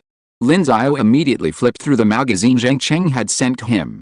His eyes lit up as he read the argument for the relationship between the Lin conjecture and the Hodge conjecture. While the two hadn't yet been equated, he could draw on previous research on the Hodge conjecture to aid his own research on the Lin conjecture. And the research on the Hodge conjecture had been accumulating for decades. Get to work. Chapter 265 Prove Lin's conjecture. Mom, what were you talking about with brother Lin Xiao just now? After leaving Lin Xiao's house, Zheng Ranger and her parents returned to the top-floor apartment. Once there, Zheng Ranger couldn't help but ask her parents. Hearing her daughter's question, Su Yan smiled and said, "Just let brother Lin Xiao help us get back to Shangjing from Shanghai." "Isn't that great?" "Of course," Zheng Ranger said immediately. "But why did you ask brother Lin Xiao to prove his conjecture before telling you?" Su Yan reached out and rubbed her daughter's head. "Because if brother Lin Xiao's conjecture is proven, your dad and I can use it to solve an important physics problem, and then we can come back here, and if brother Lin Xiao doesn't notify us in advance, and someone else uses his conjecture to solve the same problem, your dad and I won't be able to come back. Is that so?" Zheng Ranger nodded. Zheng Cheng then said, "So your mom and I should thank you." "Why?" Zheng Cheng smiled and said, "If you hadn't known your brother Lin Xiao, mom and dad would have been too embarrassed to bring it up." Zheng Ranger nodded thoughtfully. As Lin Xiao had said before, her living environment had protected her well, so she didn't have much experience with the ways of the world. "So, you have to be more sensible around your brother Lin Xiao from now on. Don't run around too much. And don't enter the master's bedroom casually, okay? If you violate someone's privacy, they'll be angry." At this point, Su Yan began to admonish her again. Hearing this nagging, Zheng Ranger, still a bit childish, became annoyed and pouted. Brother Lin Xiao wouldn't be angry. "I used to sleep in his bed." She didn't realize how shocking her statement was, especially since it was her parents in front of her. Their own daughter had slept in the bed of a man 3 years her senior? Although this sleep is not that sleep, seeing that their daughter is still so innocent at the age of 18, the scientist couple looked at each other, and then Su Yan directly grabbed her daughter and asked seriously, "Have you slept with your brother Lin Xiao? When? How long did you sleep?" Zheng Cheng next to him also started to draw 7 wolves. Although he believed in Lin Xiao's character, he was not afraid of 10,000, but afraid of one. Seeing that both her parents had serious looks on their faces, and her father was pulling at his belt as if he was going to hit someone, she couldn't help but get scared and whispered, "What's wrong?" At this moment, the bedroom door over there opened, and Zheng Cheng's mother, Professor Sun Ling, came out. Seeing that the way her son pulled at his belt was almost exactly the same as the way Zhang Ren pulled at his belt that year, she was about to laugh. But when she saw her granddaughter was frightened, she immediately rushed up and slapped Zhang Cheng on the head, scolding, "Zhang Cheng, are you tired of living? You rarely come back once a year, and you want to beat Ranger when you come back? You beat her for the IOU, right?" After that, she stretched out her hand and was about to hide him. Zhang Cheng covered his head and quickly hid to the side. "Mom, you misunderstood, you're still hiding." Su Yan next to him was so amused when he saw this scene. He first watched his husband beating by his mother-in-law with relish, then stepped forward and grabbed his mother-in-law and said with a smile, "Mom, you really misunderstood." Zheng Cheng didn't want to beat Ranger. After holding Sunling and explaining it carefully, Sunling then realized the reason, and then said angrily, "Can Professor Lin be the kind of person you think? When your father and I usually go on business trips, Ranger usually goes to Lin Xiao's place, and sometimes we just take a nap there, but it's only night. Will your father and I care less about Ranger than you?" "Ah." The old man said this, and Zheng Cheng and Su Yan's faces showed a little embarrassment. "But, this is still a bit bad, right?" Zheng Cheng covered his head and rubbed it, and said, no matter what, he is his own daughter. He sleeps in a man's room, even if it's just a nap. It sounds a little uncomfortable, right? Sun Ling shook her head, pointed at the two people, and said angrily, you guys, Roger has known Lin Xiao for 3 years. You didn't ask before, but now you're asking. You came back just to mess up their relationship, right? We've already worried about what you're worried about. Isn't it okay? The more she talked, the angrier she became, and she began to lecture the couple who always left their daughter here for the two elderly people to take care of. The couple had no choice but to endure the elder's lectures. Zhang Roger, standing next to her, was initially confused by the elder's talk, why they kept bringing up the issue of her sleeping with Lin Xiao. But the more she listened, the more she understood what her parents were worried about. They were worried about what would happen between her and Lin Xiao if she slept with him. Although she was naive, even a little heartless, she still had some close friends. Especially now that she was in college, her roommates were more knowledgeable, watching videos of men in the dorm every day. Influenced by them, she naturally understood a lot, and her face flushed. Thinking about it this way, from her freshman year of high school until now, between her and brother Lin Xiao. Although Lin Xiao had never done anything to her, at most he'd rub her head, and occasionally pinch her cheek when he was helping her with homework. When she got irritated by her whims, that was about it. She herself hadn't done anything intimate with Lin Xiao, but when they went out together, she'd often held his hand, even taking the initiative. Of course, she'd always thought it was normal, holding her brother's hand. What was wrong? But now, she covered her face with her hands, feeling a little hot. The more she thought about it, the more embarrassed she felt. She couldn't help but hum inwardly, it's all my fault, Mom and Dad. Why do you say so much? I'm too embarrassed to go play with brother Lin Xiao anymore. In the end, she was too lazy to think about it anymore and simply ran to pick up their two cats, distracting herself by playing with them. Of course, describing her as heartless is also accurate. Coupled with the carefree nature of Beijing girls, she quickly forgot about the incident and continued to focus on her cat entertaining pursuits. Meanwhile, in Lin Xiao's bedroom, he hadn't expected something like that to happen after Zhang Roger and her family returned. Of course, even if he knew, he probably wouldn't have paid much attention. Not to mention that he treated her like a younger sister, and he was a man of integrity, so why would he worry about such things? Countless times, while Zhang Roger slept in his room, he would remain seated at his desk, diligently working on his problems, never once turning his head. Of course, compared to these things, even if Lin Xiao knew, he wouldn't have cared. At this moment, the journal article on the Lin and Hodge conjectures recommended to him by Zhang Cheng had already provided him with significant assistance in his quest to prove the Lin conjecture. While the journal wasn't a professional journal, it was still a popular platform for professionals to publish their academic insights, often sharing unimportant or unfinished work that they couldn't pursue. Therefore, there's basically no need to worry about the correctness of the above results. Lin Xiao also found a significant advantage in proving Lin's conjecture based on the relationship between the two. First, use the generalized homology boundary theory to show that for certain layered sets, there exists a homeomorphism invariant geometric base class. Well, then restrict the geometric cycles through the linking condition, da, Greek letter gamma, equals CQD, Greek letter gamma, L. As Lin Xiao continued his calculations, the final answer drew closer. Now, he felt as if he was brimming with motivation. Lin's conjecture establishes a formal connection between functions and layers. To truly achieve this connection, the layers must first be converted into an elliptic curve, that is, the Taney-Imishimura conjecture. The Taney-Imishimura conjecture successfully connects elliptic curves and modular forms. Of course, it should now be called the Taney-Imishimura theorem, because the proof of Fermat's last theorem is an equivalent form of the proof of the Taney-Imishimura conjecture. So, that means there are 4 levels: layer, elliptic curve, modular form, function. No, there's also a submodular form. Suddenly, Lin Xiao recalled the submodular form he'd worked on back then. Aren't submodular forms the connection between modular forms and functions? So, that's equivalent to the 5 levels: layer, elliptic curve, modular form, submodular form, function. So, as long as we solve these, the whole problem can be solved. His thoughts cleared. Lin Xiao returned his focus to the proposition of Lin's conjecture, AUTOP equals AUTOP ET2, Kep. Prove that the equality also holds when k equals 1. proving that all functions can be transformed into layer forms. This was the content of Lin's conjecture he'd written at the International Congress of Mathematicians that year, and it had stumped the mathematical community for 3 years. Originally, it could have stumped the mathematical community even longer, but now.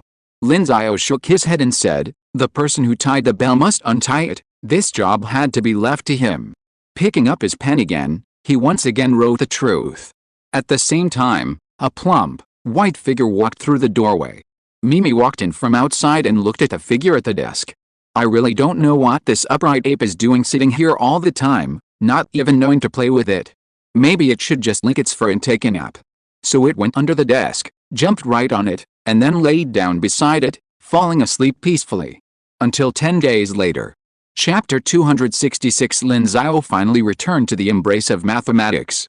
According to equations 1, 7, 15, and 21, when k equals 1, we can prove that OTOP equals OTOP BT2, KEP, holds. Therefore, we can prove that all functions can be converted into layers. Proof completed. Lin Xiao paused at his desk.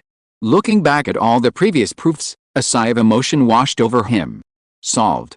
This childhood conjecture, less than 4 years old, had been personally solved by this father. At this moment, the system's voice rang out, "Congratulations, host, for personally proving the Lin conjecture, completely equating functions with layers, and laying an important foundation for promoting the unification of mathematics. This reward is 4,500 math experience points, 60 truth points, and a flash of inspiration." Hearing the system's voice, Lin Xiao couldn't help but feel delighted. 4,500 math experience points. This brought his math skills to 6,600/10000, level 5. So much experience. Lin Xiao was astonished. 4,500 math experience points was a significant amount compared to the amount he'd received. Recalling the system's words, Lin Xiao couldn't help but ponder.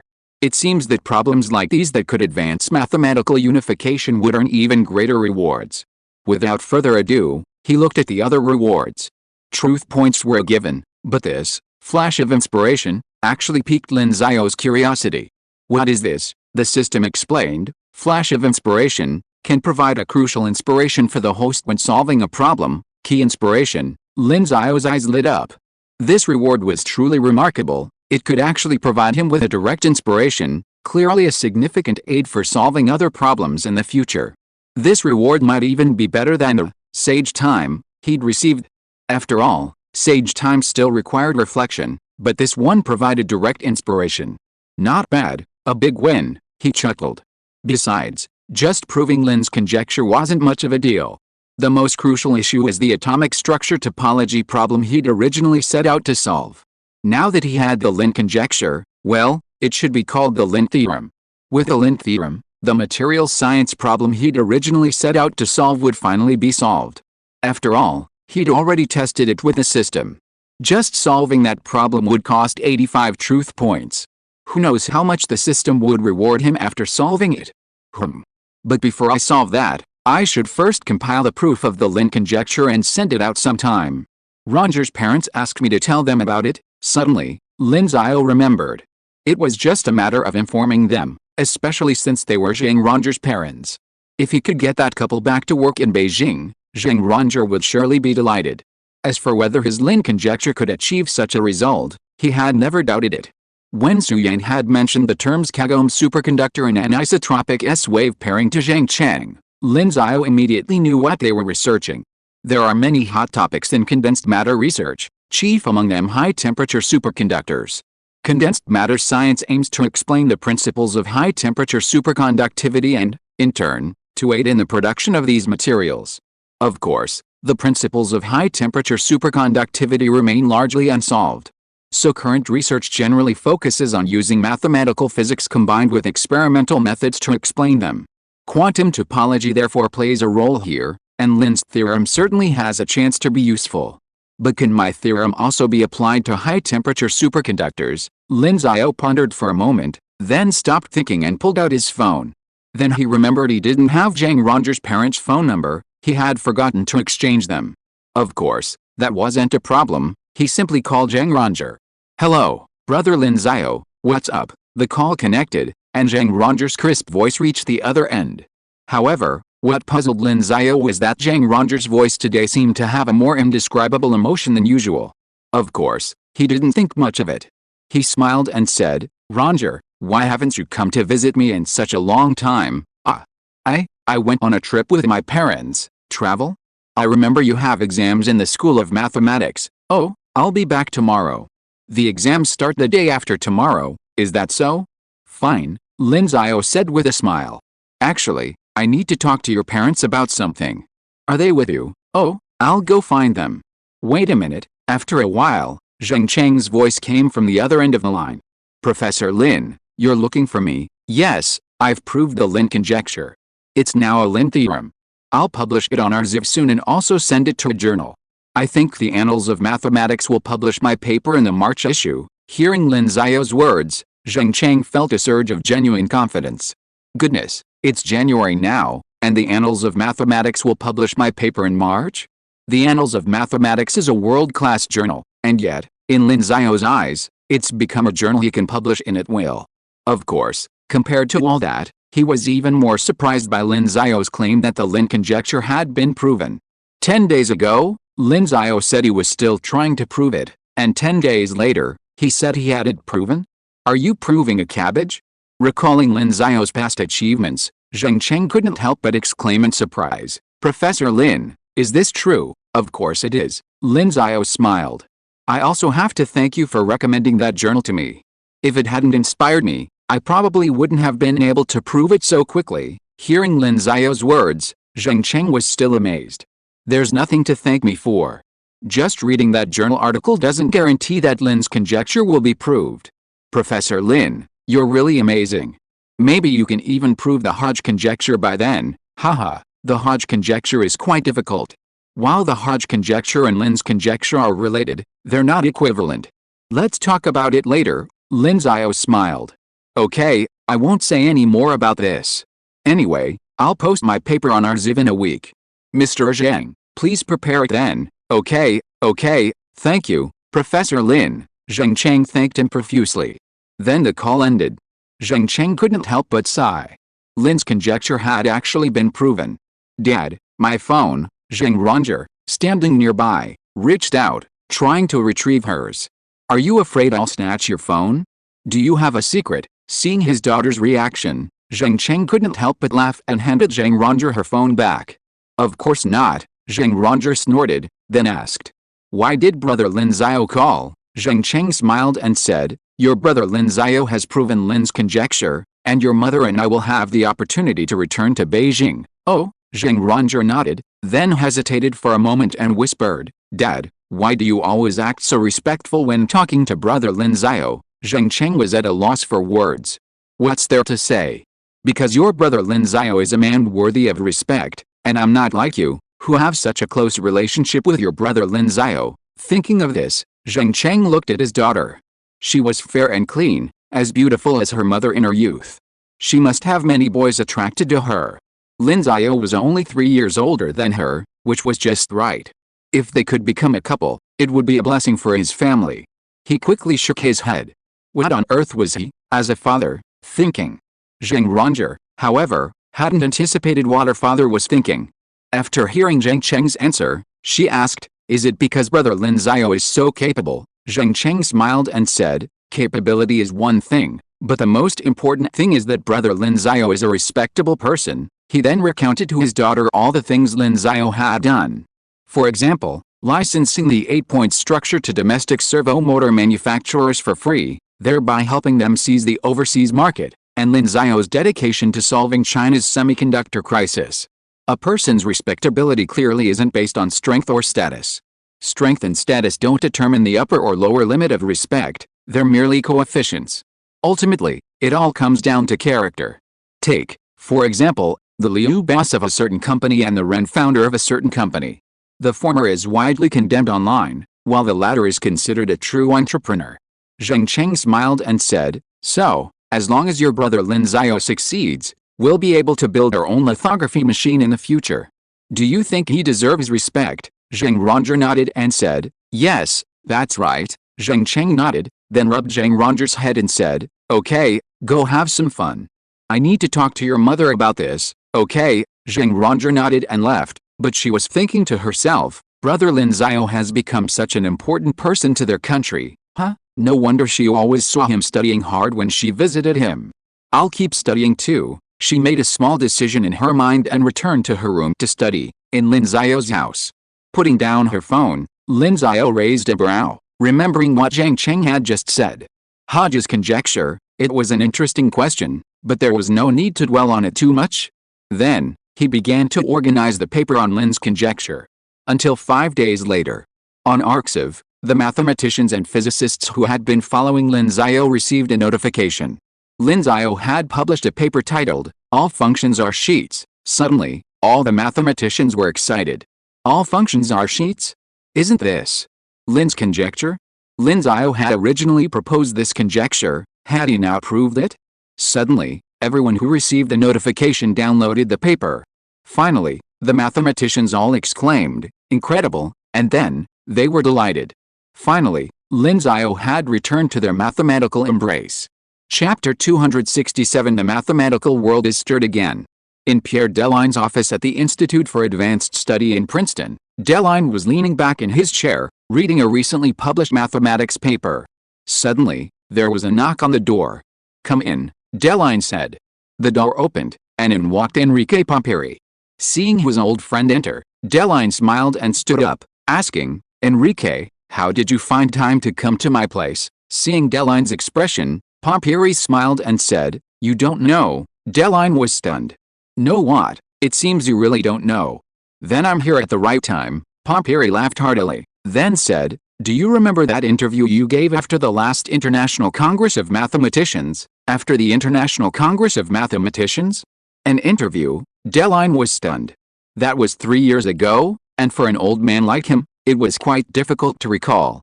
He had given quite a lot of interviews. As a world-class mathematician like him, he received interview invitations and lectures almost every day, so he didn't remember many of them clearly.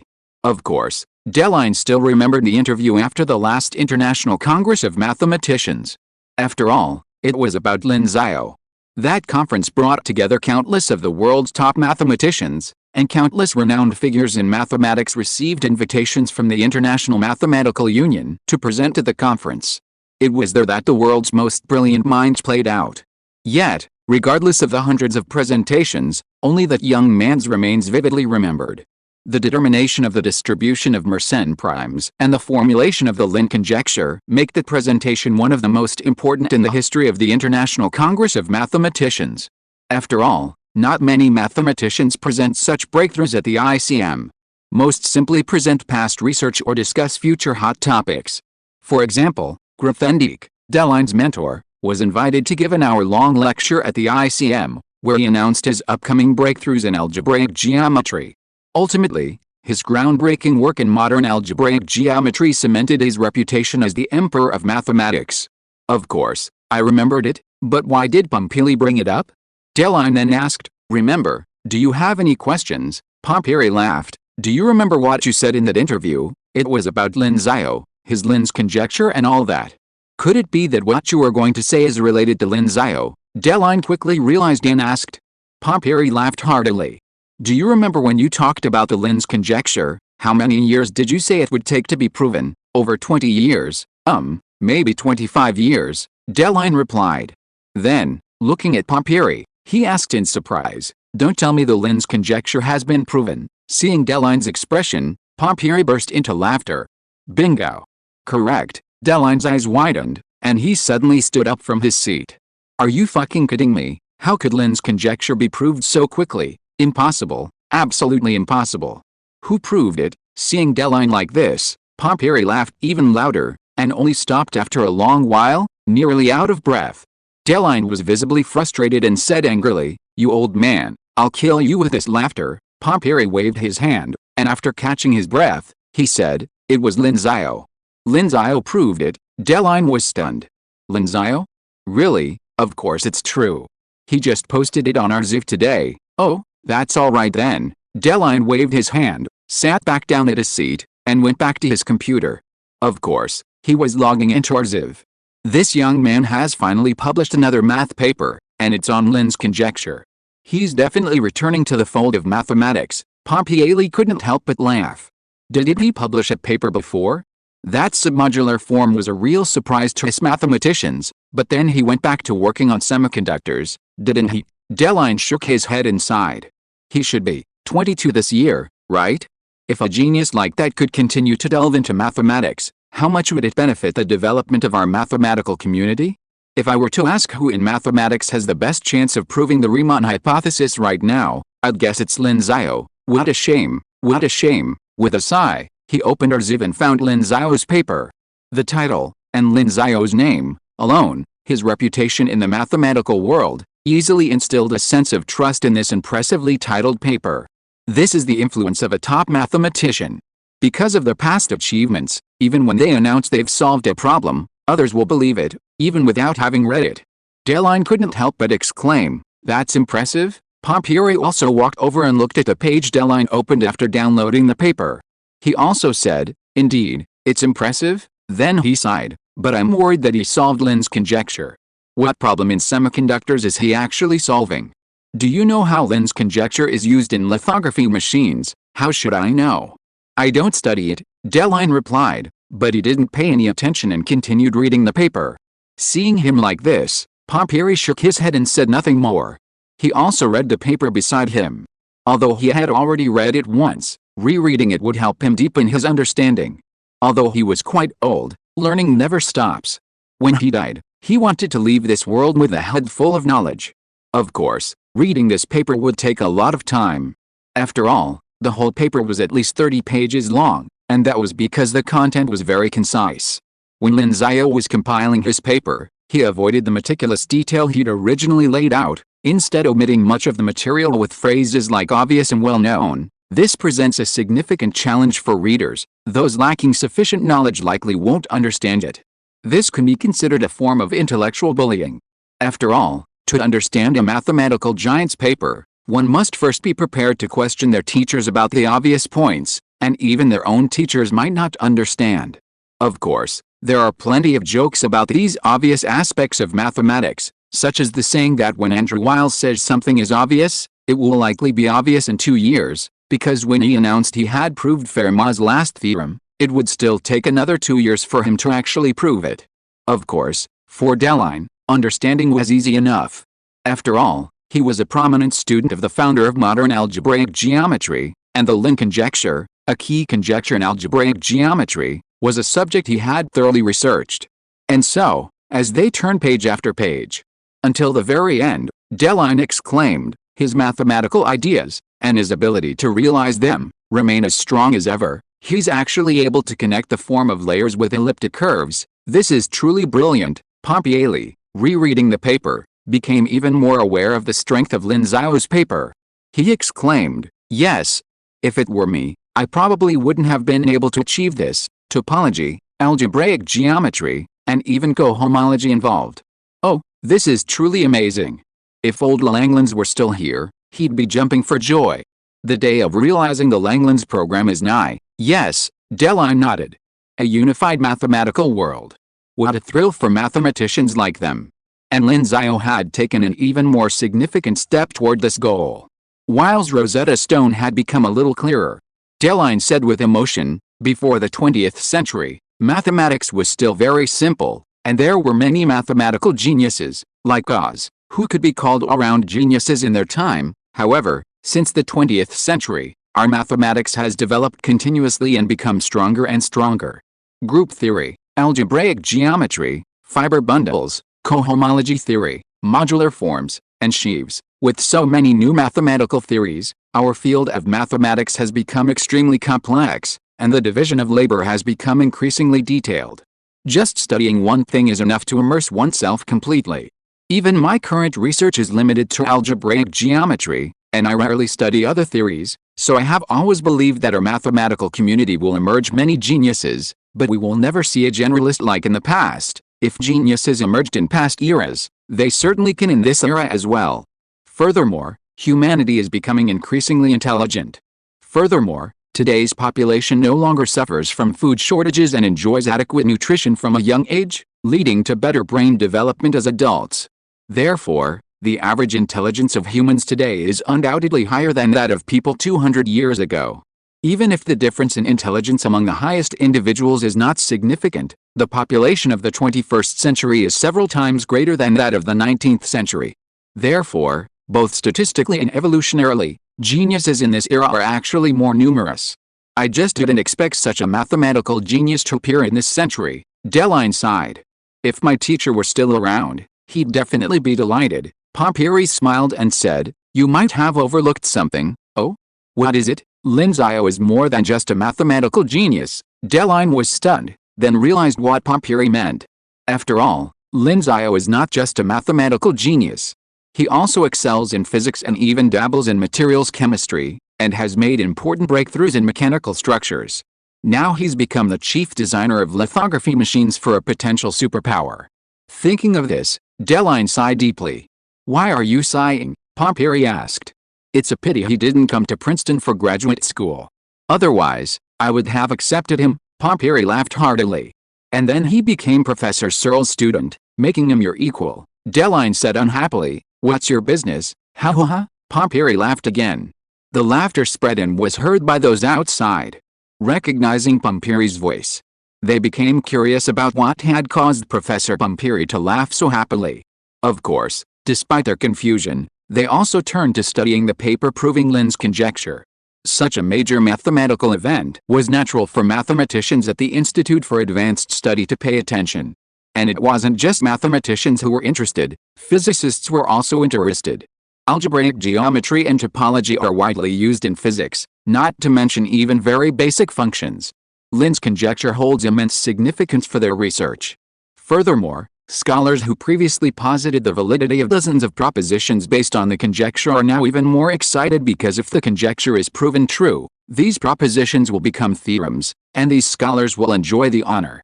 Online, the discussion is even more intense. Dozens of threads have appeared on the International Mathematics Forum Math Overflow discussing the proof of Lin's conjecture, and the most widely discussed thread was initiated by Terence Tao. Tao said, I've read Lin's paper, and now I just want to say, Lin is the true Mozart of mathematics. The commenters are essentially all mathematics professors from world-renowned universities. For example, Professor Xingtun Yue at Harvard University commented, Lin's work can only be described as great. Another example is Professor Laurent Laforgue of the École Normale Supérieure in Paris, who said, I simply cannot imagine that such an important conjecture would be solved 3 years after it was proposed, let alone by the very person who proposed it. In response to Laforgue's comment, someone chuckled. At the original International Congress of Mathematicians, I still remember Lin jokingly saying that even if he had a brilliant way to prove the conjecture, the blackboard was too small to fit it. Now it seems that maybe what Lin said was true. Furthermore, a mathematics professor from ETH Zurich began to express frustration. Oh, fuck. I was invited to give a 45-minute talk at this year's International Congress of Mathematicians to share my research on the Lin conjecture. Now, the conjecture has become a theorem, and what I was going to share is meaningless. Upon seeing this professor misfortune, many people commented with a mixture of sympathy and gloating. Ha ha ha ha, it's okay. The deadline's still nearly 4 months away. No rush, now you can share Lin's theorem instead. It's all the same. Ha ha ha ha. Of course, besides these math giants, the commenters on this post were mostly students. Thank you, Lin. My graduation thesis is on track. I had trouble getting one step right before, but with Lin's conjecture and theorem, it's easy to prove. I just hope Professor Lin's thesis gets approved soon. Professor Lin is my idol. A physics doctoral student left a message. My advisor studies quantum topology, and he's almost hugging Professor Lin's photo and kissing him. Because Lin's theorem is very helpful for his research. The previously calm mathematical world was once again stirred. A wave of enthusiasm. P.S. I'm going home from university in the next few days. Due to special circumstances, it may take me a few days to get home, so I can't guarantee updates.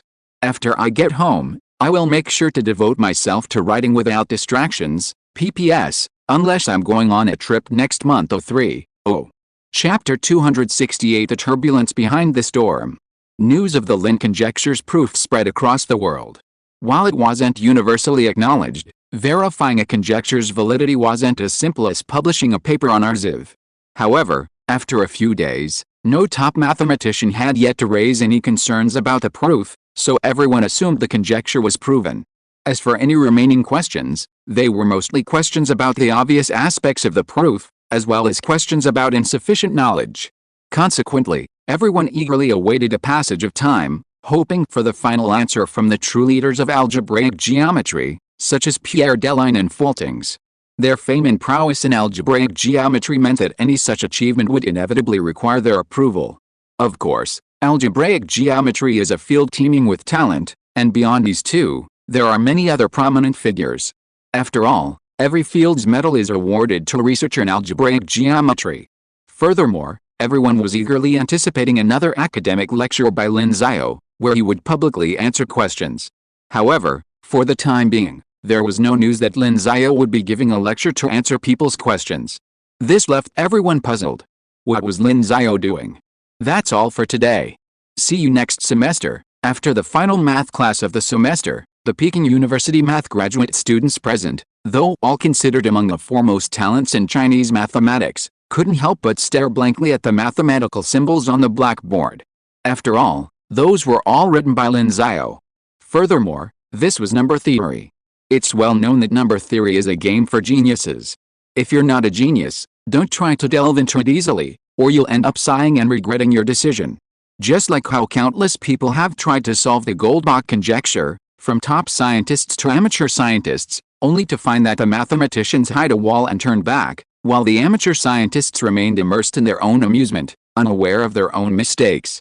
Of course, this jewel in the crown of number theory had already been plucked by Lin Xiao, and there was nothing left for them to do. Ming's whose subject was number theory, and ordinary number theory problems were also number theory. For these graduate students, attending Lin Xiao's class, there were only three things: confusion, confusion, and still, bloody confusion. But despite their confusion, they would review afterward. Since their last meeting with Lin Xiao this semester, and considering the recent news, they had so many things they wanted to ask him. Professor, have you really proved the Lin conjecture? Lin Xiao, just read my paper, but some of us don't understand, then go and supplement your knowledge so you can understand it, but we need to understand it first before we know what we're lacking, then read my paper, but we don't understand it. Lin Xiao, are you just nagging me about a bug? The classroom erupted in laughter. Lin Xiao shook his head and said, all right, pass your exams first. We can talk about other things later, don't let me know you're cheating on the exam. I absolutely won't, a reassurance echoed through the classroom. Lin Xiao rolled his eyes. Graduate students' final exams aren't as rigorous as undergraduate ones, so copying from one another is common. Lin Xiao hadn't experienced this, but he'd heard of it. Of course, he wasn't invigilating, so it wasn't his responsibility to address the issue, so he didn't say anything more. He left the classroom and returned to his office. Just then, several professors from the School of Mathematics, including Su Ji and their dean, Zhao Qi, arrived. Seeing them enter, Lin Xiao asked, perplexed, what's going on? Professor Lin, I want to discuss something with you, Zhao Qi said, rubbing his hands and smiling. Well, Dean Zhao, just let me know, Lin Xiao said. Well, Professor Lin, you've proved the Lin conjecture, and there's a lot of talk in the mathematics community about you giving an academic lecture. So, I was wondering when you plan to give it? Our school and the university will be hosting the event, so if you could tell us, we can get started. Zhao Qi smiled. Lin Xiao immediately understood what he meant. After all, such an event is a good thing for both their college and the university, and as dean, Zhao Qi naturally has the responsibility to promote their college. When Lin Xiao proved the Goldbach conjecture and was about to give a lecture, there was originally an opportunity for such a presentation. However, too many people wanted to attend, and Jing University didn't have the resources to handle the task. The Shangjing municipal government couldn't find a large auditorium that could accommodate 10,000 people at short notice, and reservations for the Great Hall of the People were required well in advance. So, they had to request a national order to vacate the Great Hall of the People's Auditorium. So, they missed out on the opportunity. Although everyone knew that Lin Xiao was a student at Jing University at the time, the lecture was held elsewhere, so people naturally remembered Lin Xiao as a Chinese national, not as a member of Jing University. Of course, the Goldbach conjecture was a thing of the past. Now that Lin Xiao had proven the conjecture, and given its considerable status in the mathematical community, It attracted considerable attention. As dean, Zhao Qi naturally didn't want to miss out on such an opportunity. However, Lin Xiao simply shook his head and said, "Dean Zhao, I don't have any plans for the time being." Zhao Qi was stunned and asked, "Professor Lin, why is that?" Lin Xiao replied, "Because I'm still in charge of the X-ray project. In fact, there's been speculation online about whether I'm proving Lin's conjecture in order to build a lithography machine. While it seems a bit improbable, it's actually possible, and it's indeed my goal. Now that the Lin conjecture has been proven, I should return my attention to the X-ray project." Lin Xiao's words stunned everyone present. Lin Xiao proved the Lin conjecture just for the X-ray project?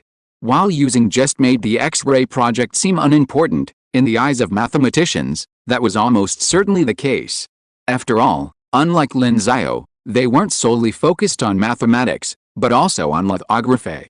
To them, mathematical truth was far more important than these applied technologies. Suddenly, they all looked at each other in bewilderment. Suji was curious, "Lin Xiao, is this theorem you've come up with truly useful for lithography technology?" Lin Xiao smiled, "Of course it is. Otherwise, why would I solve it? Besides, maybe after a while, you'll all know how to use my Lin's theorem." Hearing Lin Xiao's words, the others were at a loss for words.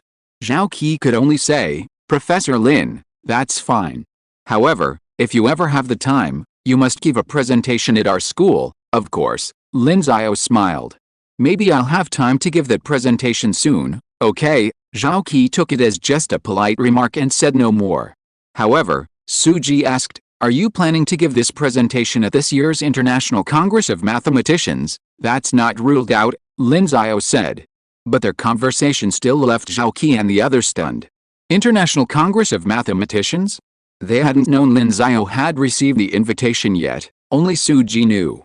Zhao Qi couldn't help but exclaim in surprise, "Professor Lin, did you get an invitation to speak at the International Congress of Mathematicians?" Lin Xiao nodded modestly, "Yeah, it's just a 1-hour talk, just a little better than last time." Zhao Qi and the other professors, "A little better than last time?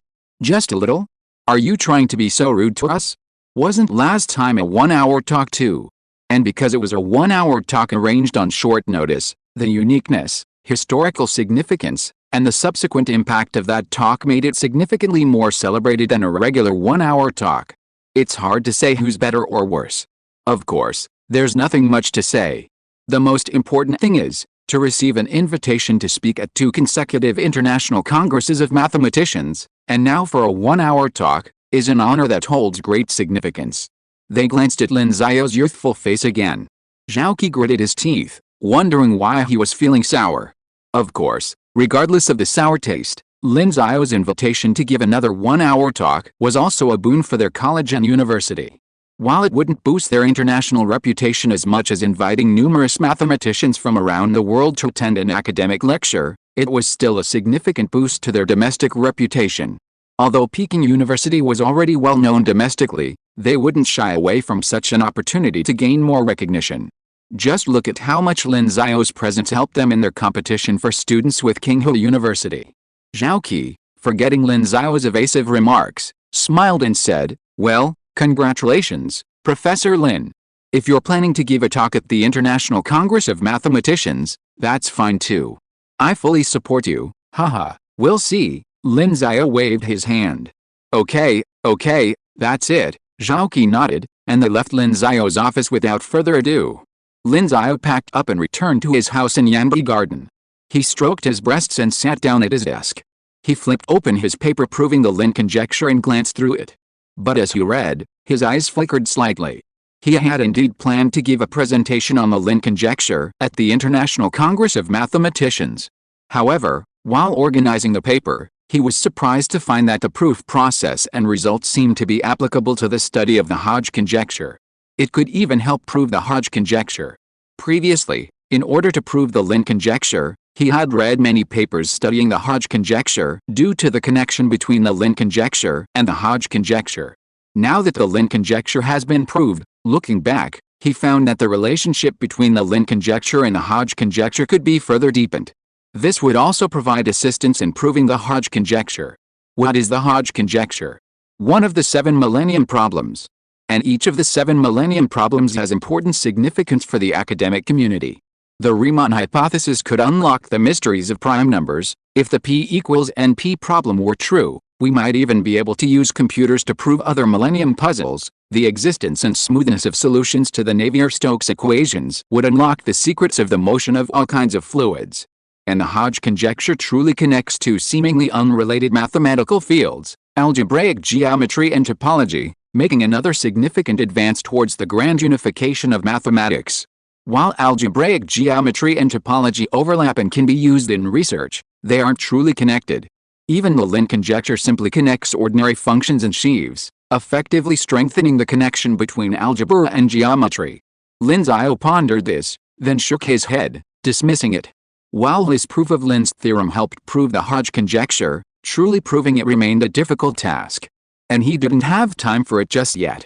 After all, his current focus was on X-ray lithography.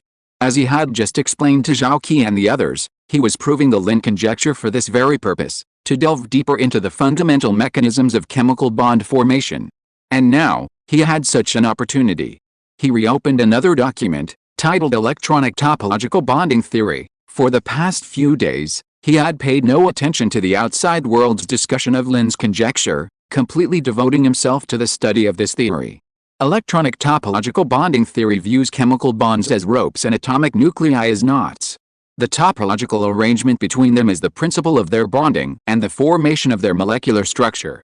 This was the new theory Lin Xiao would bring to the world. In fact, nearly 200 years ago, a scholar named Kelvin had already proposed that knots could be used to study atoms. However, he had not yet escaped the influence of ether theory, and his research ultimately came to nothing. But now, Lin Xiao was going to use a completely new approach to understand it. The corners of his mouth curled up slightly.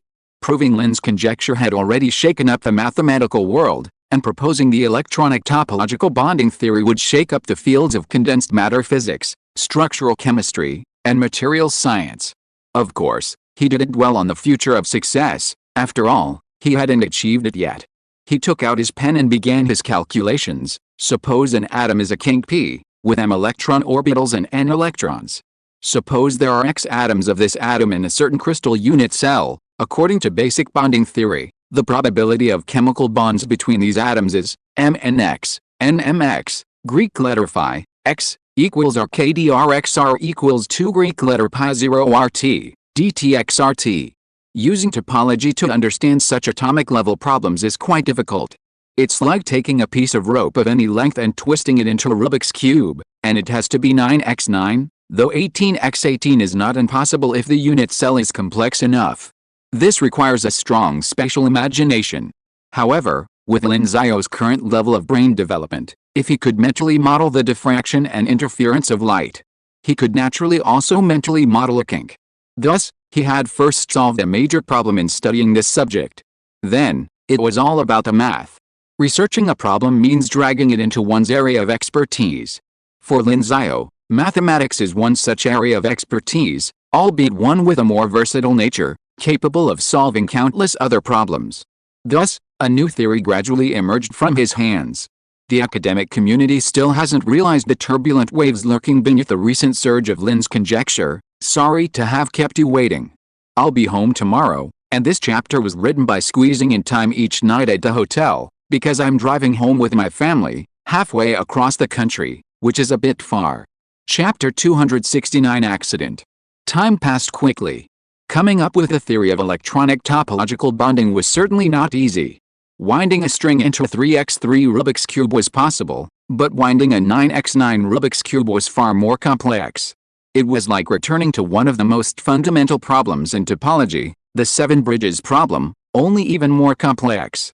After all, the 7 bridges problem is a 2-dimensional problem, while winding the Rubik's Cube becomes a 3-dimensional one. Of course, the most crucial thing was that the system had stated that this problem was worth 85 truth points. Lin Xiao had rarely obtained more than this number of truth points from solving other problems before. Only after proposing his multidimensional field theory did he achieve 100 truth points. This was because he not only proved the existence of multidimensional fields, but also found more than a dozen empirical evidences. This further demonstrated the importance of this theory. Of course, This doesn't mean that just because Lin Xiao's previous theories didn't achieve 85 truth points, they were inferior. Perhaps the system was simply taking a price difference from the middlemen. After all, it's well known that the price difference between items sold directly to the system and those purchased with in-game currency is 1 or 2 times greater. At the very least, Lin Xiao believed that multidimensional field theory was undoubtedly more important than electron topological bonding theory. The system expressed amazement at his creation of multidimensional field theory. This, however, also intensified Lin Xiao's curiosity about the system's origins. System, what the hell are you? In the room, Lin Xiao once again mentally questioned the system. But the system remained silent. Lin Xiao wasn't disappointed, though. He'd ask this question whenever he was bored. Perhaps the system would suddenly have a bug in answer? After all, it was called the system, so what if there was a bug? Unfortunately, the system maintained its silence to the extreme. No matter how Lin Xiao asked, it wouldn't answer, wouldn't speak. Thus, the Turing test couldn't proceed. Without dwelling on it, Lin Xiao checked the time. Today was January 24th, with only a week left until the Lunar New Year. Well, I can get ready to pack up and go home. Of course, before heading home, he still had to deal with his current work. First, there was the electron topological bonding theory. Although he hadn't finished it yet and had even encountered difficulties once again, it wasn't a problem since theoretical research like this could be done back home. Then there were the various matters related to the X-ray project. Thanks to his guidance, the structure and various components of the X-ray lithography machine had been finalized. Work on this had been ongoing for some time. A large portion of the 5 billion yuan approved by the state for the X-ray project was earmarked for these components. Of course, due to the extremely high precision requirements of the lithography machine, even the non-core components required high accuracy, so this part of the project would still take some time. Finally, there was the crystal lens technology project that Lin Xiao was currently in charge of. Of course, the members of his research team were not idle, but continued to work on other tasks. The other 3 professors knew that Lin Xiao was working on the theoretical issues and that they couldn't intervene. So they calculated several structures that could achieve X-ray amplification and reduction. These structures differed in the elements used. In addition to the pure silicon crystals they had previously developed, they now had silicon carbide crystals and other non-isotropic crystals. This gave them a wider range of options. As long as Lin Xiao achieved a theoretical breakthrough, they could select the lowest cost option from these multiple options. Therefore, this matter would have to wait until Lin Xiao had developed the theory of electronic topological bonding. Of course, as the leader of these efforts, while Lin Xiao was primarily responsible for the technical aspects, he still had to make the arrangements for the Lunar New Year holiday. He then pulled out his phone and began making arrangements.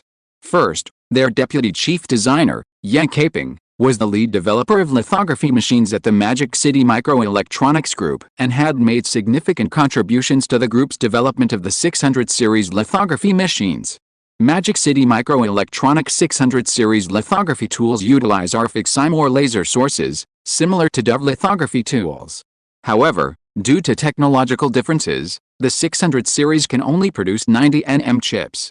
While 90 nm may seem underwhelming, far inferior to Dove and UV, which can produce 7 nm and 4 nm chips, it represents a significant breakthrough for China. Considering the top 3 companies in the world capable of producing lithography tools, ASML, Nikon, and Canon are the top 3. If we were to rank the top 4, Magic City Microelectronics would be the only one to make the list.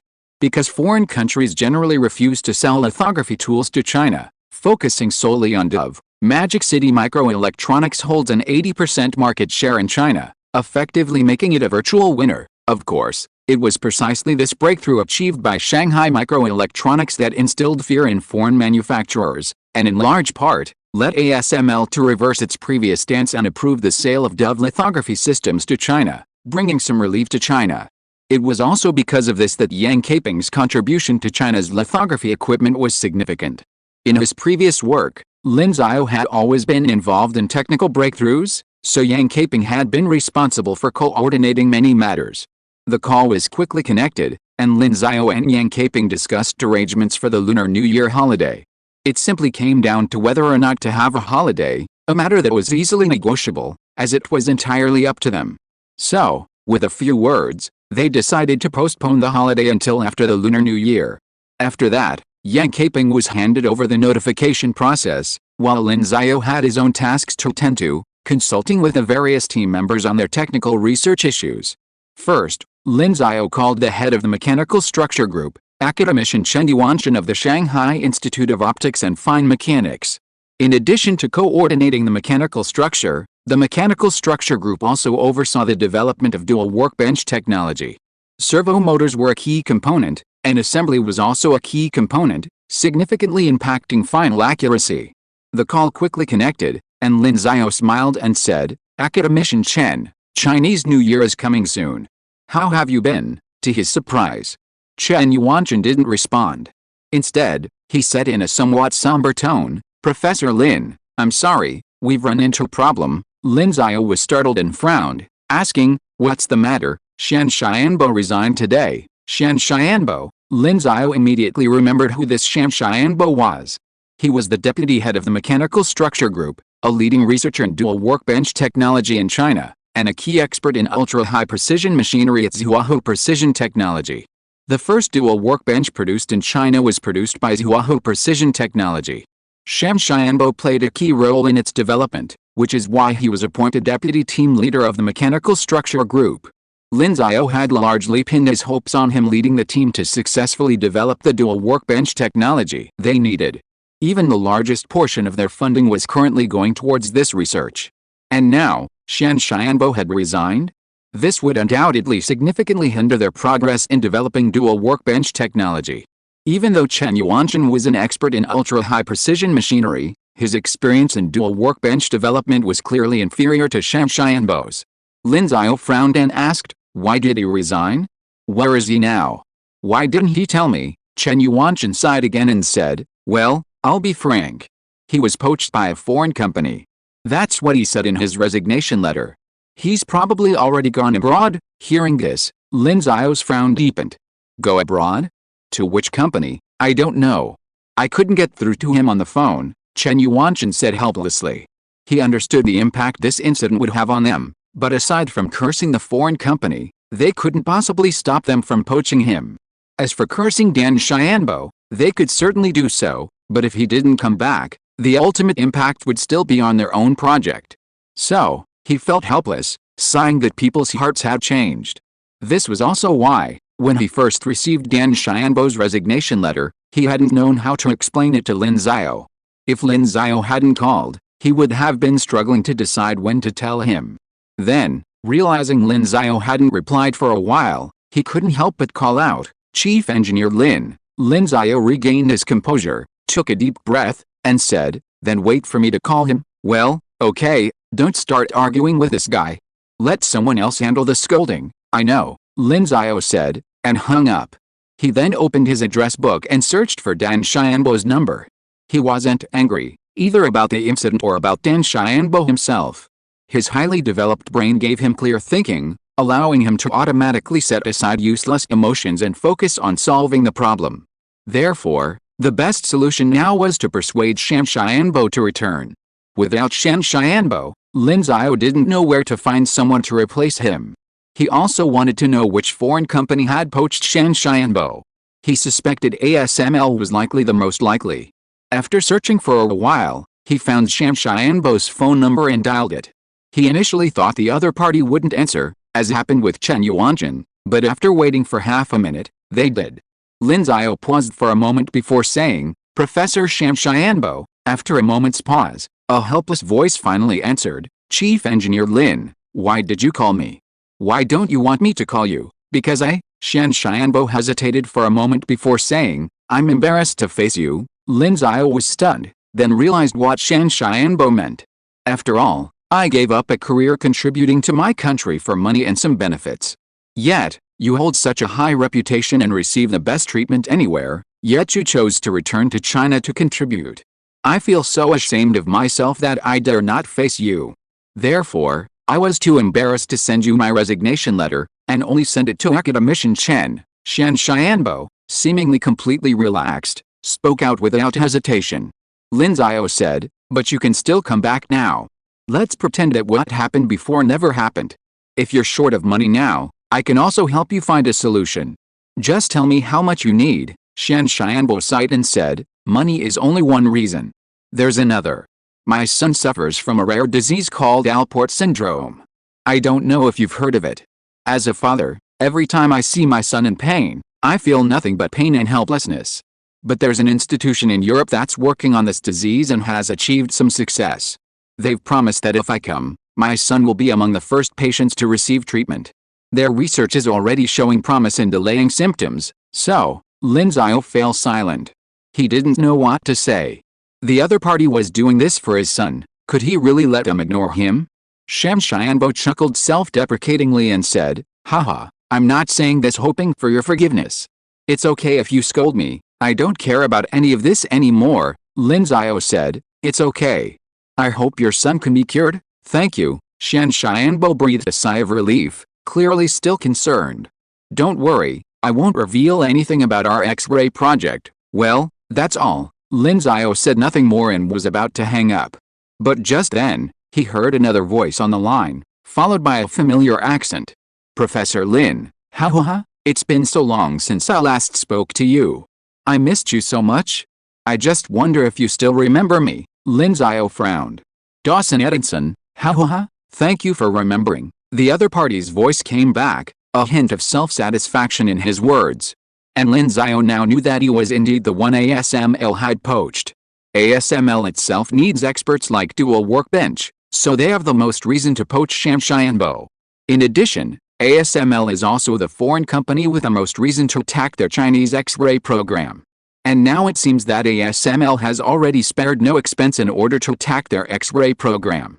After all, just to delay the symptoms of Shan Xianbo's son, they probably have spent a lot of money. He shook his head slightly. The X-ray program was going relatively smoothly. Now he even proved Lin's conjecture, but now, an accident happened after all. I'm home and started typing hard. There may be another chapter later, probably before 2 o'clock. Chapter 270, Clearing the Clouds, Public Opinion. You're welcome, Lin Xiao replied calmly, regaining his composure. My memory is quite good, especially for someone who insisted on giving me 1 million euros. Hearing Lin Xiao's bland response, Dawson Edinson felt a little uncomfortable. He even heard Lin Xiao taunt him further, which only infuriated him further. He had already figured out why Lin Xiao had repeatedly declined his offer before finally accepting. Thinking back, wasn't it simply because he insisted on giving the other person 1 million? This deal might not have been his biggest loss in years, but it was definitely the one he couldn't forget. It was like a thorn in his heart. Often, when he thought about it at night, he'd console himself by telling himself it was only 1 million, nothing, and then, at 2:30 a.m., he'd open his eyes and curse Lin Xiao. Of course, he wasn't going to give in so easily. After all, he was out to piss Lin Xiao off. So he smiled and said, you're welcome. It's only 1 million euros. We at ASML don't care about it. It's just like we offered Mr. Shan an annual salary of 1.5 million euros. It's not worth mentioning. Also, I have to thank Professor Lin for allowing me to discover a talent like Mr. Shan. Your X-ray project is truly a talent recommendation program for us. It's so generous, ha, Lin Xiao said, then go ahead and discover them. That's what Professor Lin said, so I won't be polite then, Lin Xiao said calmly. When have you ever been polite? Okay, unless you poach everyone, don't think you will hinder the success of the X-ray project. What's more, so far you have only poached Professor Shan, and you succeeded by relying on Professor Shan's son's illness. As for the others, how much success have you had? Hearing Lin Xiao still behaving like this, Dawson Edinson finally couldn't hold it in any longer, and his tone, which had been pretending to be very proud, finally became gloomy. Lin, you don't really think that your X-ray plan can succeed? X-ray lithography machine? You still want to achieve large-scale production? Use your so-called special crystal lens to magnify and reduce X-rays? Wake up, stop dreaming, there will be no such crystal. Although Lin Xiao did not deliberately publicize this matter, he did not ask for it to be kept confidential, so Lin Xiao was not surprised that Dawson Edinson knew about it. Then, he even laughed. Just when Dawson Edinson was getting upset by the laughter and wanted to interrupt Lin Xiao said, Mr. Edinson, I wonder if you have heard this story. What story? President Kennedy of the United States once said that as long as he was alive, China would never be able to build an atomic bomb. Unfortunately, the year after President Kennedy's death, we in China built an atomic bomb. What do you mean? I mean, your words lack a conditional qualification. Lin Xiao laughed. For example, before you give me 1 million euros, we will never be able to build this thing. The mention of 1 million euros again. Dawson Edison's face became even gloomier, so much so that Shan Xianbo and the others around him didn't know what had caused their president to be so angry. Dawson suppressed his annoyance and continued in a calm voice, "So, you mean that if I give you 1 million euros, you can make this thing? Why not?" Lin Xiao smiled lightly, and then his tone suddenly became serious. "Okay, Mr. Edison, I won't say so much nonsense to you. Now, I just want to warn you. Don't ever think that if you can't do it, China can't do it either. Remember, if you can do it, we Chinese may not be able to do it, but if you can't do it, we Chinese can definitely do it. Okay, that's enough, Mr. Edison." Lin Xiao ended his serious tone, and suddenly turned into a smile. "Finally, I still have to thank you for the 1 million euros. If it weren't for this money, the Kizzy technology company under my name might not be so easy to open. Okay, goodbye." Without giving Dawson Edison a chance to speak, Lin Xiao hung up the phone directly. Hearing Lin Xiao mention the 1 million euro, Dawson Edison was nearly overwhelmed. Just as he was about to quip, he heard a busy tone on his phone, instantly sending him completely over the edge. "Fuck. Damn bitch." He threw his phone to the ground, shattering it. The phone belonged to Dan Xianbo. Dan Xianbo immediately said, "Mr. Edison, this is my phone." However, Dawson Edison didn't apologize. He simply gave Dan Xianbo a cold look, said nothing, and then walked away to his office. Seeing Dawson Edison, who had previously treated him so politely, suddenly act this way, Dan Xianbo's face paled. But thinking of his son, he silently squatted down, picked up the shattered phone, and turned away, leaving everyone around him with a cold stare. Dawson Edison, returning to his office, summoned his secretary and issued a direct order: "Spread the word about Shan Xianbo leaving the Chinese X-ray project and joining us. Let the world know." Then continue to criticize the Chinese X-ray project. Also, thinking of what Lin Xiao had just said, Edison said, "Also, spread the word about him saying, we can't do it, but they can. Let everyone admire how arrogant the Chinese are." "Yes, President." Lin Xiao put down his phone, his eyes expressionless as he continued to ponder. Breaking Dawson Edison's defense was merely incidental. The only useful information he had from the call was that Shan Xianbo wasn't coming back.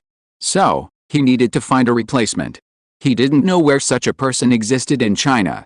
Or would he just take over? He shook his head at this thought. He'd better try to find someone first. If he couldn't find one, he'd just spend the truth points. With that thought in mind, this new year might just be a waste of time. If he ultimately needed to take on the project himself, then the two research projects that could have been carried out in parallel would have to be conducted in series. That would take even longer, and he didn't want to delay it any longer. After all, he had to attend the International Congress of Mathematicians in July. Sighing, he pulled out his phone and first informed Chen Yuanshan of the matter, asking him to help find someone who could replace Shan Xianbo. Then he called Deputy Chief Designer Yang Caping and informed him of the matter.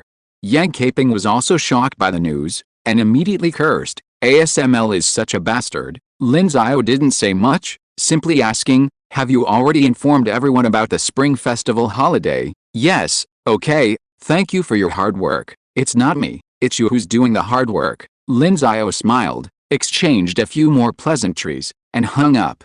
He didn't put down his phone, but called home. Soon, the call connected, and the expectant voice of his mother, Yang Rong, reached him. "Xiao, are you coming home soon?" Lin Xiao apologized. "Mom, I don't think I'll be home this year." "Huh?" Yang Rong immediately asked, "What's wrong?" "Is it about work?" Lin Xiao replied, "Well, the X-ray project has run into some difficulties. An expert in key technology has been poached by a foreigner.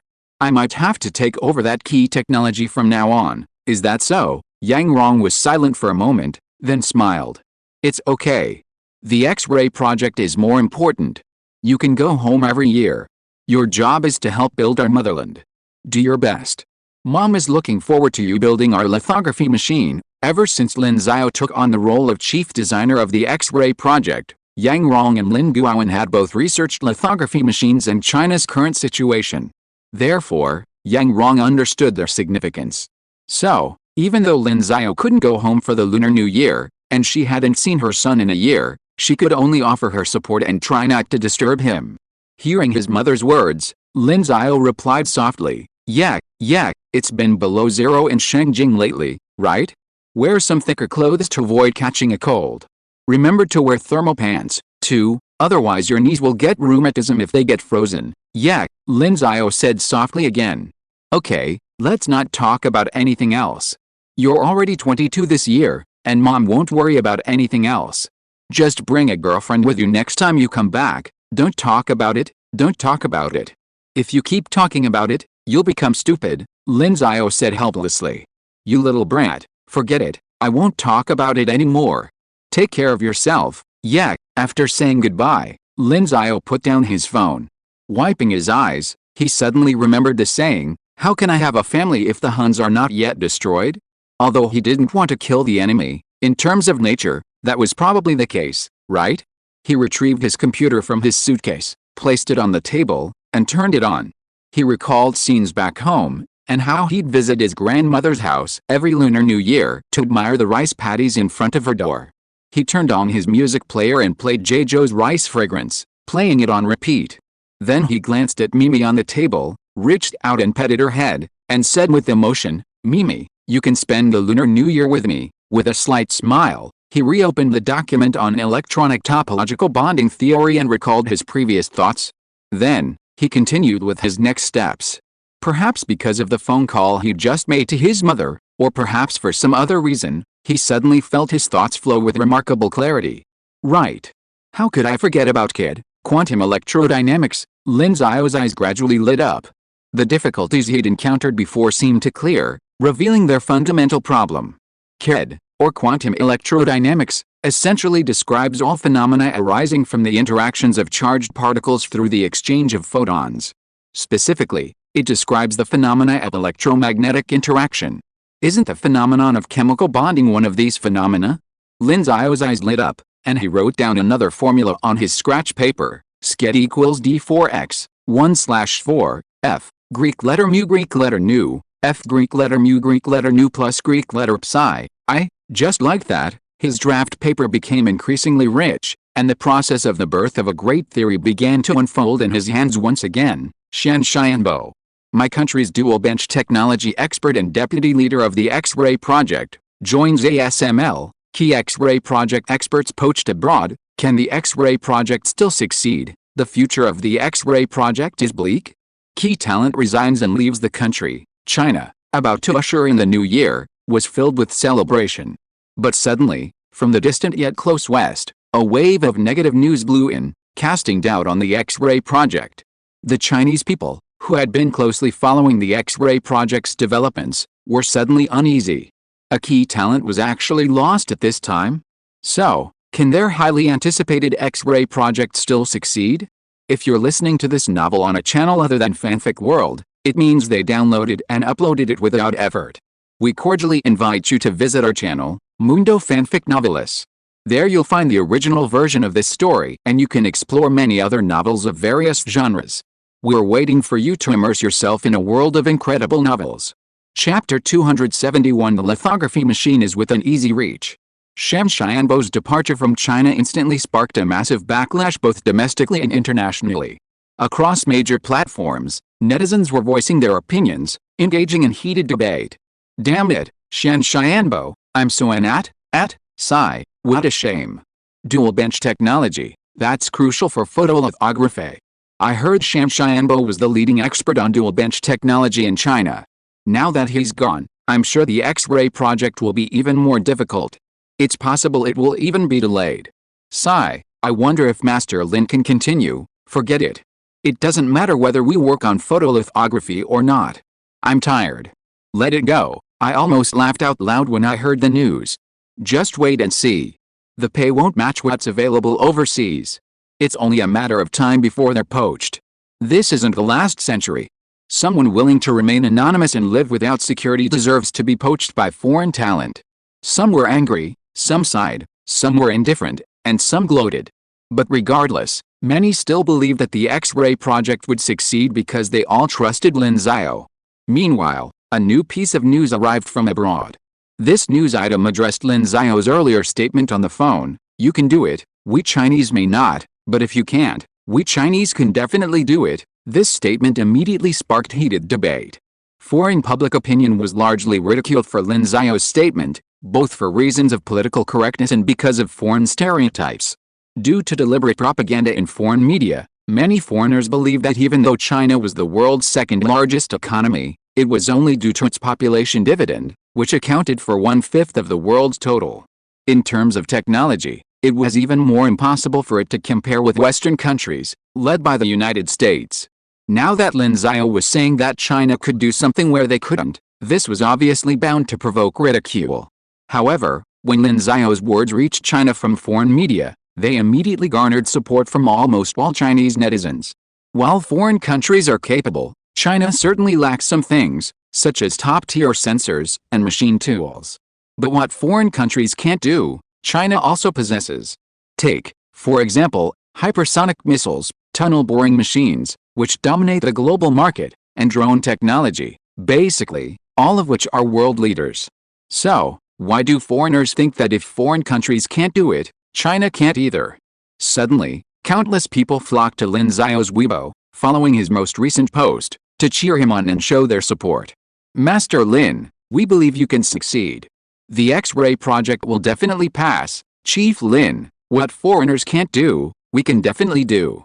Keep going. I don't know what to say. I just came here to express my support for Master Lin. You can do it, Chief Engineer Lin."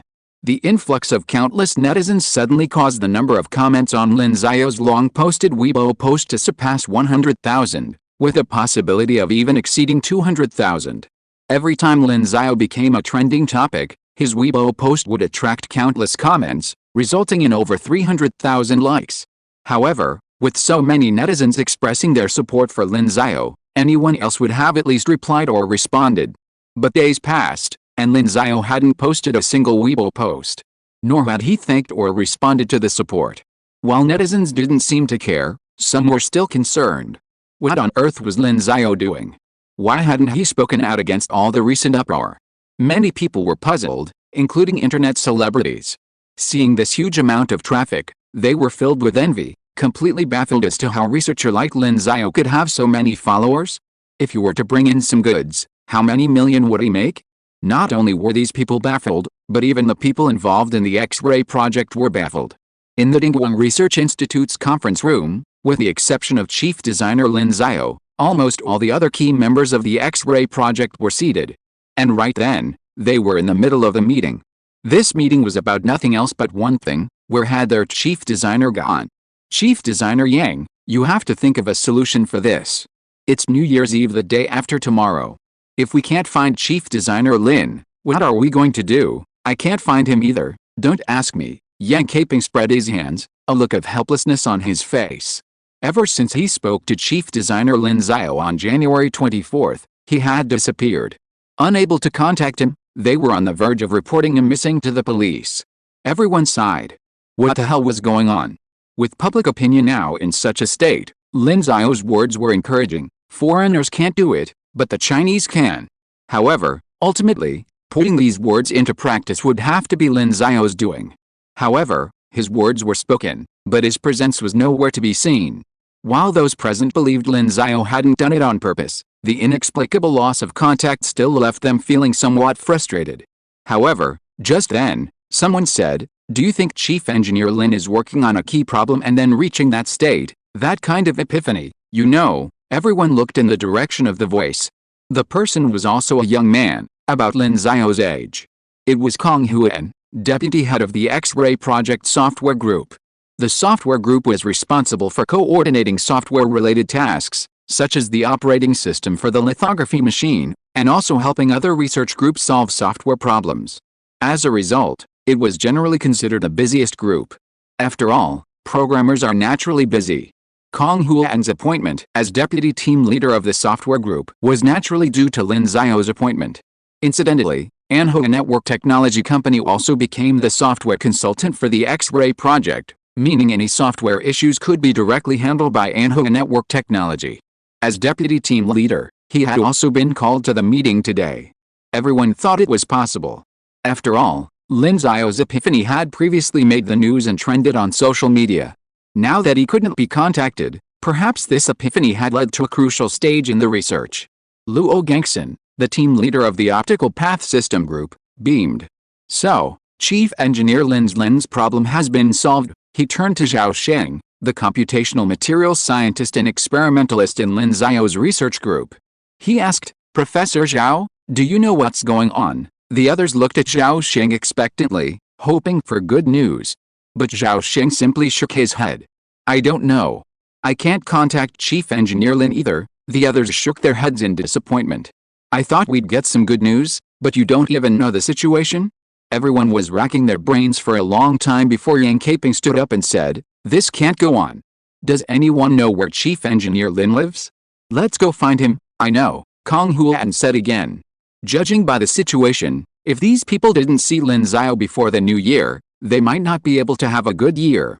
Seeing that Kong Huan knew, Yang Caping waved his hand and said, "Then let's go." A large group of people got into the car and headed straight for Yanbi Garden, arriving at Lin Xiao's house. They knocked on the door. No response. They knocked again, but still no response. Suddenly, the dozen or so people were confused. Lin Xiao wasn't home? Huh? Who are you all? Suddenly, a voice came from the stairs. Everyone looked up and saw a beautiful girl standing there, about 18 years old, with a fair face that still exuded a youthful air, holding a lunchbox. She was Zheng Ranger. However, at this moment, she was looking at the group with a look of vigilance, obviously thinking they were bad guys. Yang Caping quickly explained, "We're here to look for the resident of this house. Little girl, do you know him? We haven't been able to contact him these days, so we came to look for him." Zheng Ranger asked again, "Are you here to look for brother Lin Xiao?" Yes, little girl, you know him too? Then do you know where he went? We are all from the X-ray project, you should know, right?" Hearing about the X-ray project, Zheng Ranger finally let down her guard and smiled. "So you are scientists like brother Lin Xiao." Brother Lin Xiao is always in the house, but he probably can't hear us knocking. He's busy researching something. Hearing this, the group breathed a sigh of relief, but then a headache came over them. What should we do? Can we just break in? But just then, Zheng Ranger walked down the stairs, pulled out a bunch of keys from her bosom, and opened the door. Then she walked in, deftly changed into her slippers, and called out, "Brother Lin Xiao, it's time for dinner." The people outside were stunned by this. Could this girl be bringing Lin Xiao food? She even had the key to his house? Of course, they didn't have the energy to gossip anymore. They all walked in and arrived at Lin Xiao's room. At this time, Lin Xiao had just taken a lunchbox from Zheng Ranger when he saw a group of people rushing in. He was stunned for a moment. After seeing these people clearly, he asked in confusion, "Hey? Chief Engineer Yang, why are you here?" Yang Caping walked forward helplessly. "Chief Engineer Lin, you made it so hard for us to find you. The phone couldn't be reached, and you didn't open the door when I knocked just now. If we hadn't met this girl by chance, we were going to call the police and report you missing." Hearing Yang Caping's words, Lin Xiao immediately smiled embarrassedly. Sorry, I haven't looked at my phone these days. I get so excited when I study something, I really want to be that excited too." Yang Caping shook his head, and then asked, "Have you achieved anything now?" Hearing Yang Caping's question, Lin Xiao clapped his hands. "That's right." Then he found a stack of papers from the side and handed it to Zhao Sheng next to him. "Professor Zhao, try this plan. We should be able to create the crystal we want." Hearing Lin Xiao's words, Zhao Sheng instantly became excited. He took the stack of papers and said with delight, "Professor Lin, you've come up with a plan." Lin Xiao smiled faintly. "As long as my calculations are correct, then my plan should be fine, of course. My calculations have never been wrong, so I'm confident this plan will be fine." Despite such confident words, no one present expressed any doubt. Yang Caping asked in surprise, "A lens that can magnify or reduce X-rays?" "Yes," Lin Xiao nodded. Suddenly, everyone in the room shared expressions of immense surprise. While they had some experience with the dual workbench and the technical expertise they had, A lens that could stably magnify and reduce X-rays seemed like science fiction to them. And now, Lin Xiao had actually come up with a production plan? Although they weren't sure if Lin Xiao's proposal would actually work, seeing his calm and composed expression gave them a sense of confidence, and they couldn't help but trust him. Zhao Sheng, after examining Lin Xiao's proposal, was struck by the fact that the method described was a completely new process technology. While the design wasn't difficult, utilizing vapor deposition, it still astonished him. At least, just by looking at it, he felt confident it could succeed. He soon realized something else, and excitedly asked Lin Xiao, "Chief Engineer Lin, so have you discovered silicon's bonding mechanism?" Lin Xiao smiled and said, "Yes, that's fantastic." Zhao Sheng's excitement intensified. "When will you publish your paper?" Lin Xiao shook his head. "We'll have to wait a while." "Okay, then I'll be waiting." Zhao Sheng nodded, not feeling any regret. After all, a paper can't be published overnight. However, he then bowed to Lin Xiao very seriously and said, "No matter what, thank you for your hard work, Chief Engineer Lin." Lin Xiao had probably solved an important problem for them once again. How could he not respect Lin Xiao? When the others saw this scene, they all sighed in their hearts. This young genius really has infinite energy, which made them all feel impressed. Now it seems that the lens material problem that was originally thought to be the most troublesome has also been solved. In this way, the lithography machine is almost only left with the last two difficulties: the first, the dual workbench, and the second, the final assembly. The assembly aspect is to test whether the structural diagram that Lin Xiao showed them at the beginning is feasible. As long as it is feasible, this problem will be directly passed. In other words, they only have the dual workbench technology left. The lithography machine is already within their reach. There should be another chapter before 2 o'clock. Chapter 272 Free System. However, when the topic of the dual workbench came up, they realized they'd almost forgotten their reason for coming to see Lin Xiao today. It was to discuss what to do next. Yang Caping's temporary joy faded, and he quickly addressed Lin Xiao, "Chief Engineer Lin, we're here to discuss the dual workbench. We couldn't find you before, and it was driving us crazy." Lin Xiao was stunned. "Did we arrange this when we called you earlier?" "We'll just do what needs to be done. Professor Chen Yuanjun, please help find a dual workbench expert to temporarily replace Shan Xianbo. We'll proceed as normal. Besides, we still have the Spring Festival holiday. Let's celebrate first, and we can discuss the rest of the process later. If the dual workbench doesn't work out, I'll take over myself." It was precisely because he had already arranged everything that he could focus on his research with confidence. If he hadn't, he would have been derelict in his duty as the X-ray project's chief designer. Hearing Lin Xiao's words, Yang Caping opened his mouth, then pointed at the group nearby and said helplessly, "Who knew things would get so serious out there that they'd all come looking for you?" "Things were so serious out there?" Lin Xiao was stunned. "What happened? You still don't know?" Yang Caping glared. Finally, he thought, Lin Xiao wasn't even answering their calls, like one of those legendary immortals in seclusion, cultivating, not leaving until he succeeds. So, it wasn't surprising that he wasn't paying attention to the news. Then, Zheng Ranger, who had been watching silently, suddenly spoke up, "Brother Lin Xiao, I told you this before." Her eyes lit up with admiration, as if sparkling with stars. "So many people online really admire you." Lin Xiao thought hard. Had Zheng Ranger told him that before? Kong Huan, standing next to him, smiled and said, "Why don't you just check online? Look at your Weibo, it's probably going viral." "Really? Curious?" Lin Xiao finally picked up his phone. Although he hadn't used his phone in days, it still had a charge, largely thanks to Zheng Ranger charging it for him. He wasn't relying on takeout for meals these days. Zheng Ranger had already delivered meals to him daily. Naturally, the meals were all cooked and delivered by the Zheng family. For the Zheng family, this wasn't a big deal. Lin Xiao's advance notification to Zheng Chang about the upcoming publication of the proof of Lin's conjecture was a huge help to Zheng Chang. They had already successfully solved their original problem using Lin's theorem. Since Lin Xiao's paper hadn't been published yet, they needed to wait before publishing their paper on high-temperature superconductivity. Of course, they had already published it on Arxiv, a preprint site with less stringent citation requirements than official journals, so it was possible to secure a spot in advance. This way, their paper would be a sure thing. Once Lin Xiao's paper was published, They could submit it directly to science, and then they could finally get their wish for transfer from Shanghai to Beijing.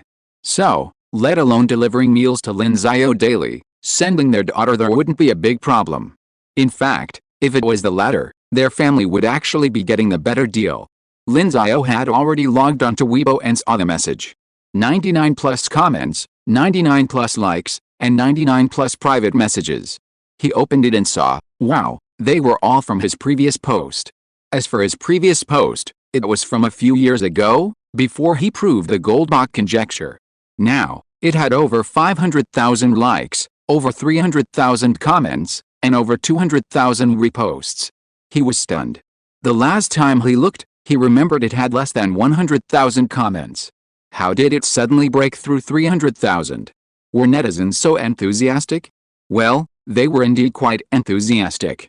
His current number of followers was over 2 million. Clearly, these were active fans. Perhaps the overall quality of his fans was much higher than those of celebrities and influencers with tens of millions of followers. He shook his head and then scrolled down to read the comments. Only then did he understand what was going on. Dawson Edinson had actually made his words public. Was he hoping foreigners would laugh at him, mock his boasting? He couldn't help but scoff. He wasn't even overseas, so why should he care about foreign opinion? At least, looking at the comments section, every single one of them brought him comfort. Because he saw in every one of them a uniquely Chinese trait, a refusal to admit defeat. To the Chinese, the world seemed to be made up of only two countries, China and the rest of the world. Consequently, many felt the urge to be number one in every area. Whether it was fighter jets, aircraft carriers, semiconductors, or anything else, it seemed strange. Why was it so important to be number one in every area? But the reason was easy to explain. After all, China had been number one for thousands of years, only to suddenly fall behind. How could every Chinese, while reminiscing about their past strength, not also aspire to continue striving for number one? As long as this mentality persisted, Lin Xiao believed that this once powerful nation, founded less than 80 years ago, would inevitably rise again. All he needed to do was speed up the process a bit. With a faint smile, he opened the Weibo posting interface and typed in a message, "One thing we Chinese are great at is that we always wonder why we're not number one. So please, everyone, keep thinking like that." Then, he clicked send. He then set his phone aside and turned to Yang Caping and the others, saying, "I understand. Let's do this for now. The day after tomorrow is New Year's Eve. Have a good year, everyone. Afterwards, we'll probably be even busier." They all nodded. They had gathered some good news from their visit today, and now they could prepare to leave. "Have a good New Year." "Okay," they all responded. However, just then, Kong Huan suddenly asked, "Lin Xiao, aren't you going home for the New Year? Isn't your family in Qin province?" Lin Xiao shook his head and said, "As the chief designer, and something like this has happened again, I'm not going back. 15 days for the New Year is too long. I need to make the most of it. Just enjoy yourselves." The people who were about to leave paused at Lin Xiao's words. More than a dozen people turned back and gave him a deep look. Now, they were completely impressed by Lin Xiao as a person, no longer the way they had before. They admired his abilities more than anything else. However, no one said anything, and there was nothing more to say, so they turned and left again. Kong Huan's eyes wandered for a moment, and he recalled the life goals Lin Xiao had discussed with him in that hotel. He had achieved his goals, but Lin Xiao seemed to have achieved none of them. Yet, Lin Xiao continued to strive for all three of them. Finally, he reached out and patted Lin Xiao's shoulder. He also said nothing, simply, "I'm leaving too. If you have time after the New Year, come to my house for dinner." Lin Xiao nodded. "If I have time, I'll definitely go." "Okay." Kong Huan said nothing more and turned to leave. Lin Xiao and Zhang Ronger were the only ones left in the room. Zhang Ronger came to the table and helped Lin Xiao open his insulated lunchbox. She took out the vegetables and the small bowl of rice, placing them on the table. "Brother Lin Xiao, come eat. We have your favorite twice-cooked pork and minced pork vermicelli." "Okay, thank you." Lin Xiao smiled and nodded. He took the chopsticks and began to eat. Zhang Ronger had already eaten, so she leaned over the table, watching Lin Xiao eat, thinking back to what had just happened. So many uncles, even grandfathers, scientists from the X-ray project, all showed great respect to brother Lin Xiao. Lin Xiao noticed Zhang Ronger's gaze and couldn't help but ask, "Why are you looking at me? Why aren't you going to play with Mimi?" "Nothing. Brother Lin Xiao, you're not going home for the new year because of the X-ray project." "Yeah." "Oh." Zhang Ronger nodded and said, "Brother Lin Xiao, you're amazing." Lin Xiao burst out laughing. "You only realize how amazing I am now." Shaking his head, he said, "Okay, go play with Mimi. I'm going to finish my meal and continue my research." Seeing that Lin Xiao was treating her like a child, Zhang Ronger pouted, finally made a face at Lin Xiao, said a few liuli sounds, and then turned and ran off to play with Mimi. Lin Xiao found it amusing. Of course, to him, Zhang Ronger was still like the little girl he had just met when she first started high school, a child indeed. Without giving it any more thought, he quickly finished his meal and plunged back into his research. The reason he had to wait a while longer was because he had yet to complete the final part of his electron topological bonding theory. The solution he'd given Zhao Xing was based on his calculations using the special value of silicon atoms, which he derived from those results. He'd actually derived many solutions, at least a dozen. After all, his results were theoretical, and direct validation still required experimental verification. However, he could query the system for the required number of truth points, then continuously refine them, ultimately finding a solution requiring only 0 truth points. Anyone else would have had to experiment endlessly. With over a dozen solutions, Lin Xiao estimated it would take 3 to 4 years, and the investment required would have been enormous. This was a benefit of the system. Of course, the most crucial breakthrough was his theoretical achievement. Without it, this free-to-use system-based approach would obviously not have been successful.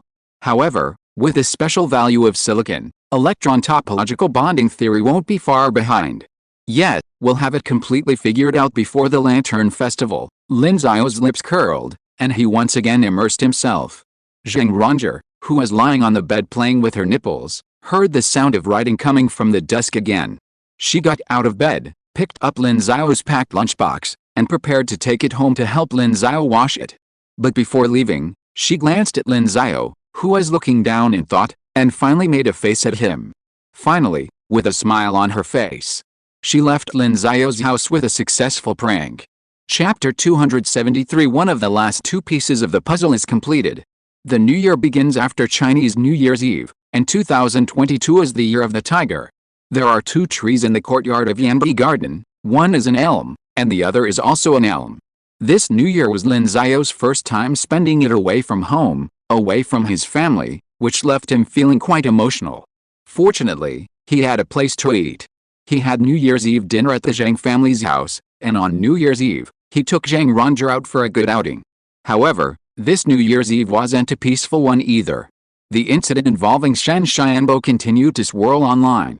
Of course, another topic also sparked widespread discussion online. The Weibo post Lin Xiao posted that day, "Please continue to ponder why we're not number 1. This post, like the one he had originally said to Dawson Edinson, easily resonated with people. Furthermore, Lin Xiao's followers on Weibo are all real people, and he's been following a very large number of people lately. As a result, the post once again attracted numerous comments and likes. Naturally, this Weibo post quickly became a trending topic. 2 days later, it remained on the trending search list, unwavering, and the total number of comments and likes easily surpassed 100,000. Lin Xiao was arguably the only person in China who could easily reach the trending search list with just a single Weibo post, with engagement numbers reaching into the 6 figures. Among those who responded were many well-known internet celebrities.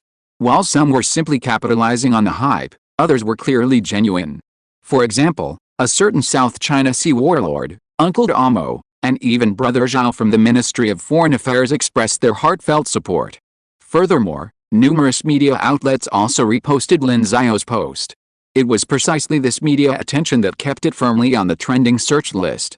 Ultimately, with growing attention, public opinion gradually intensified, and self-media outlets, never missing out on such a good news item, even several influencers with millions of followers on Bilibili released a key takeaway.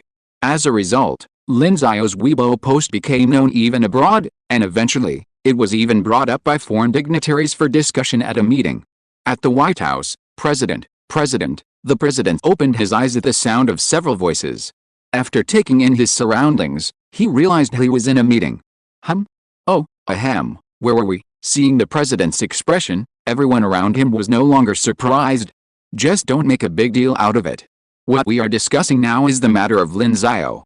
His recent remarks on Weibo have resonated with people in their country. The Secretary of State began, last month, ASML poached a key expert in their X-ray program, but what surprised us is that Lin Xiao was not anxious about it.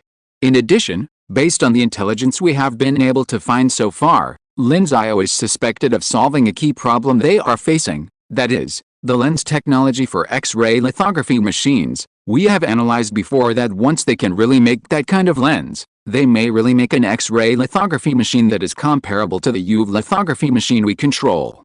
Even due to the characteristics of X-rays, their X-ray lithography machines may be better than our UV lithography machines. At this point, the Secretary of State's face was very solemn. Coupled with Lin Xiao's recent reactions and remarks, this makes me have to suspect that this matter may be true, and once this matter is true, we may have to consider the original plan C. Listening to the Secretary of State's serious words, everyone present also showed a solemn expression. The president's expression was filled with astonishment. What? They can actually master this technology. He had previously reviewed the assessment report on China's X-ray program by their scientific advisors. According to these experts, the X-ray program had a success rate of less than 5%, and this success rate was primarily due to this lens.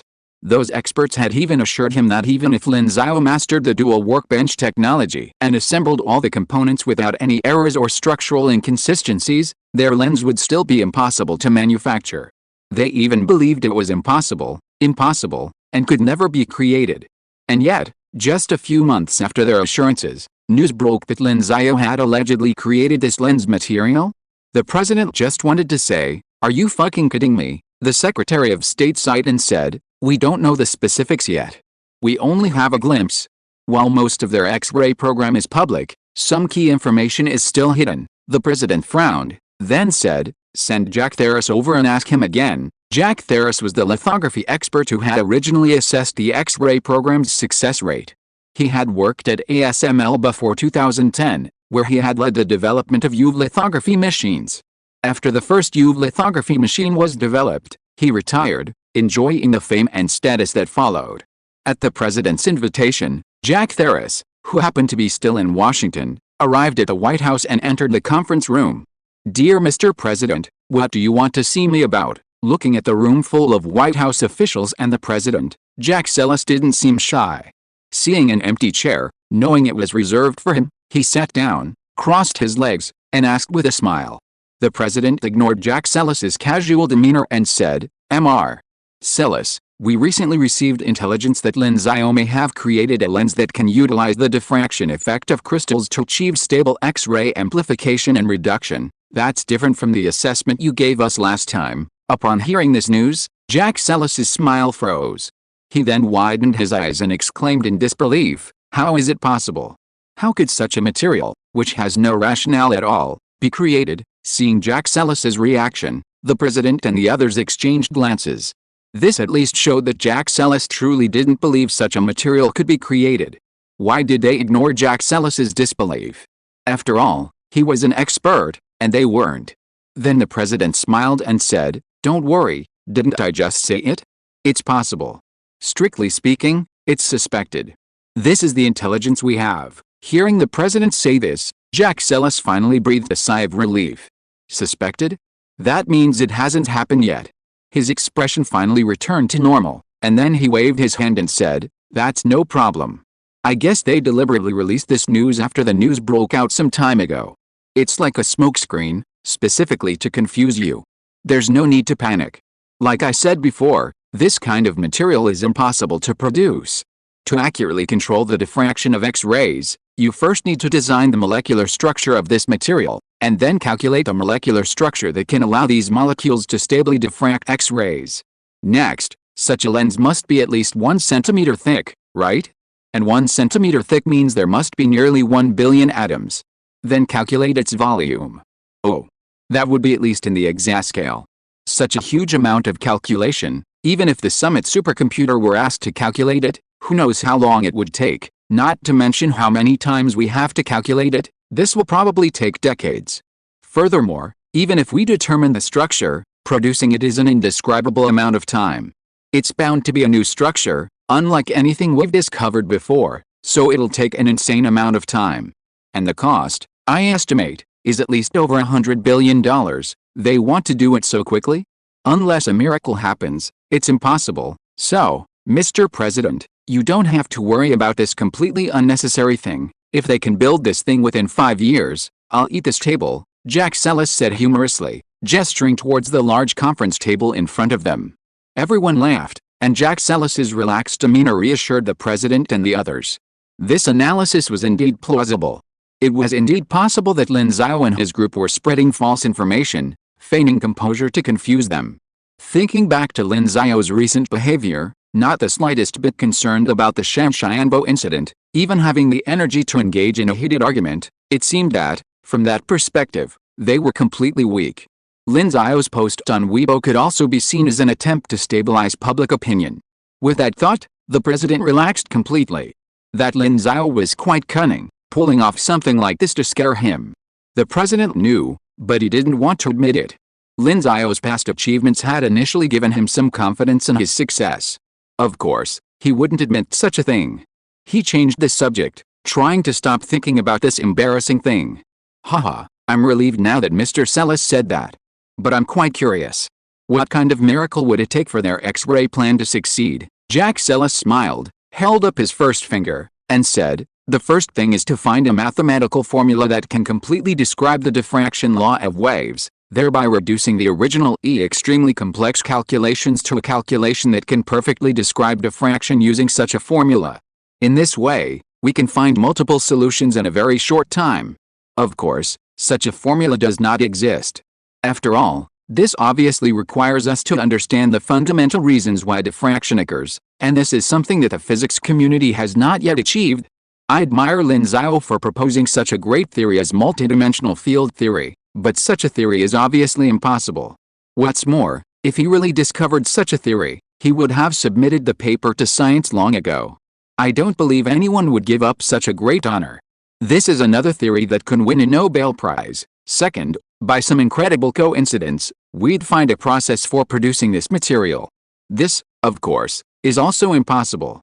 The luck required would be, well, how should I put it?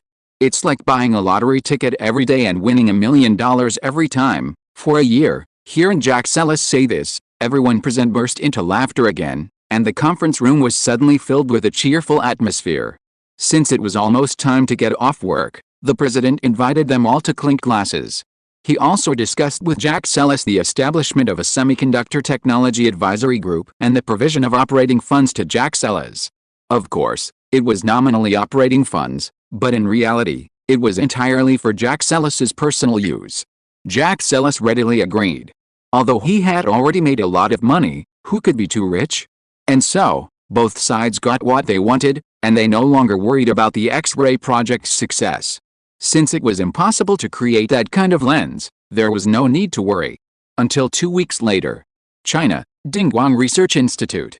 We've successfully developed a new material capable of stably exploiting the diffraction effect of X-ray crystals. When X-rays pass through this new material, they undergo extremely stable and uniform diffraction, ultimately amplifying and reducing the X-rays. Facing the reporter from the Xinhua news agency, Zhao Shen pointed to a grayish-black, round solid object resting on a soft cloth tray and explained with a smile. And this is one of the last two pieces of our X-ray project. This means that the X-ray project is not far from success. There's another chapter at 2 o'clock. Chapter 274. Why does God favor a Chinese? Looking at the prototype solid, or rather, pure silicon crystal, on the tray, Zhao Sheng felt a surge of emotion. Finally, it was done. Following the production process Lin Xiao had provided, he had successfully created this material, once the stuff of science fiction. And today was the Lantern Festival, a day off for the X-ray project. In reality, they were off for the 15 days between Spring Festival and the Lantern Festival. However, after learning that Lin Xiao would not be returning home for the holiday, but would instead remain at his post to continue his research, Zhao Sheng lost interest in celebrating. He only celebrated a Lunar New Year for 3 days, New Year's Eve, the first and second days of the Lunar New Year. He had a New Year's Eve dinner, and on the first and second days, he had dinner with his juniors. After that, he declined any further visits and devoted all his attention to his research.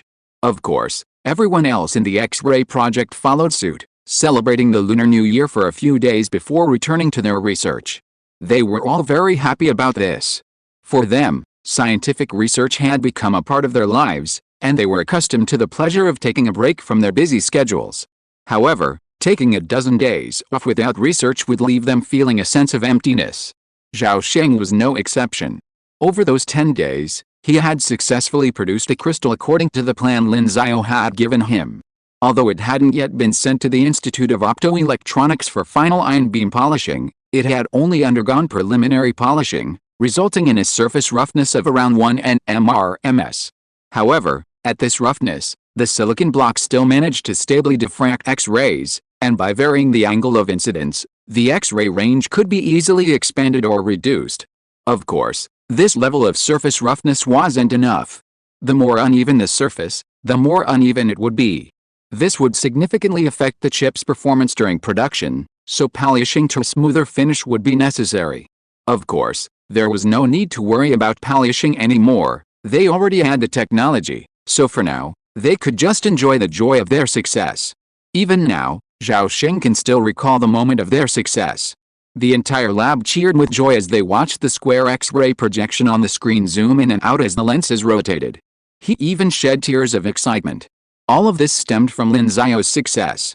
"Professor Zhao, does this mean we're very close to building a lithography machine?" The reporter's question brought Zhao Sheng back to his senses, and he smiled and said, "Of course, if you had asked me that question before, I probably wouldn't have answered like that, but now, I can only say we're very close." Zhao Sheng tilted his head and glanced at the lab, recalling how he had been extremely reluctant when Lin Xiao invited him here to develop such an incredible material. If Lin Xiao hadn't offered him so much, he wouldn't have bothered to research such a waste of time. Even then, he didn't believe the X-ray project could succeed. As a researcher, he knew the technological sophistication required for a lithography machine. But now, almost in the blink of an eye, they were so close to success. One of the last two pieces of the puzzle had been found. While the final piece hadn't been found yet, it was at least visible. Unlike the one on the tray, which had been completely invisible. Hearing Zhao Sheng's words, the reporter, though a journalist, was also Chinese. How could he not be excited to hear that their lithography machine was also about to be released? He exclaimed with genuine admiration, "That's fantastic. Thanks to scientists like you, haha." Zhao Sheng simply shook his head at the thanks and said, "You thank us, but everyone in the X-ray project has to thank Chief Engineer Lin. Without him, we would be a million miles away from success. To be honest, I was just a small laborer. The X-ray lens material was only created by me according to the plan given by Chief Engineer Lin." The reporter couldn't help but be surprised. Did Chief Engineer Lin provide the plan? Yes, Zhao Sheng nodded. Aside from conducting an experiment, he had made virtually no contribution to their research. This made him feel like an undergraduate student working on their graduation project, with Lin Xiao as his advisor, simply handing him the plan and asking him to copy it. The reporter could only express even greater astonishment. Could Chief Engineer Lin really be cheating? Of course, he couldn't ask such a question. He then took another look at the material and asked, "By the way, Professor Zhao, you said just now that this is a lens? But it clearly doesn't look like a mirror, and it's not transparent either." Zhao Sheng laughed and said, "Haha, calling it a lens is a habitual name. In fact, as you can see, it is not transparent. However, it can still transmit X-rays. You can think of it as a special lens." "I see." The reporter nodded and asked, "Does it have a name?" "Yes," Zhao Sheng smiled. "The official name is Regular Diffraction X-ray Pure Silicon Crystal, abbreviated as RXPOS, because it can diffract X-rays very regularly. Of course, we usually call it Xiaojing." "Xiaojing?" "Yes, the Xiao of Chief Engineer Lin Xiao." The reporter suddenly realized, "I see, haha, well, it's getting late. I'll give you the experimental results later. When the time comes, you must do your best to publicize it so that foreigners can see what we mean by what they can't do, we can do." The reporter immediately nodded. "Of course, that's our responsibility." "Yes, as the official media outlet, Xinhua News Agency is second only to CCTV in China in terms of media power. Once they unleash their full power on a single event, it's easy for everyone in China to know about it. And, In reality, it wasn't just Xinhua news agency promoting it. When the Chinese learned what this Xiao mirror was, they erupted in excitement. Before the Lunar New Year, foreigners mocked their X-ray project, claiming it was impossible for them to succeed. Did that emphasize the fact that China couldn't even create a lens capable of uniformly diffracting X-rays? While this Xiao mirror didn't resemble a lens, when polished to a roughness of less than 1 nm/ms, its surface resembled a mirror. After all, it was much smoother than ancient bronze mirrors, so calling it a mirror was perfectly acceptable. It simply wasn't transparent. Regardless, wasn't this a slap in the face to those foreigners? If you can't do it, we can. Netizens once again unleashed their enthusiasm, sharing their joy and happiness on various forums. Those who were able to circumvent the Great Firewall and access foreign websites unleashed a tremendous amount of enthusiasm, furiously mocking the foreigners who had previously mocked China. This drove many Chinese netizens' foreign accounts into a frenzy. Of course, beyond this, the news released by the New China News Agency also clearly stated that Xia Ejing's appearance meant that China was one major step closer to possessing its own lithography machine. This key point made the Chinese even more excited. Lithography machine. Lithography machine. This jewel of human wisdom, a technology that had long caused China pain, was now within reach. The Chinese, having just celebrated a joyful new year, were once again in a frenzy. Meanwhile, the West was in a state of anxiety. White House was in the presidential office. "What the fuck is going on?" the president said angrily, his spit practically spraying Jack Tharris's head. Jack Tharris, on the other hand, stared in shock as he gazed at the investigative report in his hand. It prominently addressed the Xia Ejing incident. Jack Tharris couldn't believe it. How could something so clearly impossible have actually been created? How could it be possible? But before he dismissed it, he looked at the report's clearly labeled experimental data on the Xia Ejing. This data, released publicly by the X-ray project, proved that their Xia Ejing, the pure silicon crystals that regularly diffract X-rays from retinoscopes, was genuine. Looking at the spectra, which showed how the X-ray radiation range expanded and contracted with changing the Xia Ejing's angle, Jack Tharris couldn't believe it. He couldn't help but mutter, "This is fake. This has to be academic fraud. These were just images, it was easy to fake them. Aren't there frequent reports in Nature and Science that use faked images?" But the president ruthlessly interrupted his thoughts. "Our intelligence sources have long made it clear that this cannot be fake. Celis, I trusted you so much before, saying that they couldn't build this thing within 10 years, but now, how are you going to explain it to me? I haven't forgotten what you said about heating that 18.9-meter long solid wood table in the conference room." Jack Tharris's face changed. Could it be that the president really wanted him to eat that thing? What a joke. How did he know Lin Xiao had really built it? He pondered for a long time, then suddenly exclaimed, "I know. It must be the miracle I told you about. Lin Xiao must have created a mathematical model that could explain all the laws of diffraction, and then use this mathematical model to easily find the crystal structure of this retinoscopes. And then, relying on luck, he actually created it." The president snorted coldly. "Didn't you say that Lin Xiao couldn't have created that kind of mathematical model?" Jack Tharris lowered his head, and after a long moment of hesitation, he said helplessly, "President, perhaps it's precisely because he is Lin Xiao that he created this mathematical model. After all, he is the top mathematician in the world. Genius." "I don't want to hear this," the president said angrily.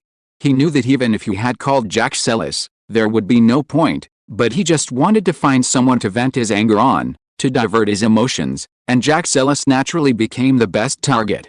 At this moment, the Secretary of State suddenly walked in and said, "President, we found that Lin Xiao uploaded a paper on ARCs called electronic topological bonding theory.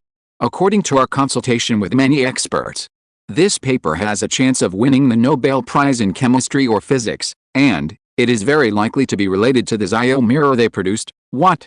Let me see," Jack Tharris couldn't help but say before the president could speak. The Secretary of State glanced at the president, and the president nodded. Then the Secretary of State handed the report in his hand to Jack Tharris. Jack Tharris looked at the report, which contained a brief overview of Lin Xiao's paper called Electronic Topological Bonding Theory. After reading it, Jack Tharris was stunned for a moment, and finally sighed. "God, why do you favor a Chinese?" Chapter 275 Zhonghai Bodyguard. "God, why is he favoring a Chinese?" Jack Tharris demanded. Having worked at ASML for so long, he knew everything about both UV and DUV lithography machines. If anything, no one knew more about them than he did, or at most, they were on par. And precisely because of his intimate knowledge of nearly every core component of a lithography machine, he understood the impracticality of using X-rays as a light source for mass-produced lithography. So, when he learned about the X-ray project, he didn't care at all. Later, when he learned that Lin Xiao was even planning to create a material that could amplify and reduce X-rays, he scoffed. But now, after reviewing this overview of electron topological bonding theory, he completely admitted he was wrong. And completely wrong.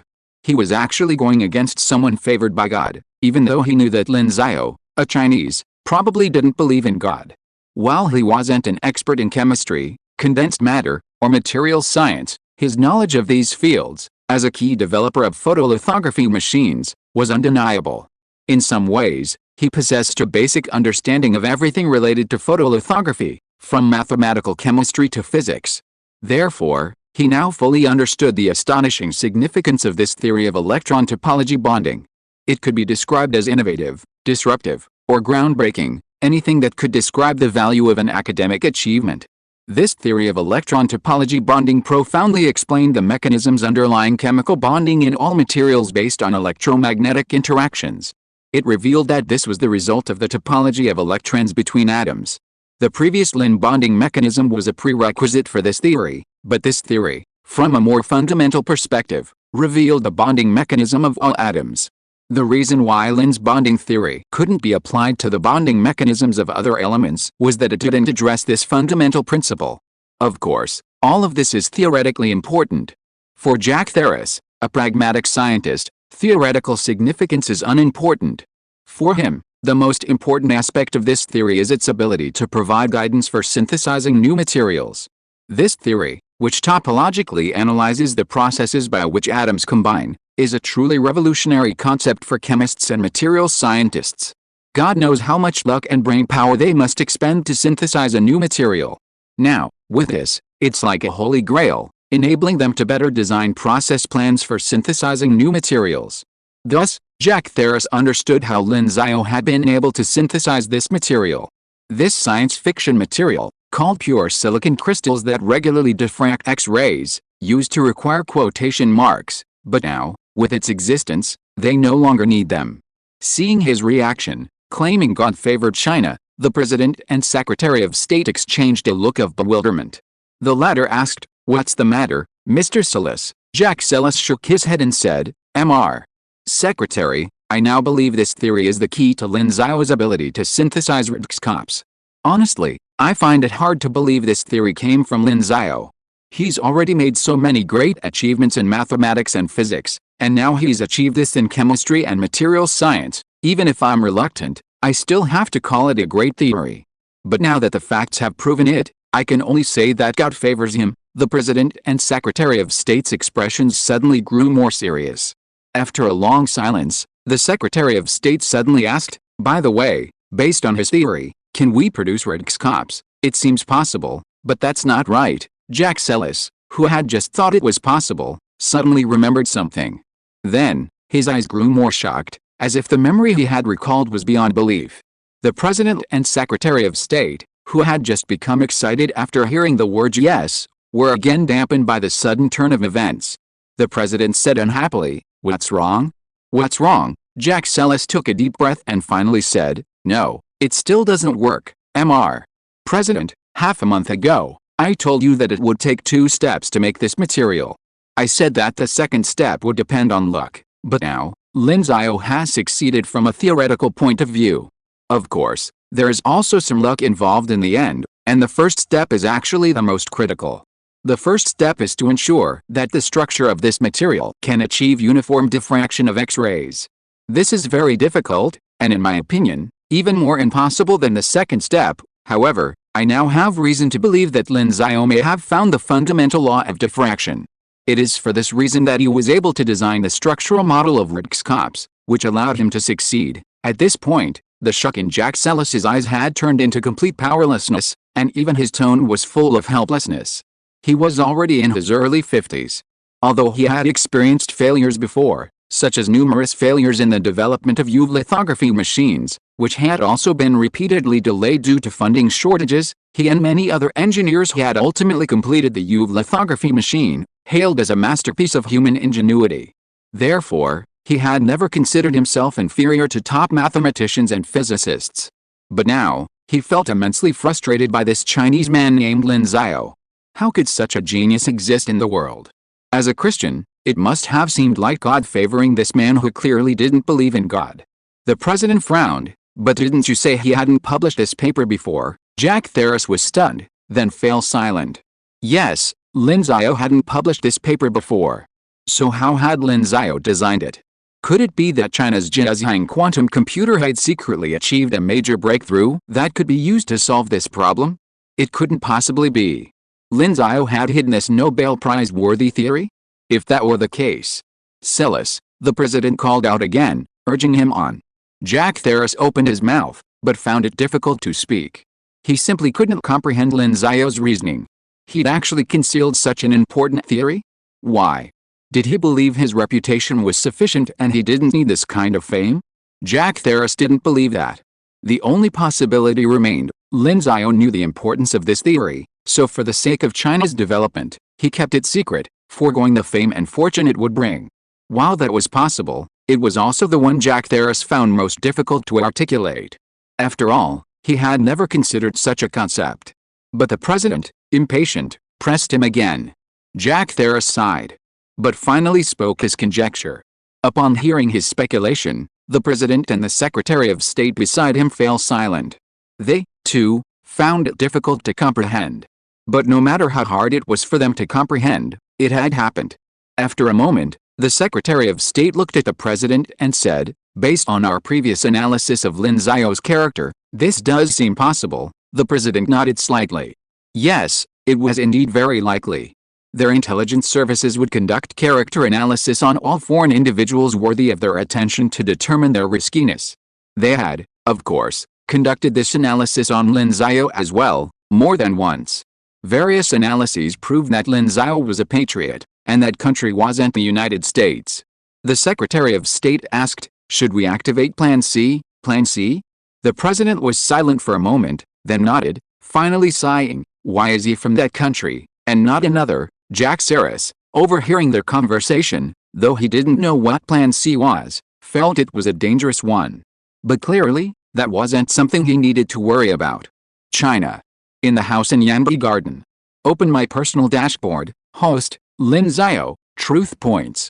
540, Universal Truth Branch Level, Mathematics, Level 5, 7100/10000, Chemistry, Level 3, 700/1000, Physics, Level 5, 4000, 10,000, Biology, Level 1, 2/50, Materials Science, Level 4, 1000, 5000, Informatics, Level 1, 25/50. Looking at his current level, Lin Xiao smiled slightly.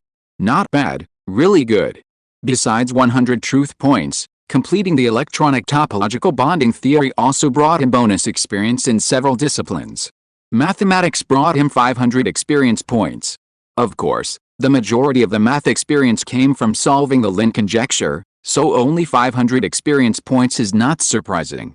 Then there was materials science with 1,440 experience points, and chemistry with 998 experience points.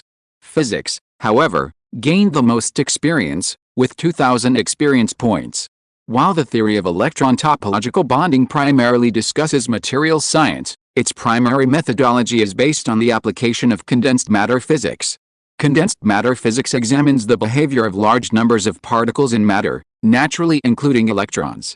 Electron topological bonding theory explores the topological behavior of electrons in chemical bonds, so it's perfectly reasonable to call it condensed matter physics. Consequently, it also provides Lin Xiao with the most physics experience. This translates to nearly 5,000 experience points this time. It seems that theories like electron topological bonding theory, which span multiple disciplines, offer a significant amount of experience. Of course, experience is experience. advancing from level 1 to level 3 in chemistry and from level 3 to level 4 in materials science, has collectively increased Lin Xiao's brain development by a staggering 1.1%. This is what excites Lin Xiao the most. His brain development has now surpassed the 8% barrier, reaching 8.15%. This puts him within 2% of the 10% average brain development rumored online. The 8.15% development level also made him clearly feel that he had become stronger. Very strong. He even thought that Einstein was probably similar. Because his brain development had been so comprehensively improved, including his memory, he appeared quite versatile.